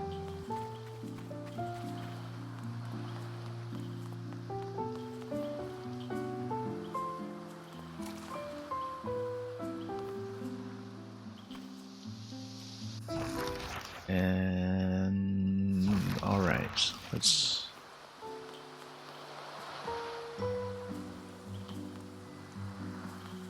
yeah, let's teleport out. Let's just figure out where to teleport out first. Probably back to the lake so we can curve around and grab that one thing. We still don't really know how to access the bottom right, apart from trying to cross there from an adjoining zone.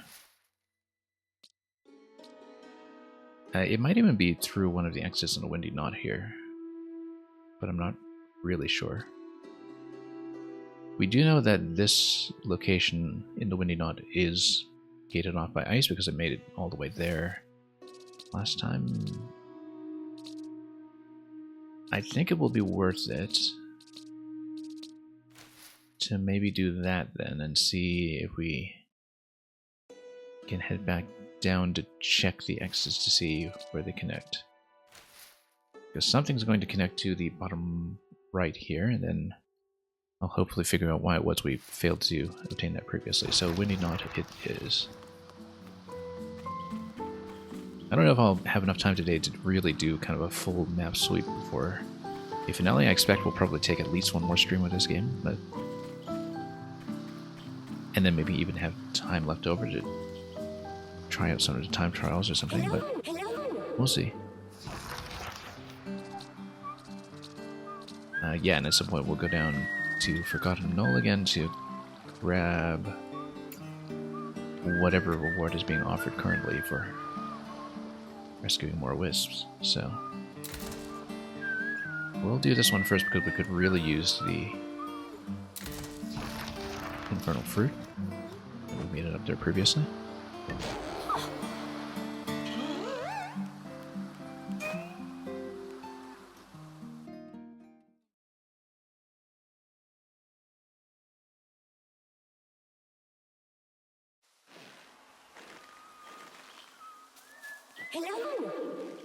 Think of me as your Avalon guide. I'll take you to anywhere you'd like to go. Yeah. That. Let's just make it over to the correct area. Again, the map interface in this game is not the most helpful. But we need to go to the upper region. We'll just go up until we do. I think that was the way that worked for us previously, and it'll just have to work for us again. We did make it all the way up last time, we just couldn't do much more than that, given that ice was the final obstruction.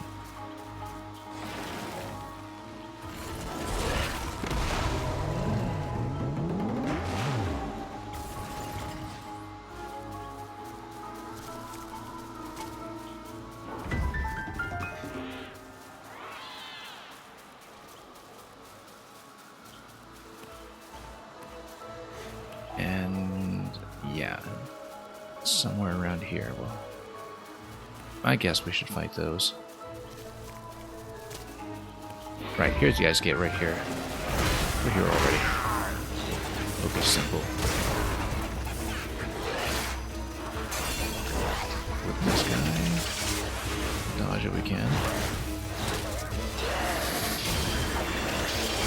find them both if we can.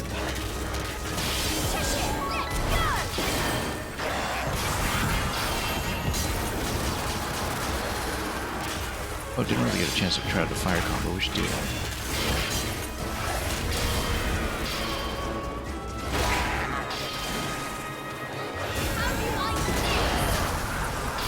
Get to do it. Let's see it. Nope, we're out of energy.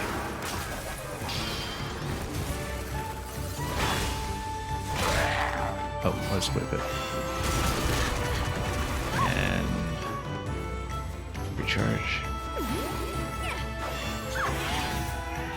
Okay.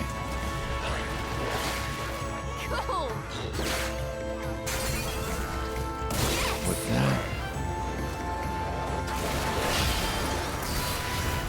we're not going to see the combo because we're just going to get killed with the chomp.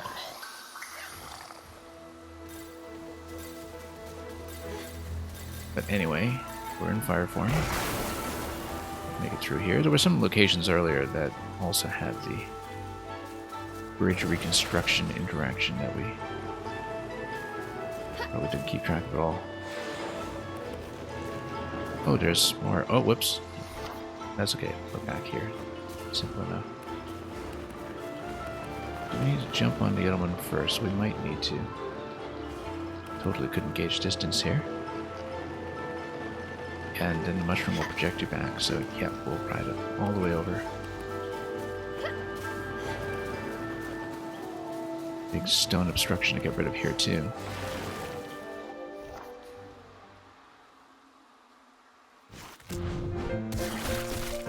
Whoa! Good work! Cheshire? Yes!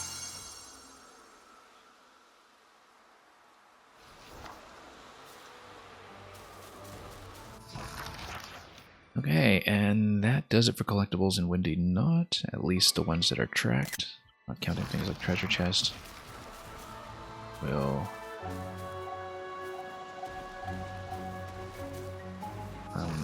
yeah, let's take a look at this.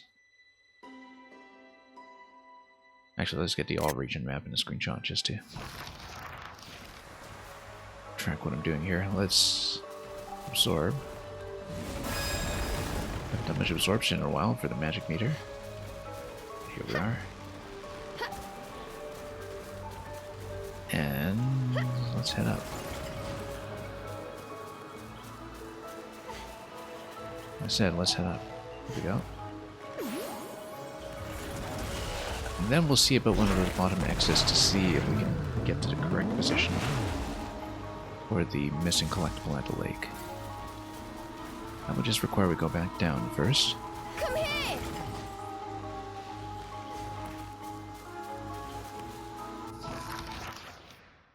Still technically in the upper position, so let's work our way downstairs. Active vicinity of the sanctuary.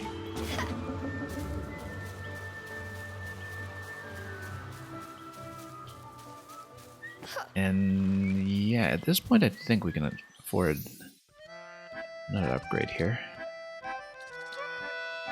Claws and Fangs 2, we can go attack, we can go thick skin. I actually think we want to go with thick skin first. And then we'll prioritize Claws and Fangs after that. We'll have enough cash for both. But then we'll start running out. So, surprisingly expensive, but we'll just get a stats up as the first priority. Because that seems to be the most helpful at this point, given how frequently he was knocked out of position. The more upgrades I get here, the more I'm impressed with being able to finish that challenge in the last stream with much less in the way of the upgrade tree. And down by one whole ability, too. Now, the problem is that this whole route system here in the Windy Knot, this does not seem contiguous with any of those other exits, so I don't think we can actually get out. And then how did I connect to this area in the first place? That's not clear to me. Well, let's try to go down this way and see.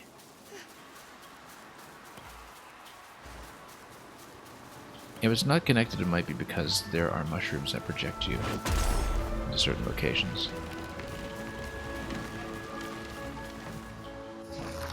So here, for instance, yeah, we're still not out of the central cluster yet, but if we can get out of the central cluster, maybe we can check some of the connection points.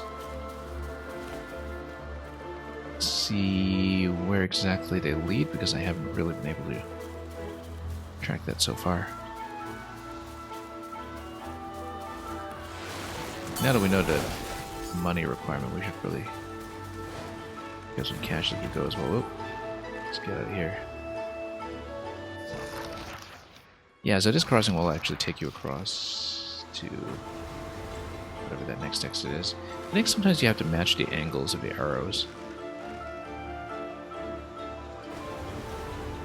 And that might give you a sense of how the exits connect.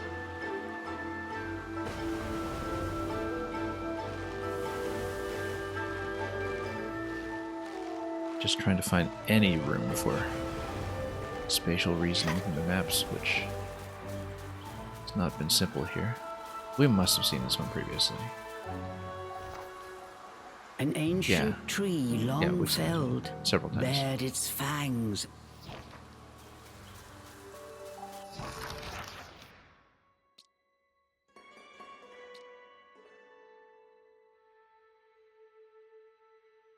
Oddly enough, this little spot here counts as the upper region, which doesn't help me at all on the map.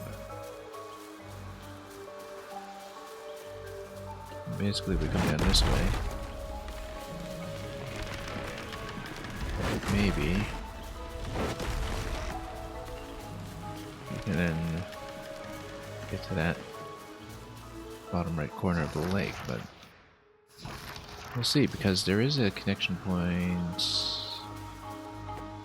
coming pretty soon.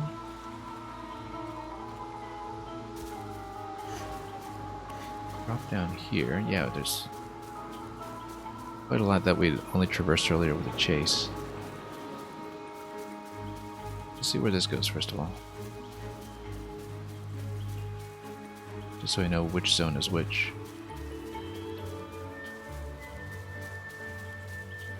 And understand where the exits are. Okay, so this goes to Sunspeckled Grove. And there is one point to unlock over here to the top right, but again, that was another one where I think I needed to approach it from the other exit because we hadn't figured out how to get there. But of course, we haven't been back in Sunspeckled Grove for some time, so memory could be off. Let's try to find the other exit. That's going to require some of the swinging platforms.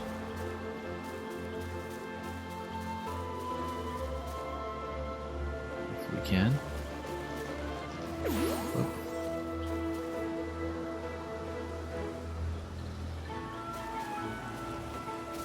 There we go.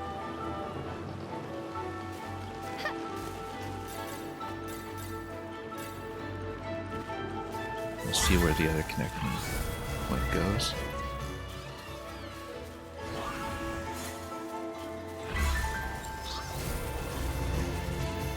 Don't really feel like fighting.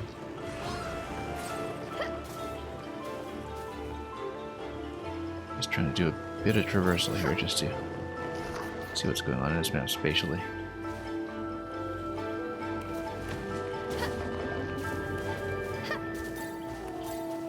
What do we need to check here? It's almost mesmerizing, yeah.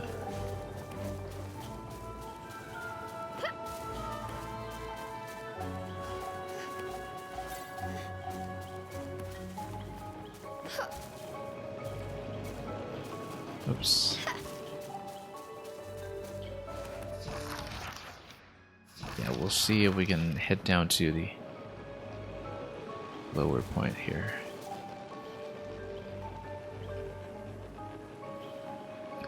And I see down below that there is a bridge that is reconstructible. And that's something that mechanically we didn't have access to previously, so that's a spot that will be worth checking.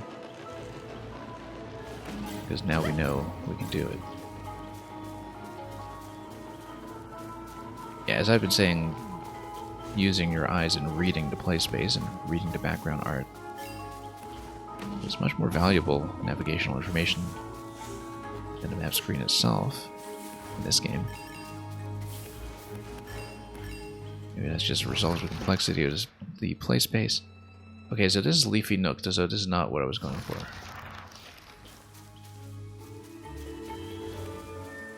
But maybe we should head down it anyway.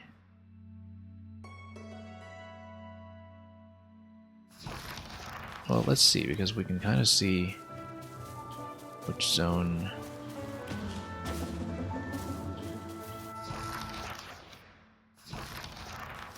to go for here.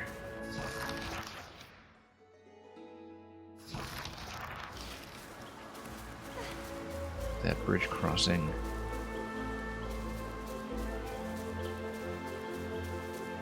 In the next zone over there. Let's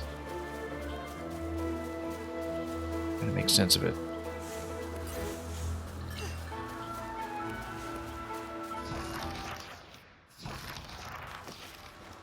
And climb and go right just to see where that goes.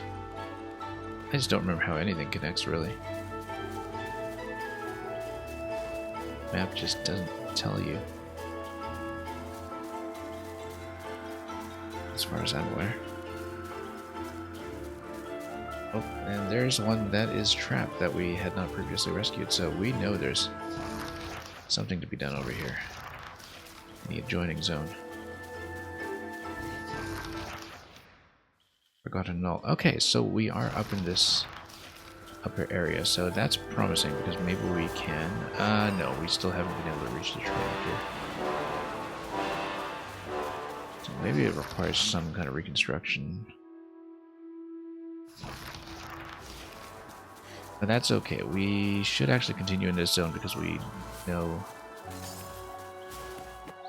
about some things that we can do now that we were unable to previously reach.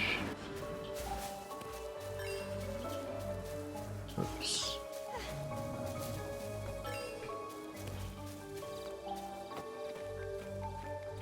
Try to go down and around.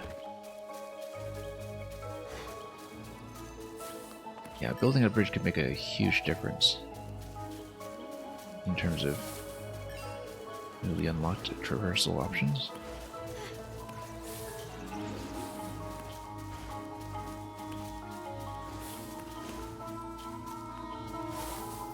Unless, of course, we get even more lost.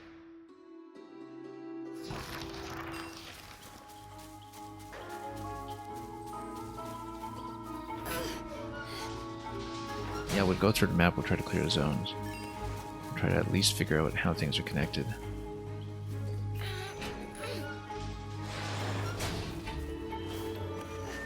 Should have taken navigational notes, but the first time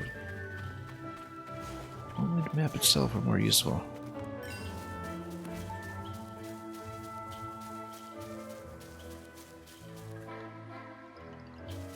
Oh, okay, yeah, this is just a scene because you have more wisps and therefore the rewards.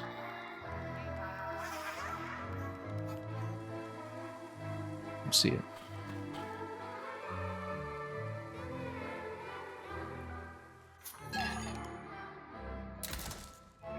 Oh, infernal fruit, excellent.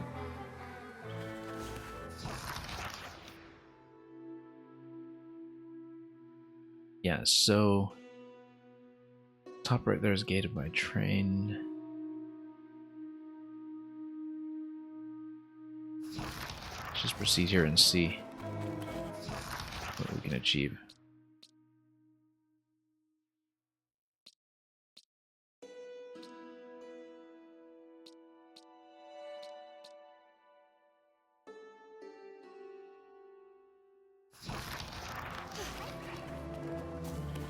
I mean, if we can get to that bridge, that would be a huge plus, but I don't know if it's going to be from this zone.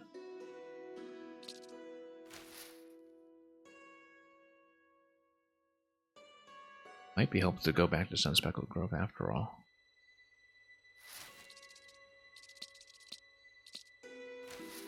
Technically, the watchtowers what we'll need, but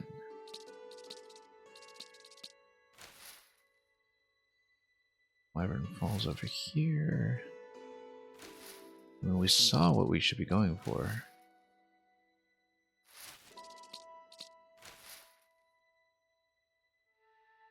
And here we know this zone is clear, so it's just a matter of finding the connecting points. I think it would make most sense to go over here, then. Because everything here looks relatively accessible, and perhaps that would also get you, looking at the exits here, over to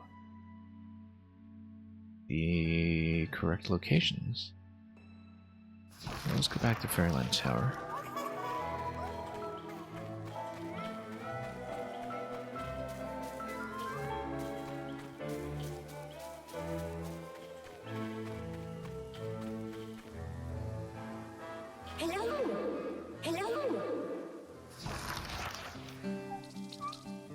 Wolf is far, we don't care, we're not doing that yet.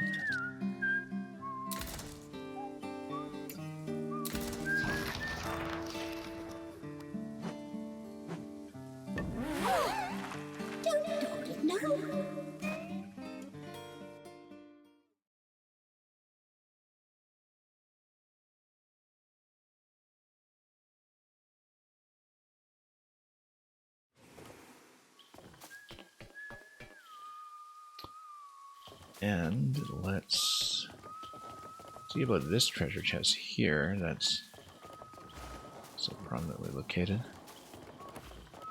Hello? I've noticed it before, I don't know how I missed it though.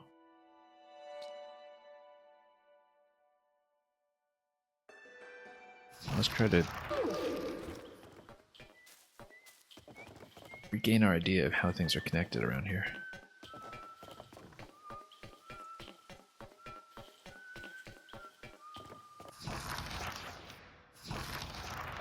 Yeah, I think we do have to climb out. For all else.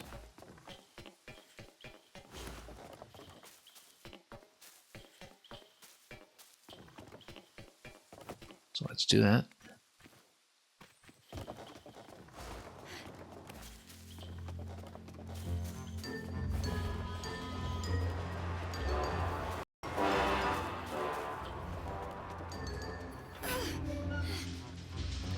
Try to find the appropriate location for some of what we're missing.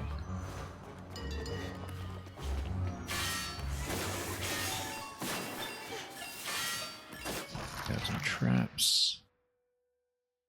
And yeah, we'll check all of these.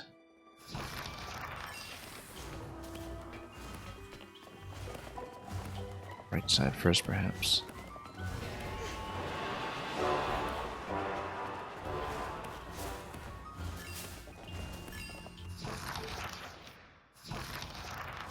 Why is this gate looking so prominent?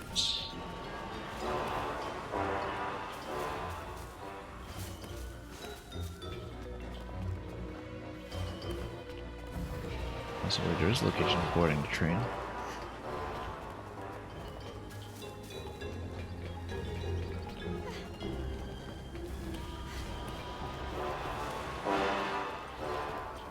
I guess I'm still thinking about that train that's in the bottom corner of that other zone. Oh, how come we never got this one? I guess we... Yeah, the train does have a very recognizable signal. Ah, no, I remember this. It's because it was still disenchanted at the time, or rather, we had not disenchanted it yet when we encountered this chest, so swing around is an easy one. It's not even a marked collectible though, it's just going to be a currency at best, and that's okay. Cool!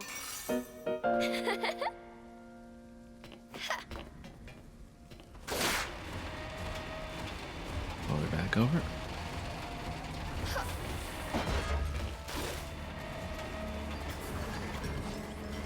trying to make sense of how anything is connected.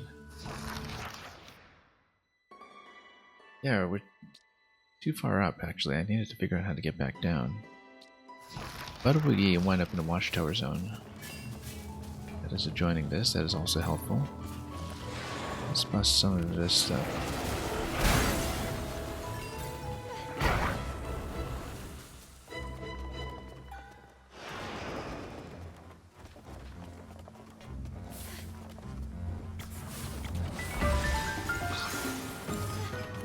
Okay.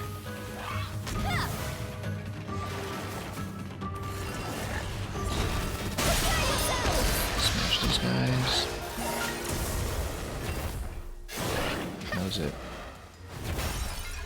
Cheshire, over here!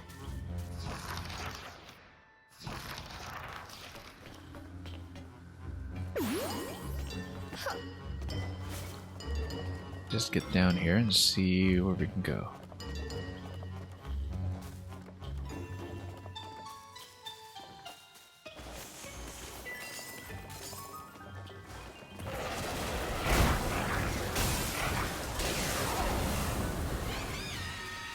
Not really in the right place for anything, given that we go low and wind up going high.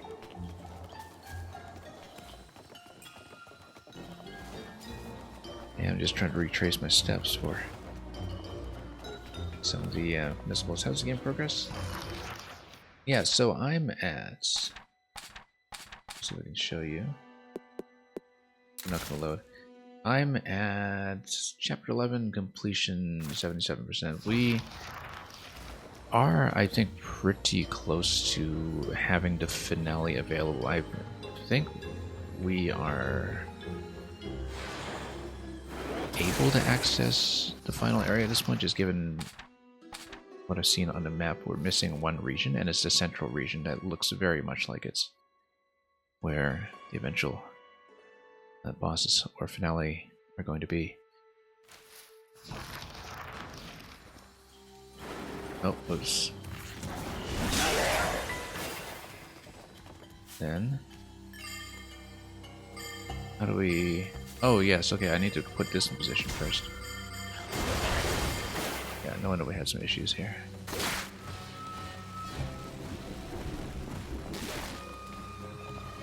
Actually do need...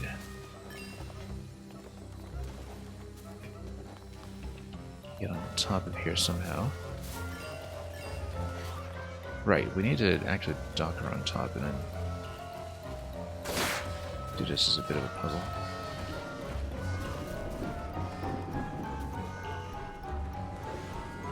So yeah, at this point I'm doing a bit of a sweep of the map to see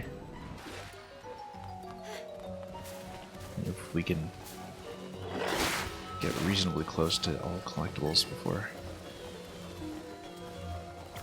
potentially taking on the finale. I probably could hit credits today if I wanted to, but I think it would be better to take it patiently. Do one additional session.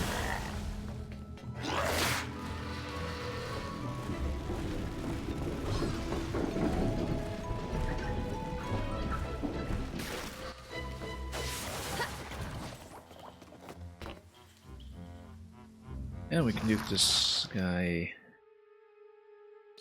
on this side as well.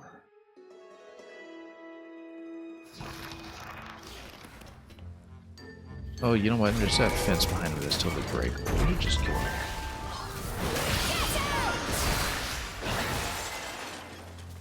I didn't check this previously. I probably didn't think about breaking fences.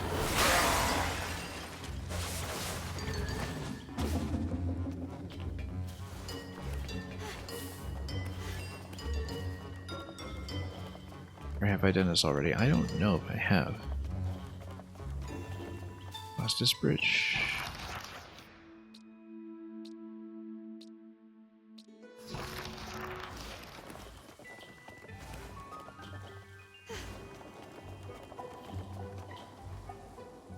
Oh, I suppose we just have to project ourselves back.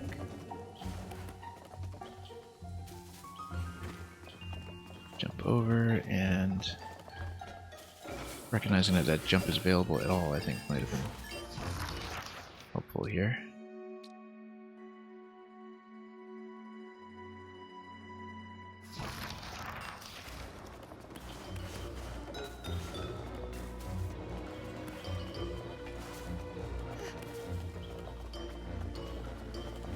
We'll see where the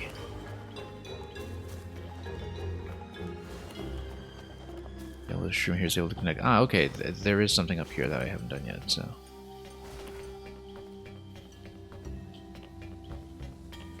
It looks like we would need to maybe get him to climb and Emily can Cheshire climb. Cheshire! How do I get on top of this? Probably. Oh no, we're on top. Yes! Yeah, this is the watchtower. This is water interaction that we didn't previously have access to.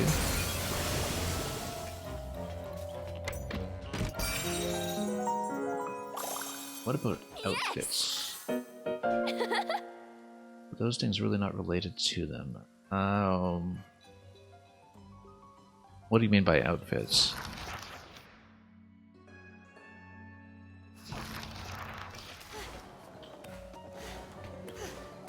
I'm not sure which objectives you mean. Which ones you're asking me about? Okay, so Watchtower Hill, we have 2 wisps in this zone. Alternate clothes. In this game, not really. In the mainline Bayonetta games, there are tons and tons of costumes. But in this one, you have the Cheshire elemental forms, but that's part of the main game progression. Okay, we have an under-zone transition over here, potentially. And whatever it is down the slide. Okay, we totally missed what I was trying to do earlier with the train.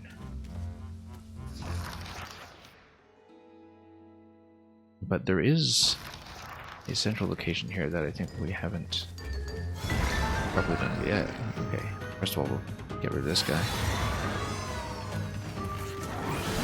We haven't even unlocked a sanctuary in this area yet, which tells me I'm missing something.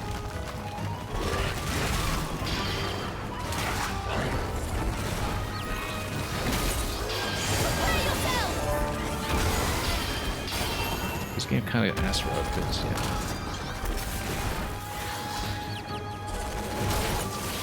Yeah, I mean, she's still a kid character in this game. Doesn't have extensive wardrobe yet. I don't know what kind of post-game unlocks there are as well, whether there's any kind of special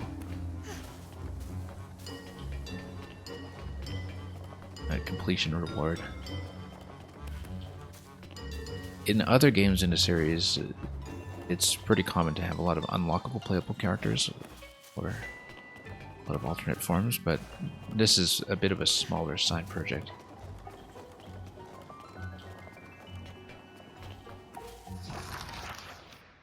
And so some things are definitely a bit smaller in scale when it comes to completion bonuses or anything else.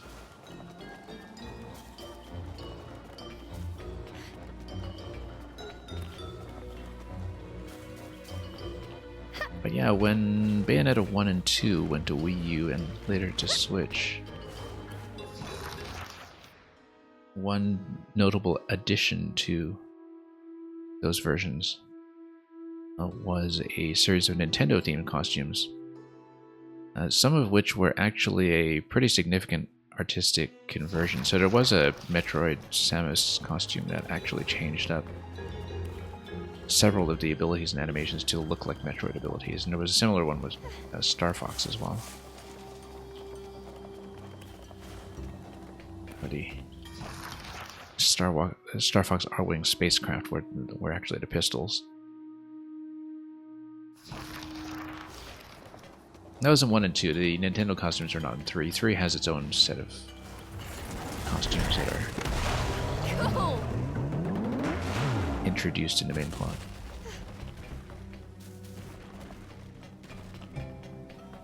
Okay, maybe we should just go down the tower. We need to get into the central area, though. We need to figure out how it was we were in the first place.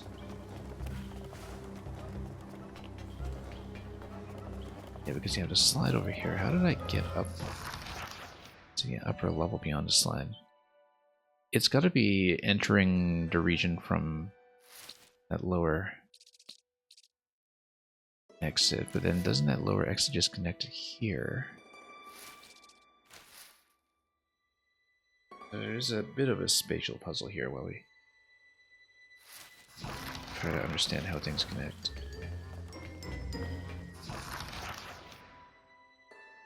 Because we haven't really properly explored the rest of this area. Let's maybe go down the slide and see if we can come back up.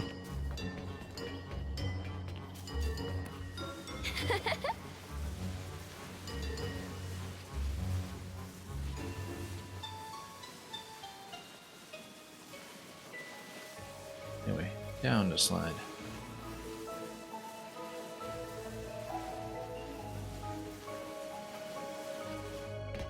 Extremely satisfying. Oh, except that brings back to Forgotten Knolls, so that's not what we want.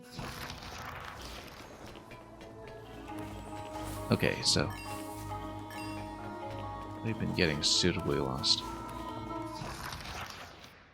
And really, the only thing that we need to not get so lost is just some kind of indication of which arrows go to which other arrows. And it's such a glaring oversight in the map UI design that I feel it must be deliberate.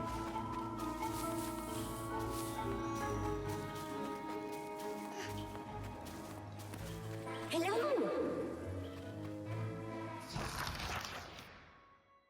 Okay, so we're back in this position, and so we had a big chunk here with no progress. Let's see if we can find another point, because we, haven't really been able to explore the tower properly. There was at one point up here with the train earlier that I didn't quite complete.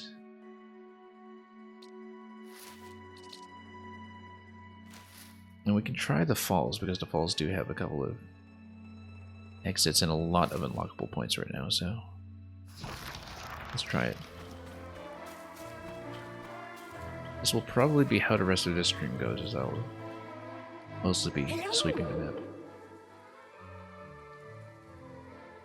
You thought the designers definitely had more ideas for her. Yeah, the thing is that this design is also based on an existing representation of the child character that briefly appears in the other games, so I think maybe it was a bit deliberately constrained from being a prequel.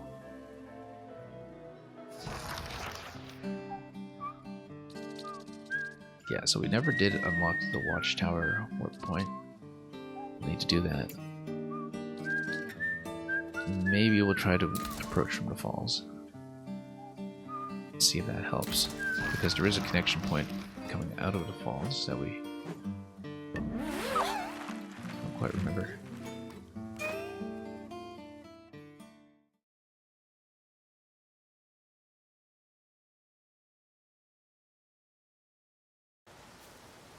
Yeah, we'll try to go for one or two more breakthroughs, clear one or two more zones, and that'll be the objective today. Hello. Just trying to unlock more of the map.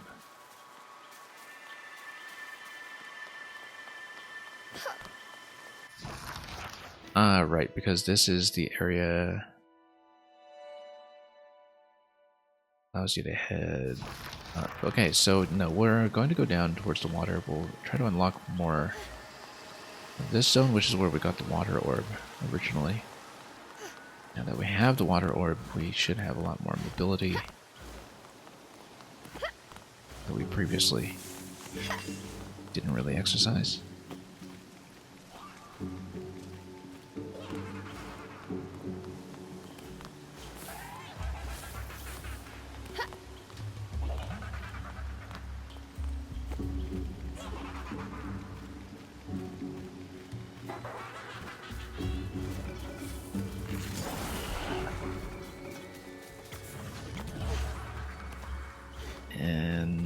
Excellent. Okay, let's just fight.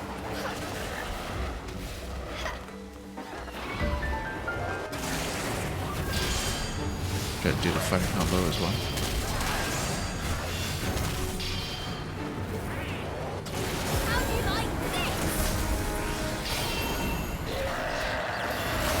And that's how it works. Explosions everywhere. Just wanted to show it off.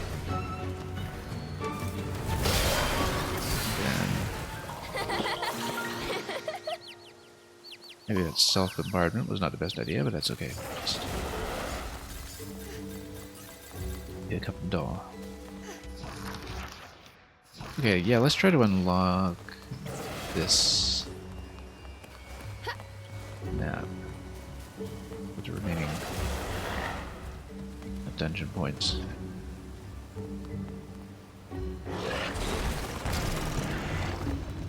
We haven't previously seen.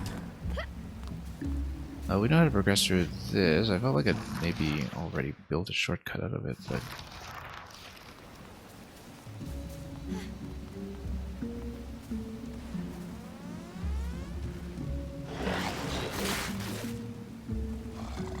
in fact, I don't even know if I should stand on this one or...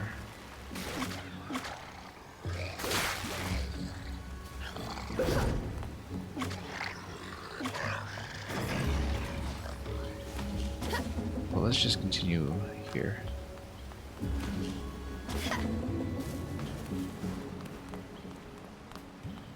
And wow, this knight is new. I haven't seen this one before, I don't think.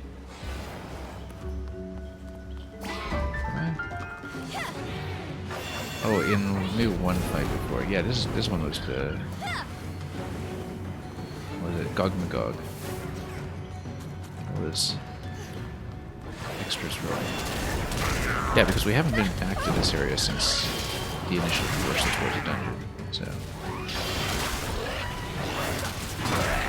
dodge out of that and no, we'll just go back instead.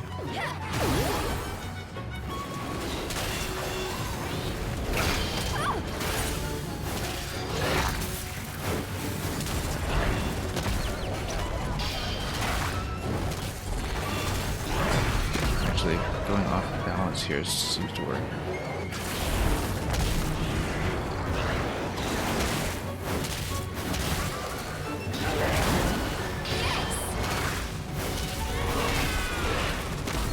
Yeah, just unlocking the area using Earth.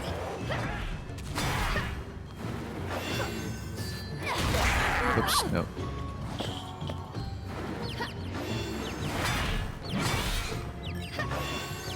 It's really hard though.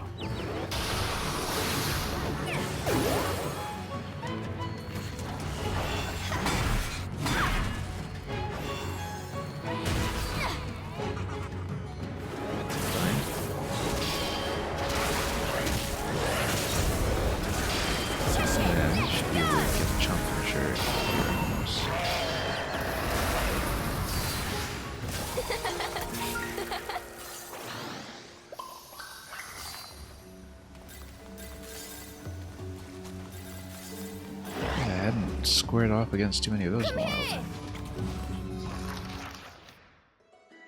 Let's see here. If we can progress.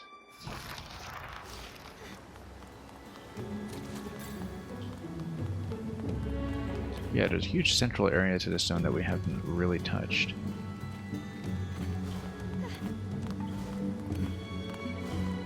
It's quite large.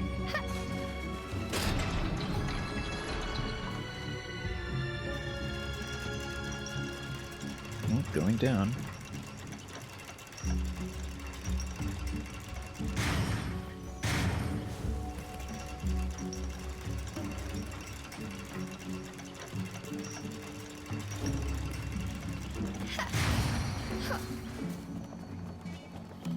Right, because now we get the water spray.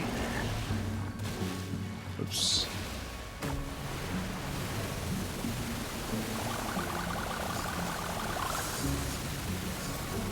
Can't really see what that affects.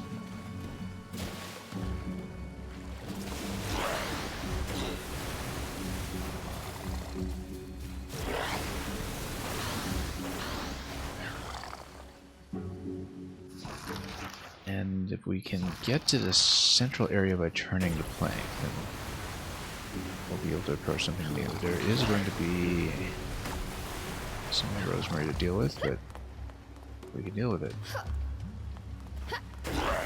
Oh, as long as we actually do need a bit of height here too. But that's what going up the other side is for. Be able to climb, yeah. Spray.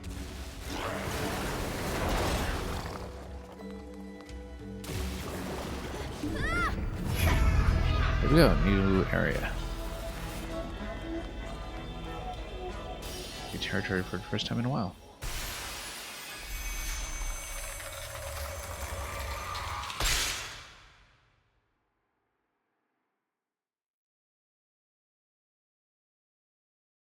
You think you've never seen me using potions or currency? I have used, well, the currency I use for upgrades. The potions, I actually did use some of the health potions this stream. We had one fight that took off a huge chunk of health, one boss earlier today. The boss right before collecting the fire orb. Enemies use barriers, taking down the right elements, yeah, do that. I haven't really used the other items. Although sometimes, you know, if you have some items reserved, you actually cash them in certain side quests. Some of the wisps, for instance, can only be rescued once you pay them a certain number of items, so it actually was worth it to snatch a few of them.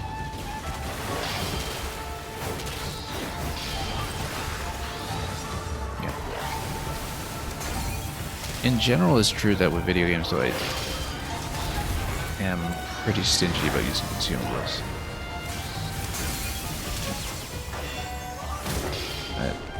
The recent Zelda games, of course, being a huge exception because they kind of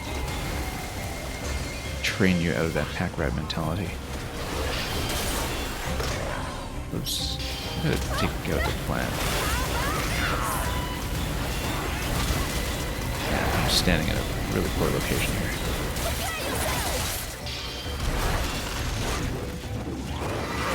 Do need to focus on dodging with one character while attacking with the other. Speaking of the potion items, we may be in for one pretty shortly here.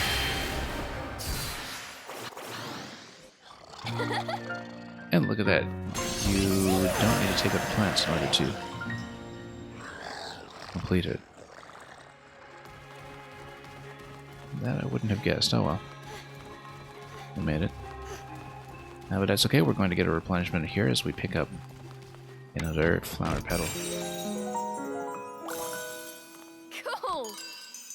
Yeah, it took way too much damage in that one.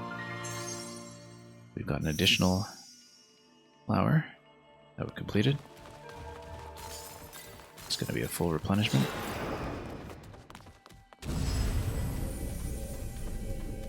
We have two other dungeons in our combat trials, 1 and 2 in this zone. We'll probably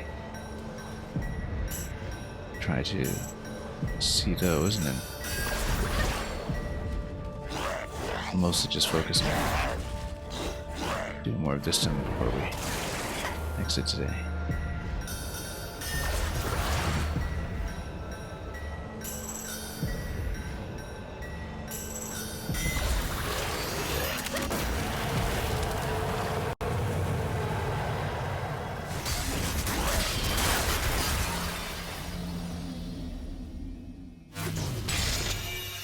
We'll see how approachable that is now, navigationally speaking.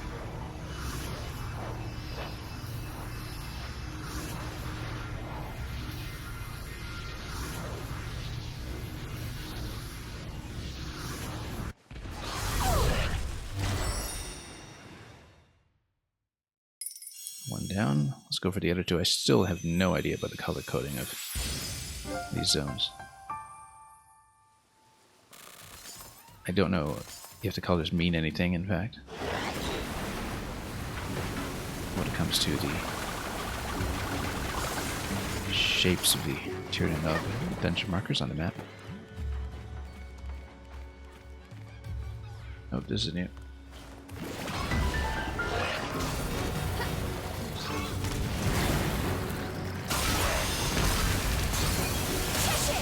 system. And then we can switch to ice. These gates. Yeah, this is going to be something you're expected to hit in the late game. This one right here. Just unlock it.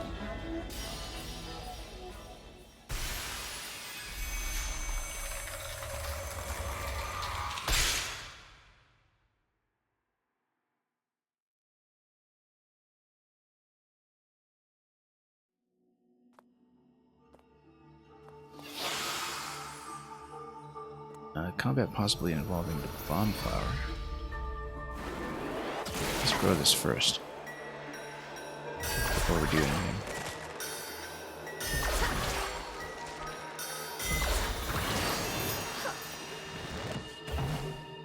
Okay.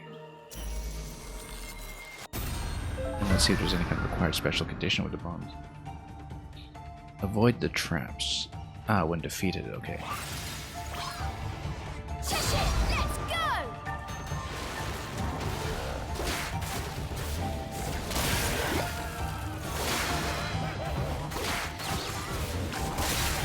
Just on them out as much as possible, I think. That's okay, as long as Cereza is not taking damage.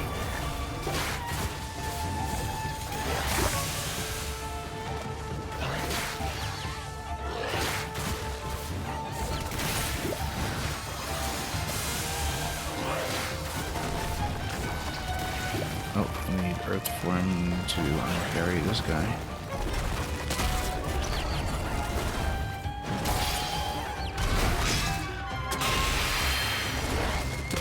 All these ones as well.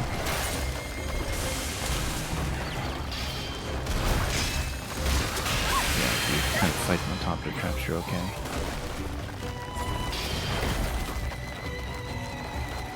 The traps are not instant failure, at least. It's just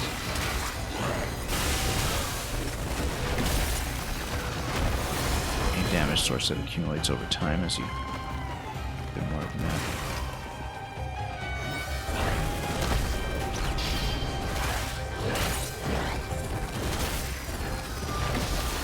It'd be a little more difficult to reach that bomb. Cool. And yeah, there is a targeting circle for the bomb that I keep missing.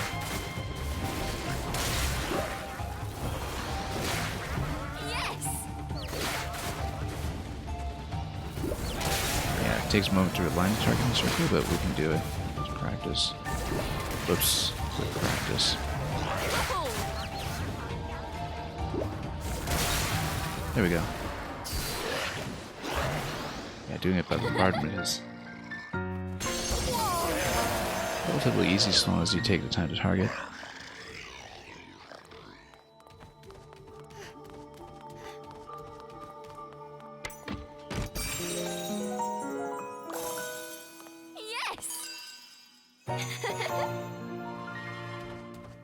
Well, getting closer here.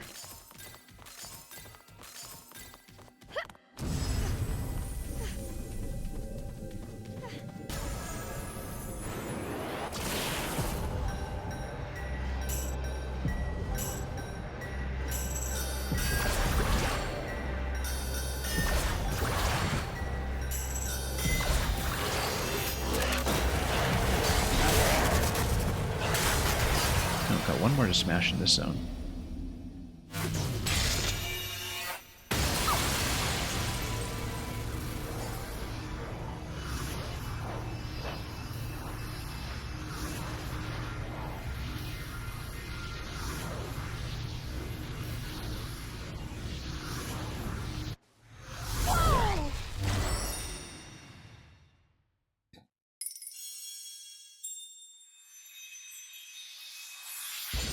Journal page as well, and it looks like there's another exit at the top of the zone that I might not have seen before, simply because we haven't uncovered that area near the top anyhow. I don't remember if I've been there. I think it's planned after this one. Oh yeah, definitely.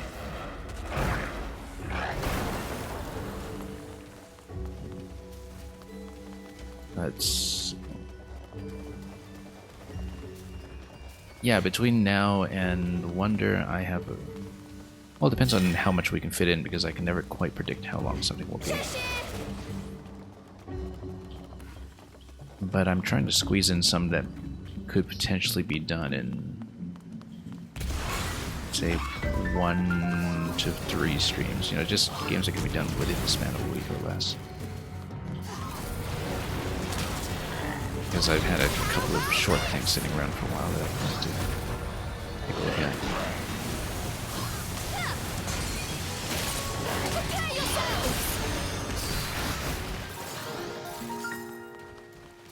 And of course, any remaining time after that, we could fill in with some more Mario Maker as usual. Which I always want to make more time for, but you know, this is been a bit of a strange and busy year.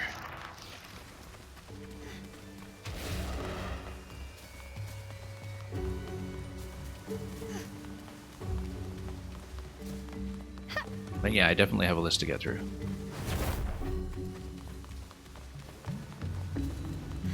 Well, not while I'm busy here. Let's take a look at the map. Yeah, I think I need to go around for the next location.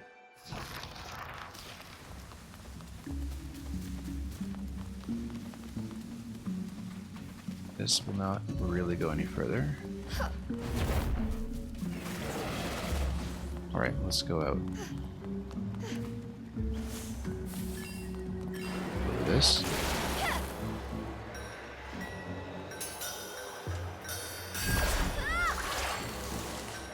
Yeah, the thing about How Long to Beat... No, I'm aware of How Long to Beat, and I'm also aware that How Long to Beat is way off my usual times. That I very often take about twice as long as it suggests, at least. But that's because particularly if I'm streaming, because, you know, I do play slower when I'm talking. Especially if there's anything like puzzle solving involved. And of course, because very often I play games without fast travel. This one I am playing with fast travel because the navigation is so convoluted that it's too confusing to play otherwise, but because I tend to do a lot of things the slower way, especially with any kind of turn-based decision-making or anything like that. I find that, you know, if I ever look at How Long to Beat, I usually have to multiply by 2.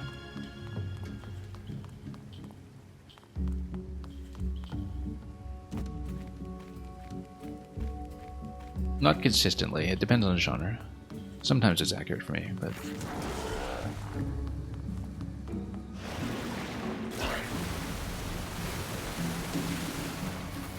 Come here! Okay, let's probably go on another boat ride here. Let's see. For the next segment. So yeah, we want to go for the yellow 4-point star up top. I think we'll have to sail over and traverse back to the neighboring save point before I can do that, so let's do that. Broken the dam and everything.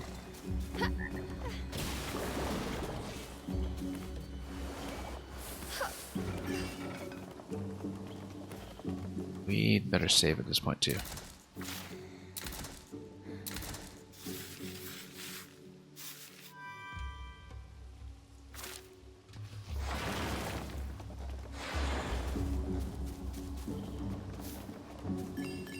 And pass over to the next level of the dam.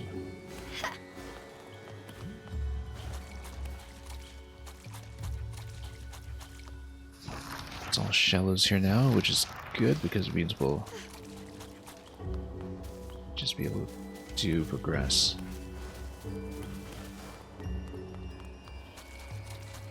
And a restoration ability that we got this session is very situational. We've only seen it used in those bridges here and there, but didn't I unlock some kind of shortcut here too? I guess not.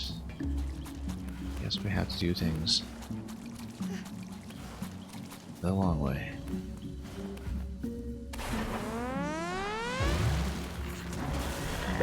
Unless... Okay, no, I can't do that.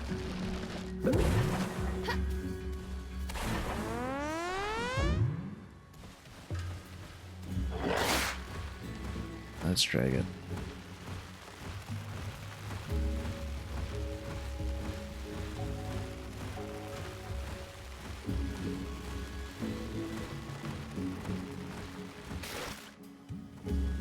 Cheshire, over here!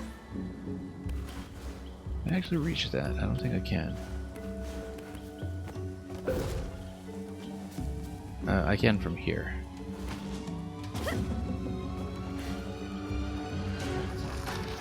Because it will be in the next area that I'll be able to reach the remaining unlocks. As far as I can tell.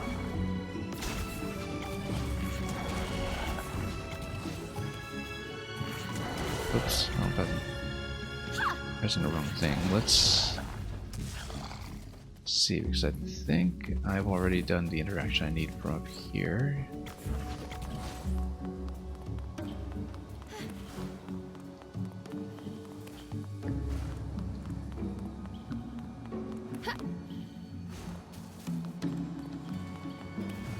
We had the quasi-sanctuary up here. Ah, yes, and then unlockable down here.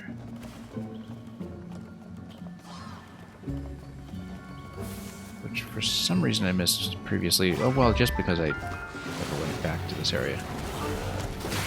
We can see the moon pearl already, in fact. Very readily accessible, just need to get past this. There we go.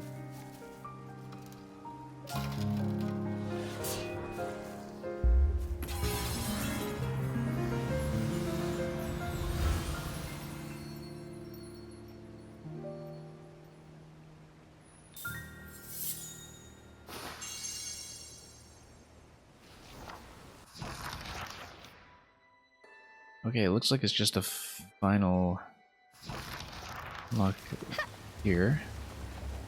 As well as potentially one more save point. Since there's a question mark on that right now. That should be easy to reach. Then we'll probably end there today. This will make it.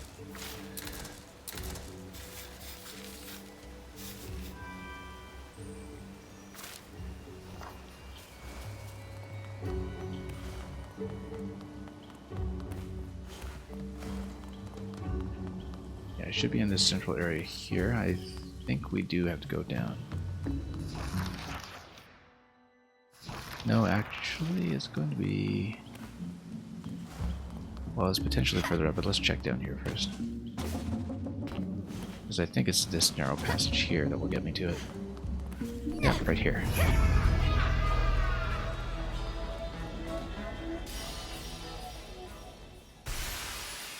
And then this will probably be the last thing we do today.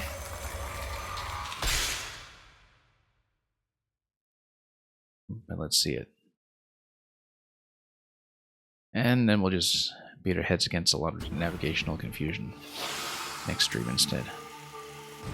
Okay, water traps all over the place. Breakthrough.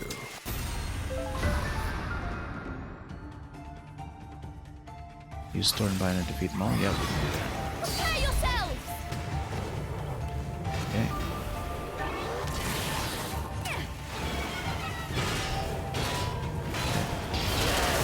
You're getting punished!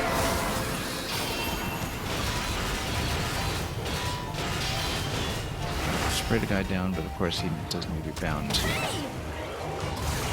defeated, so...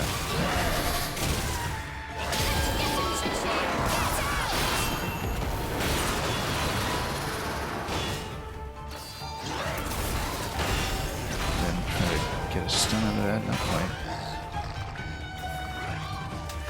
Let's charge up first. Then bind. Just take it slowly. Let's go! Let's go! Maybe binding them on top of the fire traps would also work. I don't know that gives you friendly fire.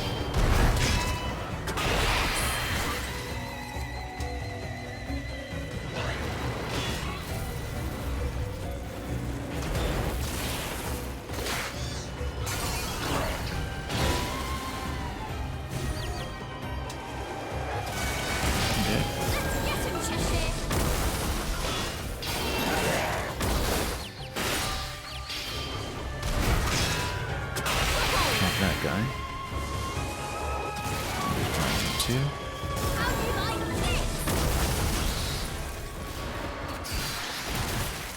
Pretty simple.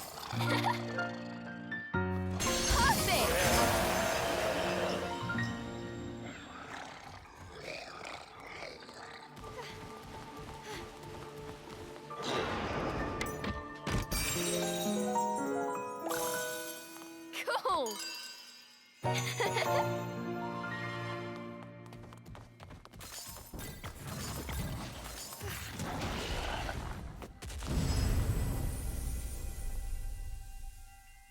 Okay, forward. And let's crack it.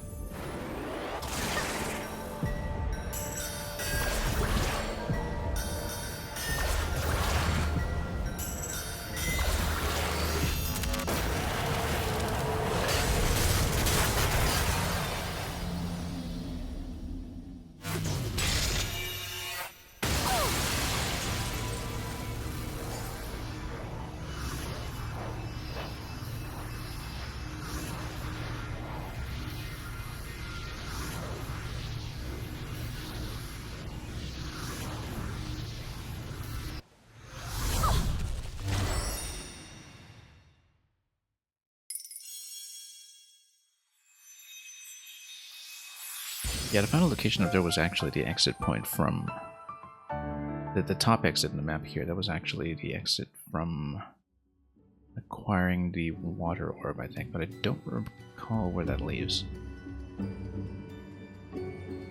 Anyway, fog is done. This zone is also now done.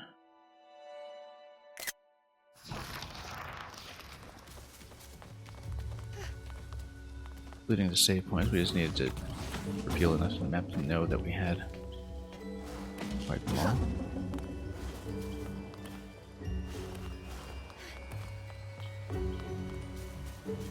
Let me just catch up on some upgrades here so we know what we're dealing with budgetarily. Yeah, this final upgrade, we don't know what that is. And it might be something that is still story locked ahead of us. We'll need more currency for multi-bind. Marco Return, Summon Revenge, and Claws and Fangs. I'd rather save up for Claws and Fangs with an additional Infernal Fruit.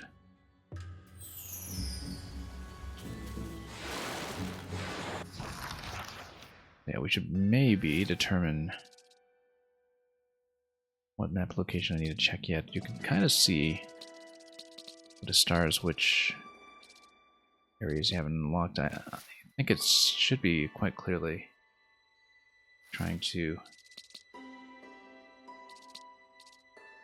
do the whole river ride here for the journal page as the next priority. And we'll just eventually have to figure out which exit it is that takes us over to the bottom right corner, because it will need to be some kind of zone transition to get us there, I think. I couldn't find an alternate route. So I think what we'll do is we'll warp to the lake as our starting point for the next stream, just so I remember and don't have to spend time deciding. Oh, except there's no warp point on this save point. Okay, yeah. That's right, because it's just a standard save point, it's not the sanctuary. In which case, you know what, let's just keep going until we see it. And let's just go down to the other sanctuary then.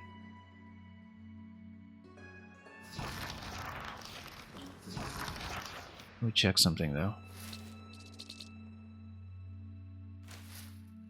Yeah, we did know there was this kind of top connection point to Sunspeckled Grove previously as well that was from this zone if you take the lift out of here. Okay, maybe we shouldn't warp. We should actually go to the sanctuary in this zone,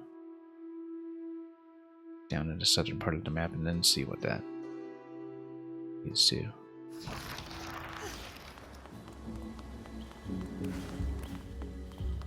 If we start from there.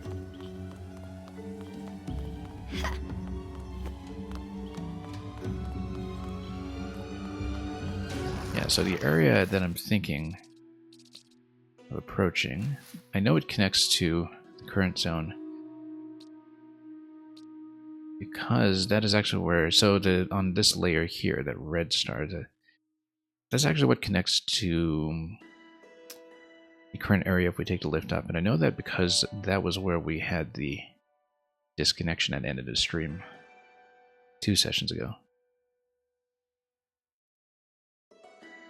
And yeah, so I actually do remember how to get there, but I think it might have been gated off by ice or something. At that point, anyway, we didn't have the ability to do anything with it.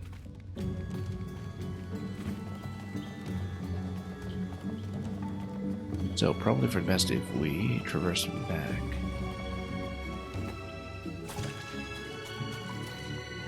And work our way back to the zone entrance.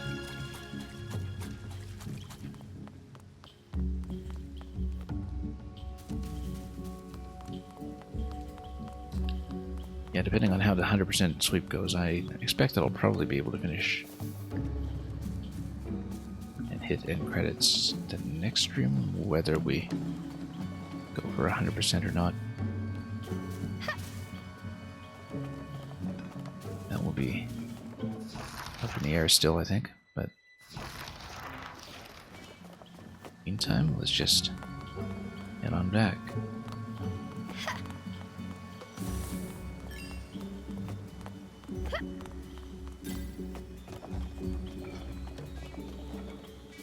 There probably was a quicker sanctuary too, but that's okay. Yeah, because it's actually leading me to a different one.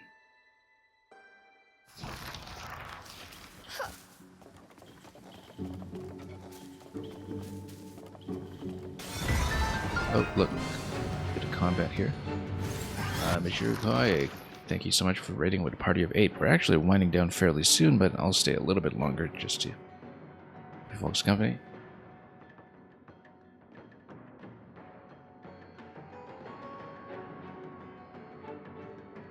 Oh, Pikmin's been going well for you. We finished it to 100% here, minus a few of the platinum medals for Dandori Battle.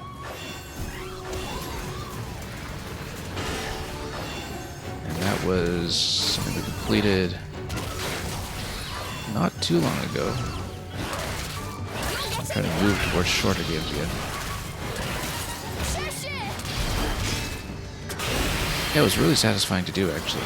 There's just so much post-game content.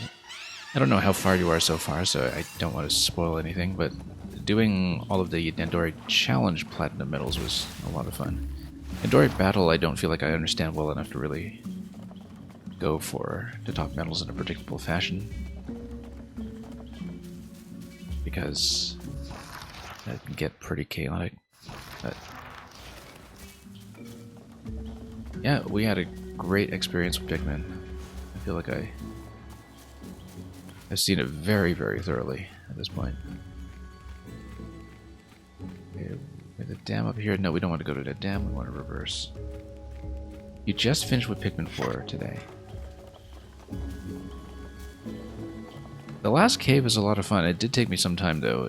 I remember I kind of had it as my last thing on the stream where I played it, and I thought, okay, you know what, this one last cave, it's clearly some kind of endgame material. Let's just try it and see what happens. And I did it, but it also extended my stream by about 2 hours, I think. Past what I thought it would be.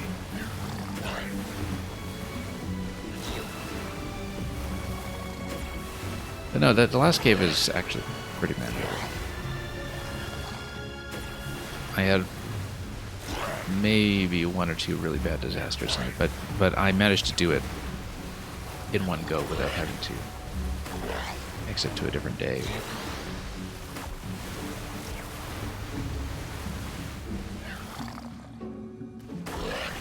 It's one where you just have to play cautiously. I mean, there were some fights that I kind of did in a super slow way just for the sake of conserving Pikmin as much as possible and just avoiding damage.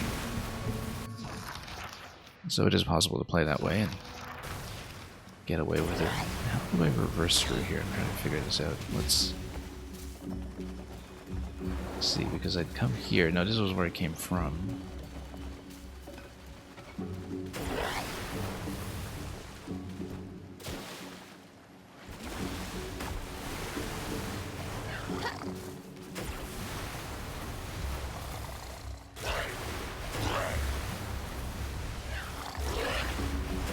But yeah, I don't know. I mean, you're far enough now that you would potentially have seen Olimar's side mode as well. I don't know if you've taken a crack at it yet, the kind of Pikmin 1 retro mode. I wonder if it's even possible for me to reverse through this. It should be. I didn't think I'd done any one-way movement. Let's take a look. Yeah, I was actually about to go pretty soon, but then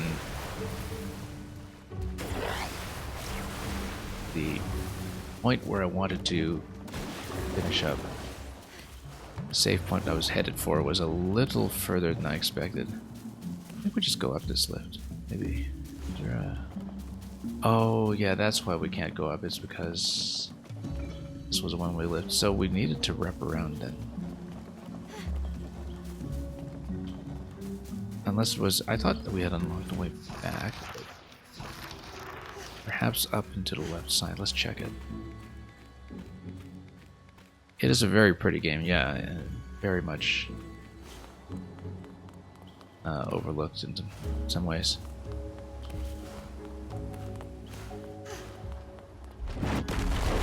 Yeah, we're through most of it. I'm at about 80% on this one, and I think the endgame area is not far off. I am kind of cleaning up the map and trying to go for a slightly fuller completion, though. Yeah, okay, no wonder I had trouble exiting out of this area. Yeah, okay, so we do need to follow the sanctuary markers. No wonder it doesn't reverse, because I actually did pass a one-way point.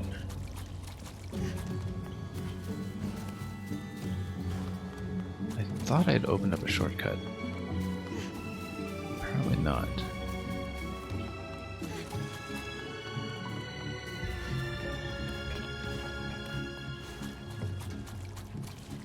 Alright, in that case, let's do it a long way again.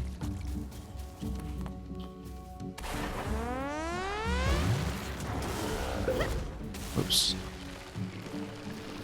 There we go.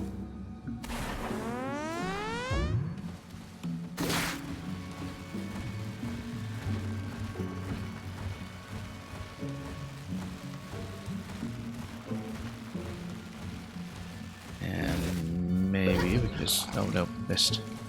Okay, no, we do need to do it the long way. Sure, I had a shortcut for this, but I guess not. Unless... Oh, no, we can do the jump.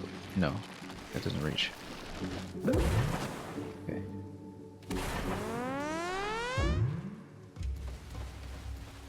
Thought we'd open something up, but... Alright, we'll do it long.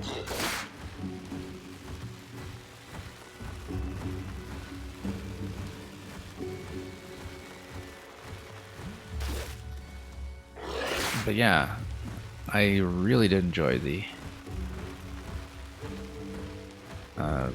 final cave in Pikmin 4. Well worth it if you want to take another crack sometime. Yeah, we took too long with this. Pull her over quickly before we hit expiry on it. A little bit difficult to aim, just given camera position sometimes. Should be able to get her over.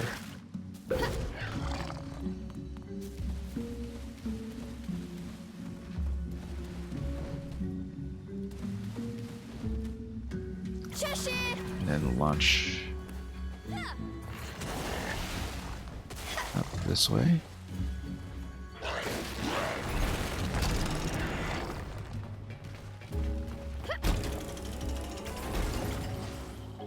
Let's flip over. There we go.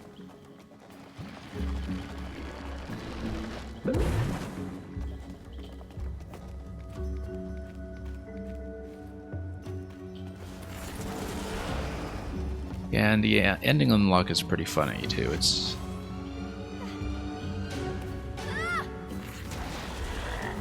pretty entertaining in its own right. So, oops, let's not get out of range. We don't need to do that. Actually, we can just go directly.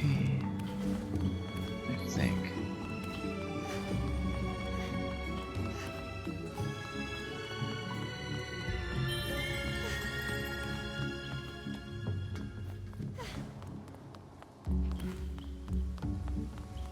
So we got to this sanctuary, but we didn't have the teleport, so we have to wrap around for the teleport, and we'll follow the whole passage out. We've done this area previously, it's just that I'm trying to find my way out after having gone back to clear some collectibles. It's taking a lot longer than I thought it would.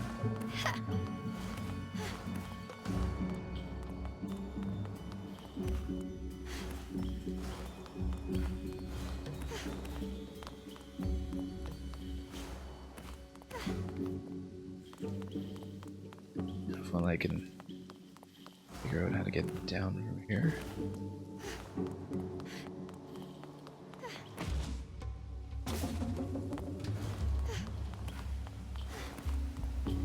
Come up here and then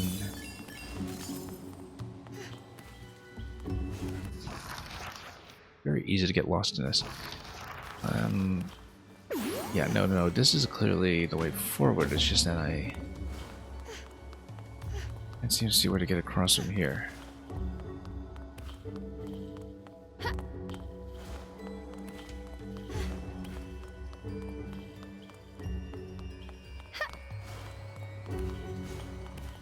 So I thought it was my way of this, but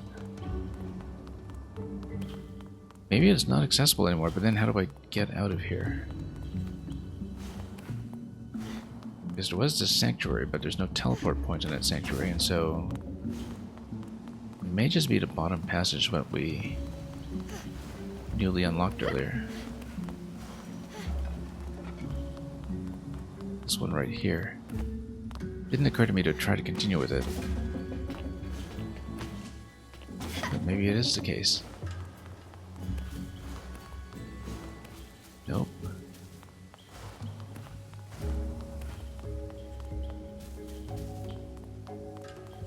Really didn't expect to get this lost in a zone that I already cleared.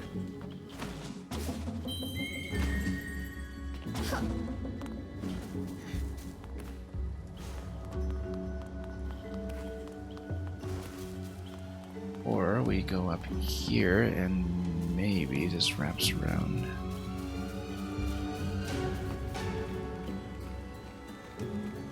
Oh, look at that treasure chest I didn't see. Okay, that's new. And that tells me I haven't checked this location, so maybe this is the return passage. Yes!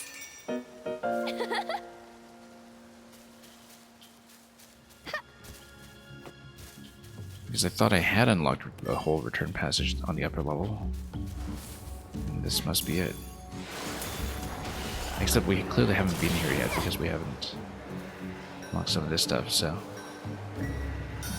this is new territory, which is good news. We have cleared the collectibles in this zone, but we're missing one particular passageway that I need for an adjoining zone.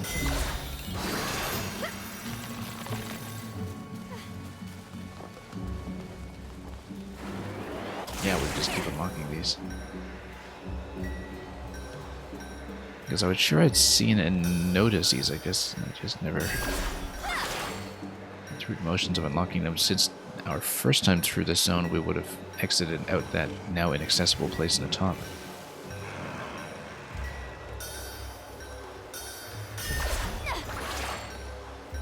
Simply because that's what the story content demanded.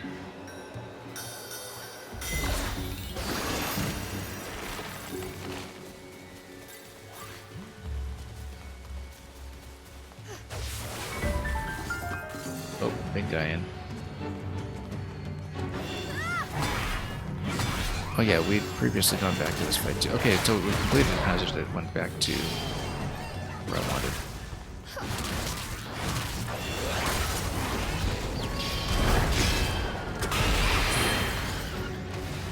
Okay, might as well take this guy out while we're here. You know that Earth can kind of knock him down. Stabilize him, possibly.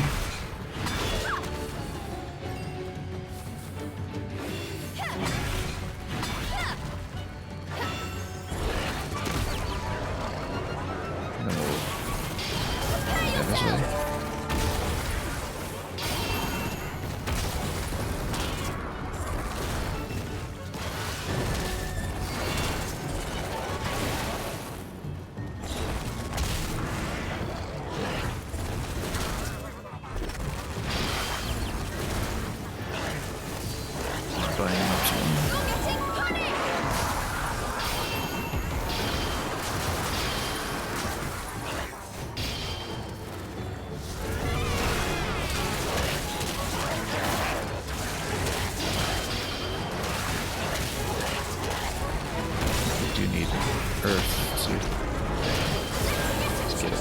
Chomp on him to take it down.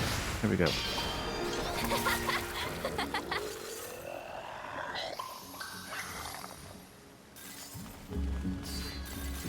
Okay, that wasn't too bad. Cheshire, over here! Now let's get out. Yeah, this passage should allow me to return to the top of the zone, I hope.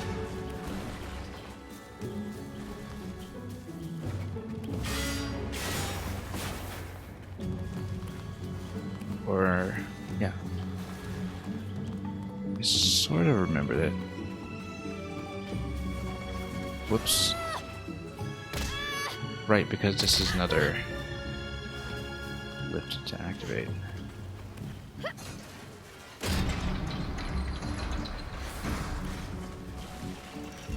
I was pretty sure I had scouted this area previously and we just didn't make use of it.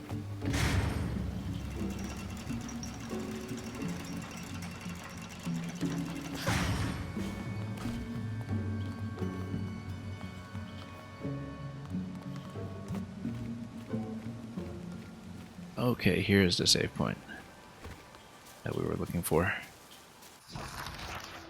So yeah, options going into the next stream is we will either warp directly to the lake to wrap it up, or continue over on the lift for the southeastern exit here, which will take me to, counterintuitively, Sunspeckled Grove to clear some of the map on the right side, and then we'll probably just clear more of the map and go for the finale the next time we play, which will be probably 2 days from now, which would either be the Wednesday night or Thursday morning, depending on the time zone for our viewers. Let's save up. I'm exhausted.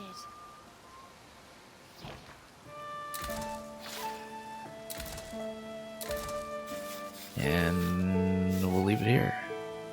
78%. And the map is pretty much ours to run around at this point. We've unlocked what seems to be the final traversal ability. Pretty steady progress today.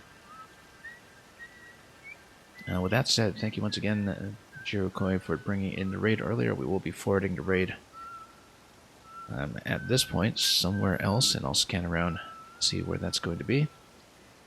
Thank you once again for watching. Luca for hanging out as well. And like I said, we'll continue this later this week and almost certainly finish it. And we've got lots planned after that. Thank you so much for watching. Hope you enjoyed the spectator experience of this lovely game as much as I've enjoyed playing it. And as always, until we meet again, have a wonderful week ahead of you with everything you may be doing, and fare thee well.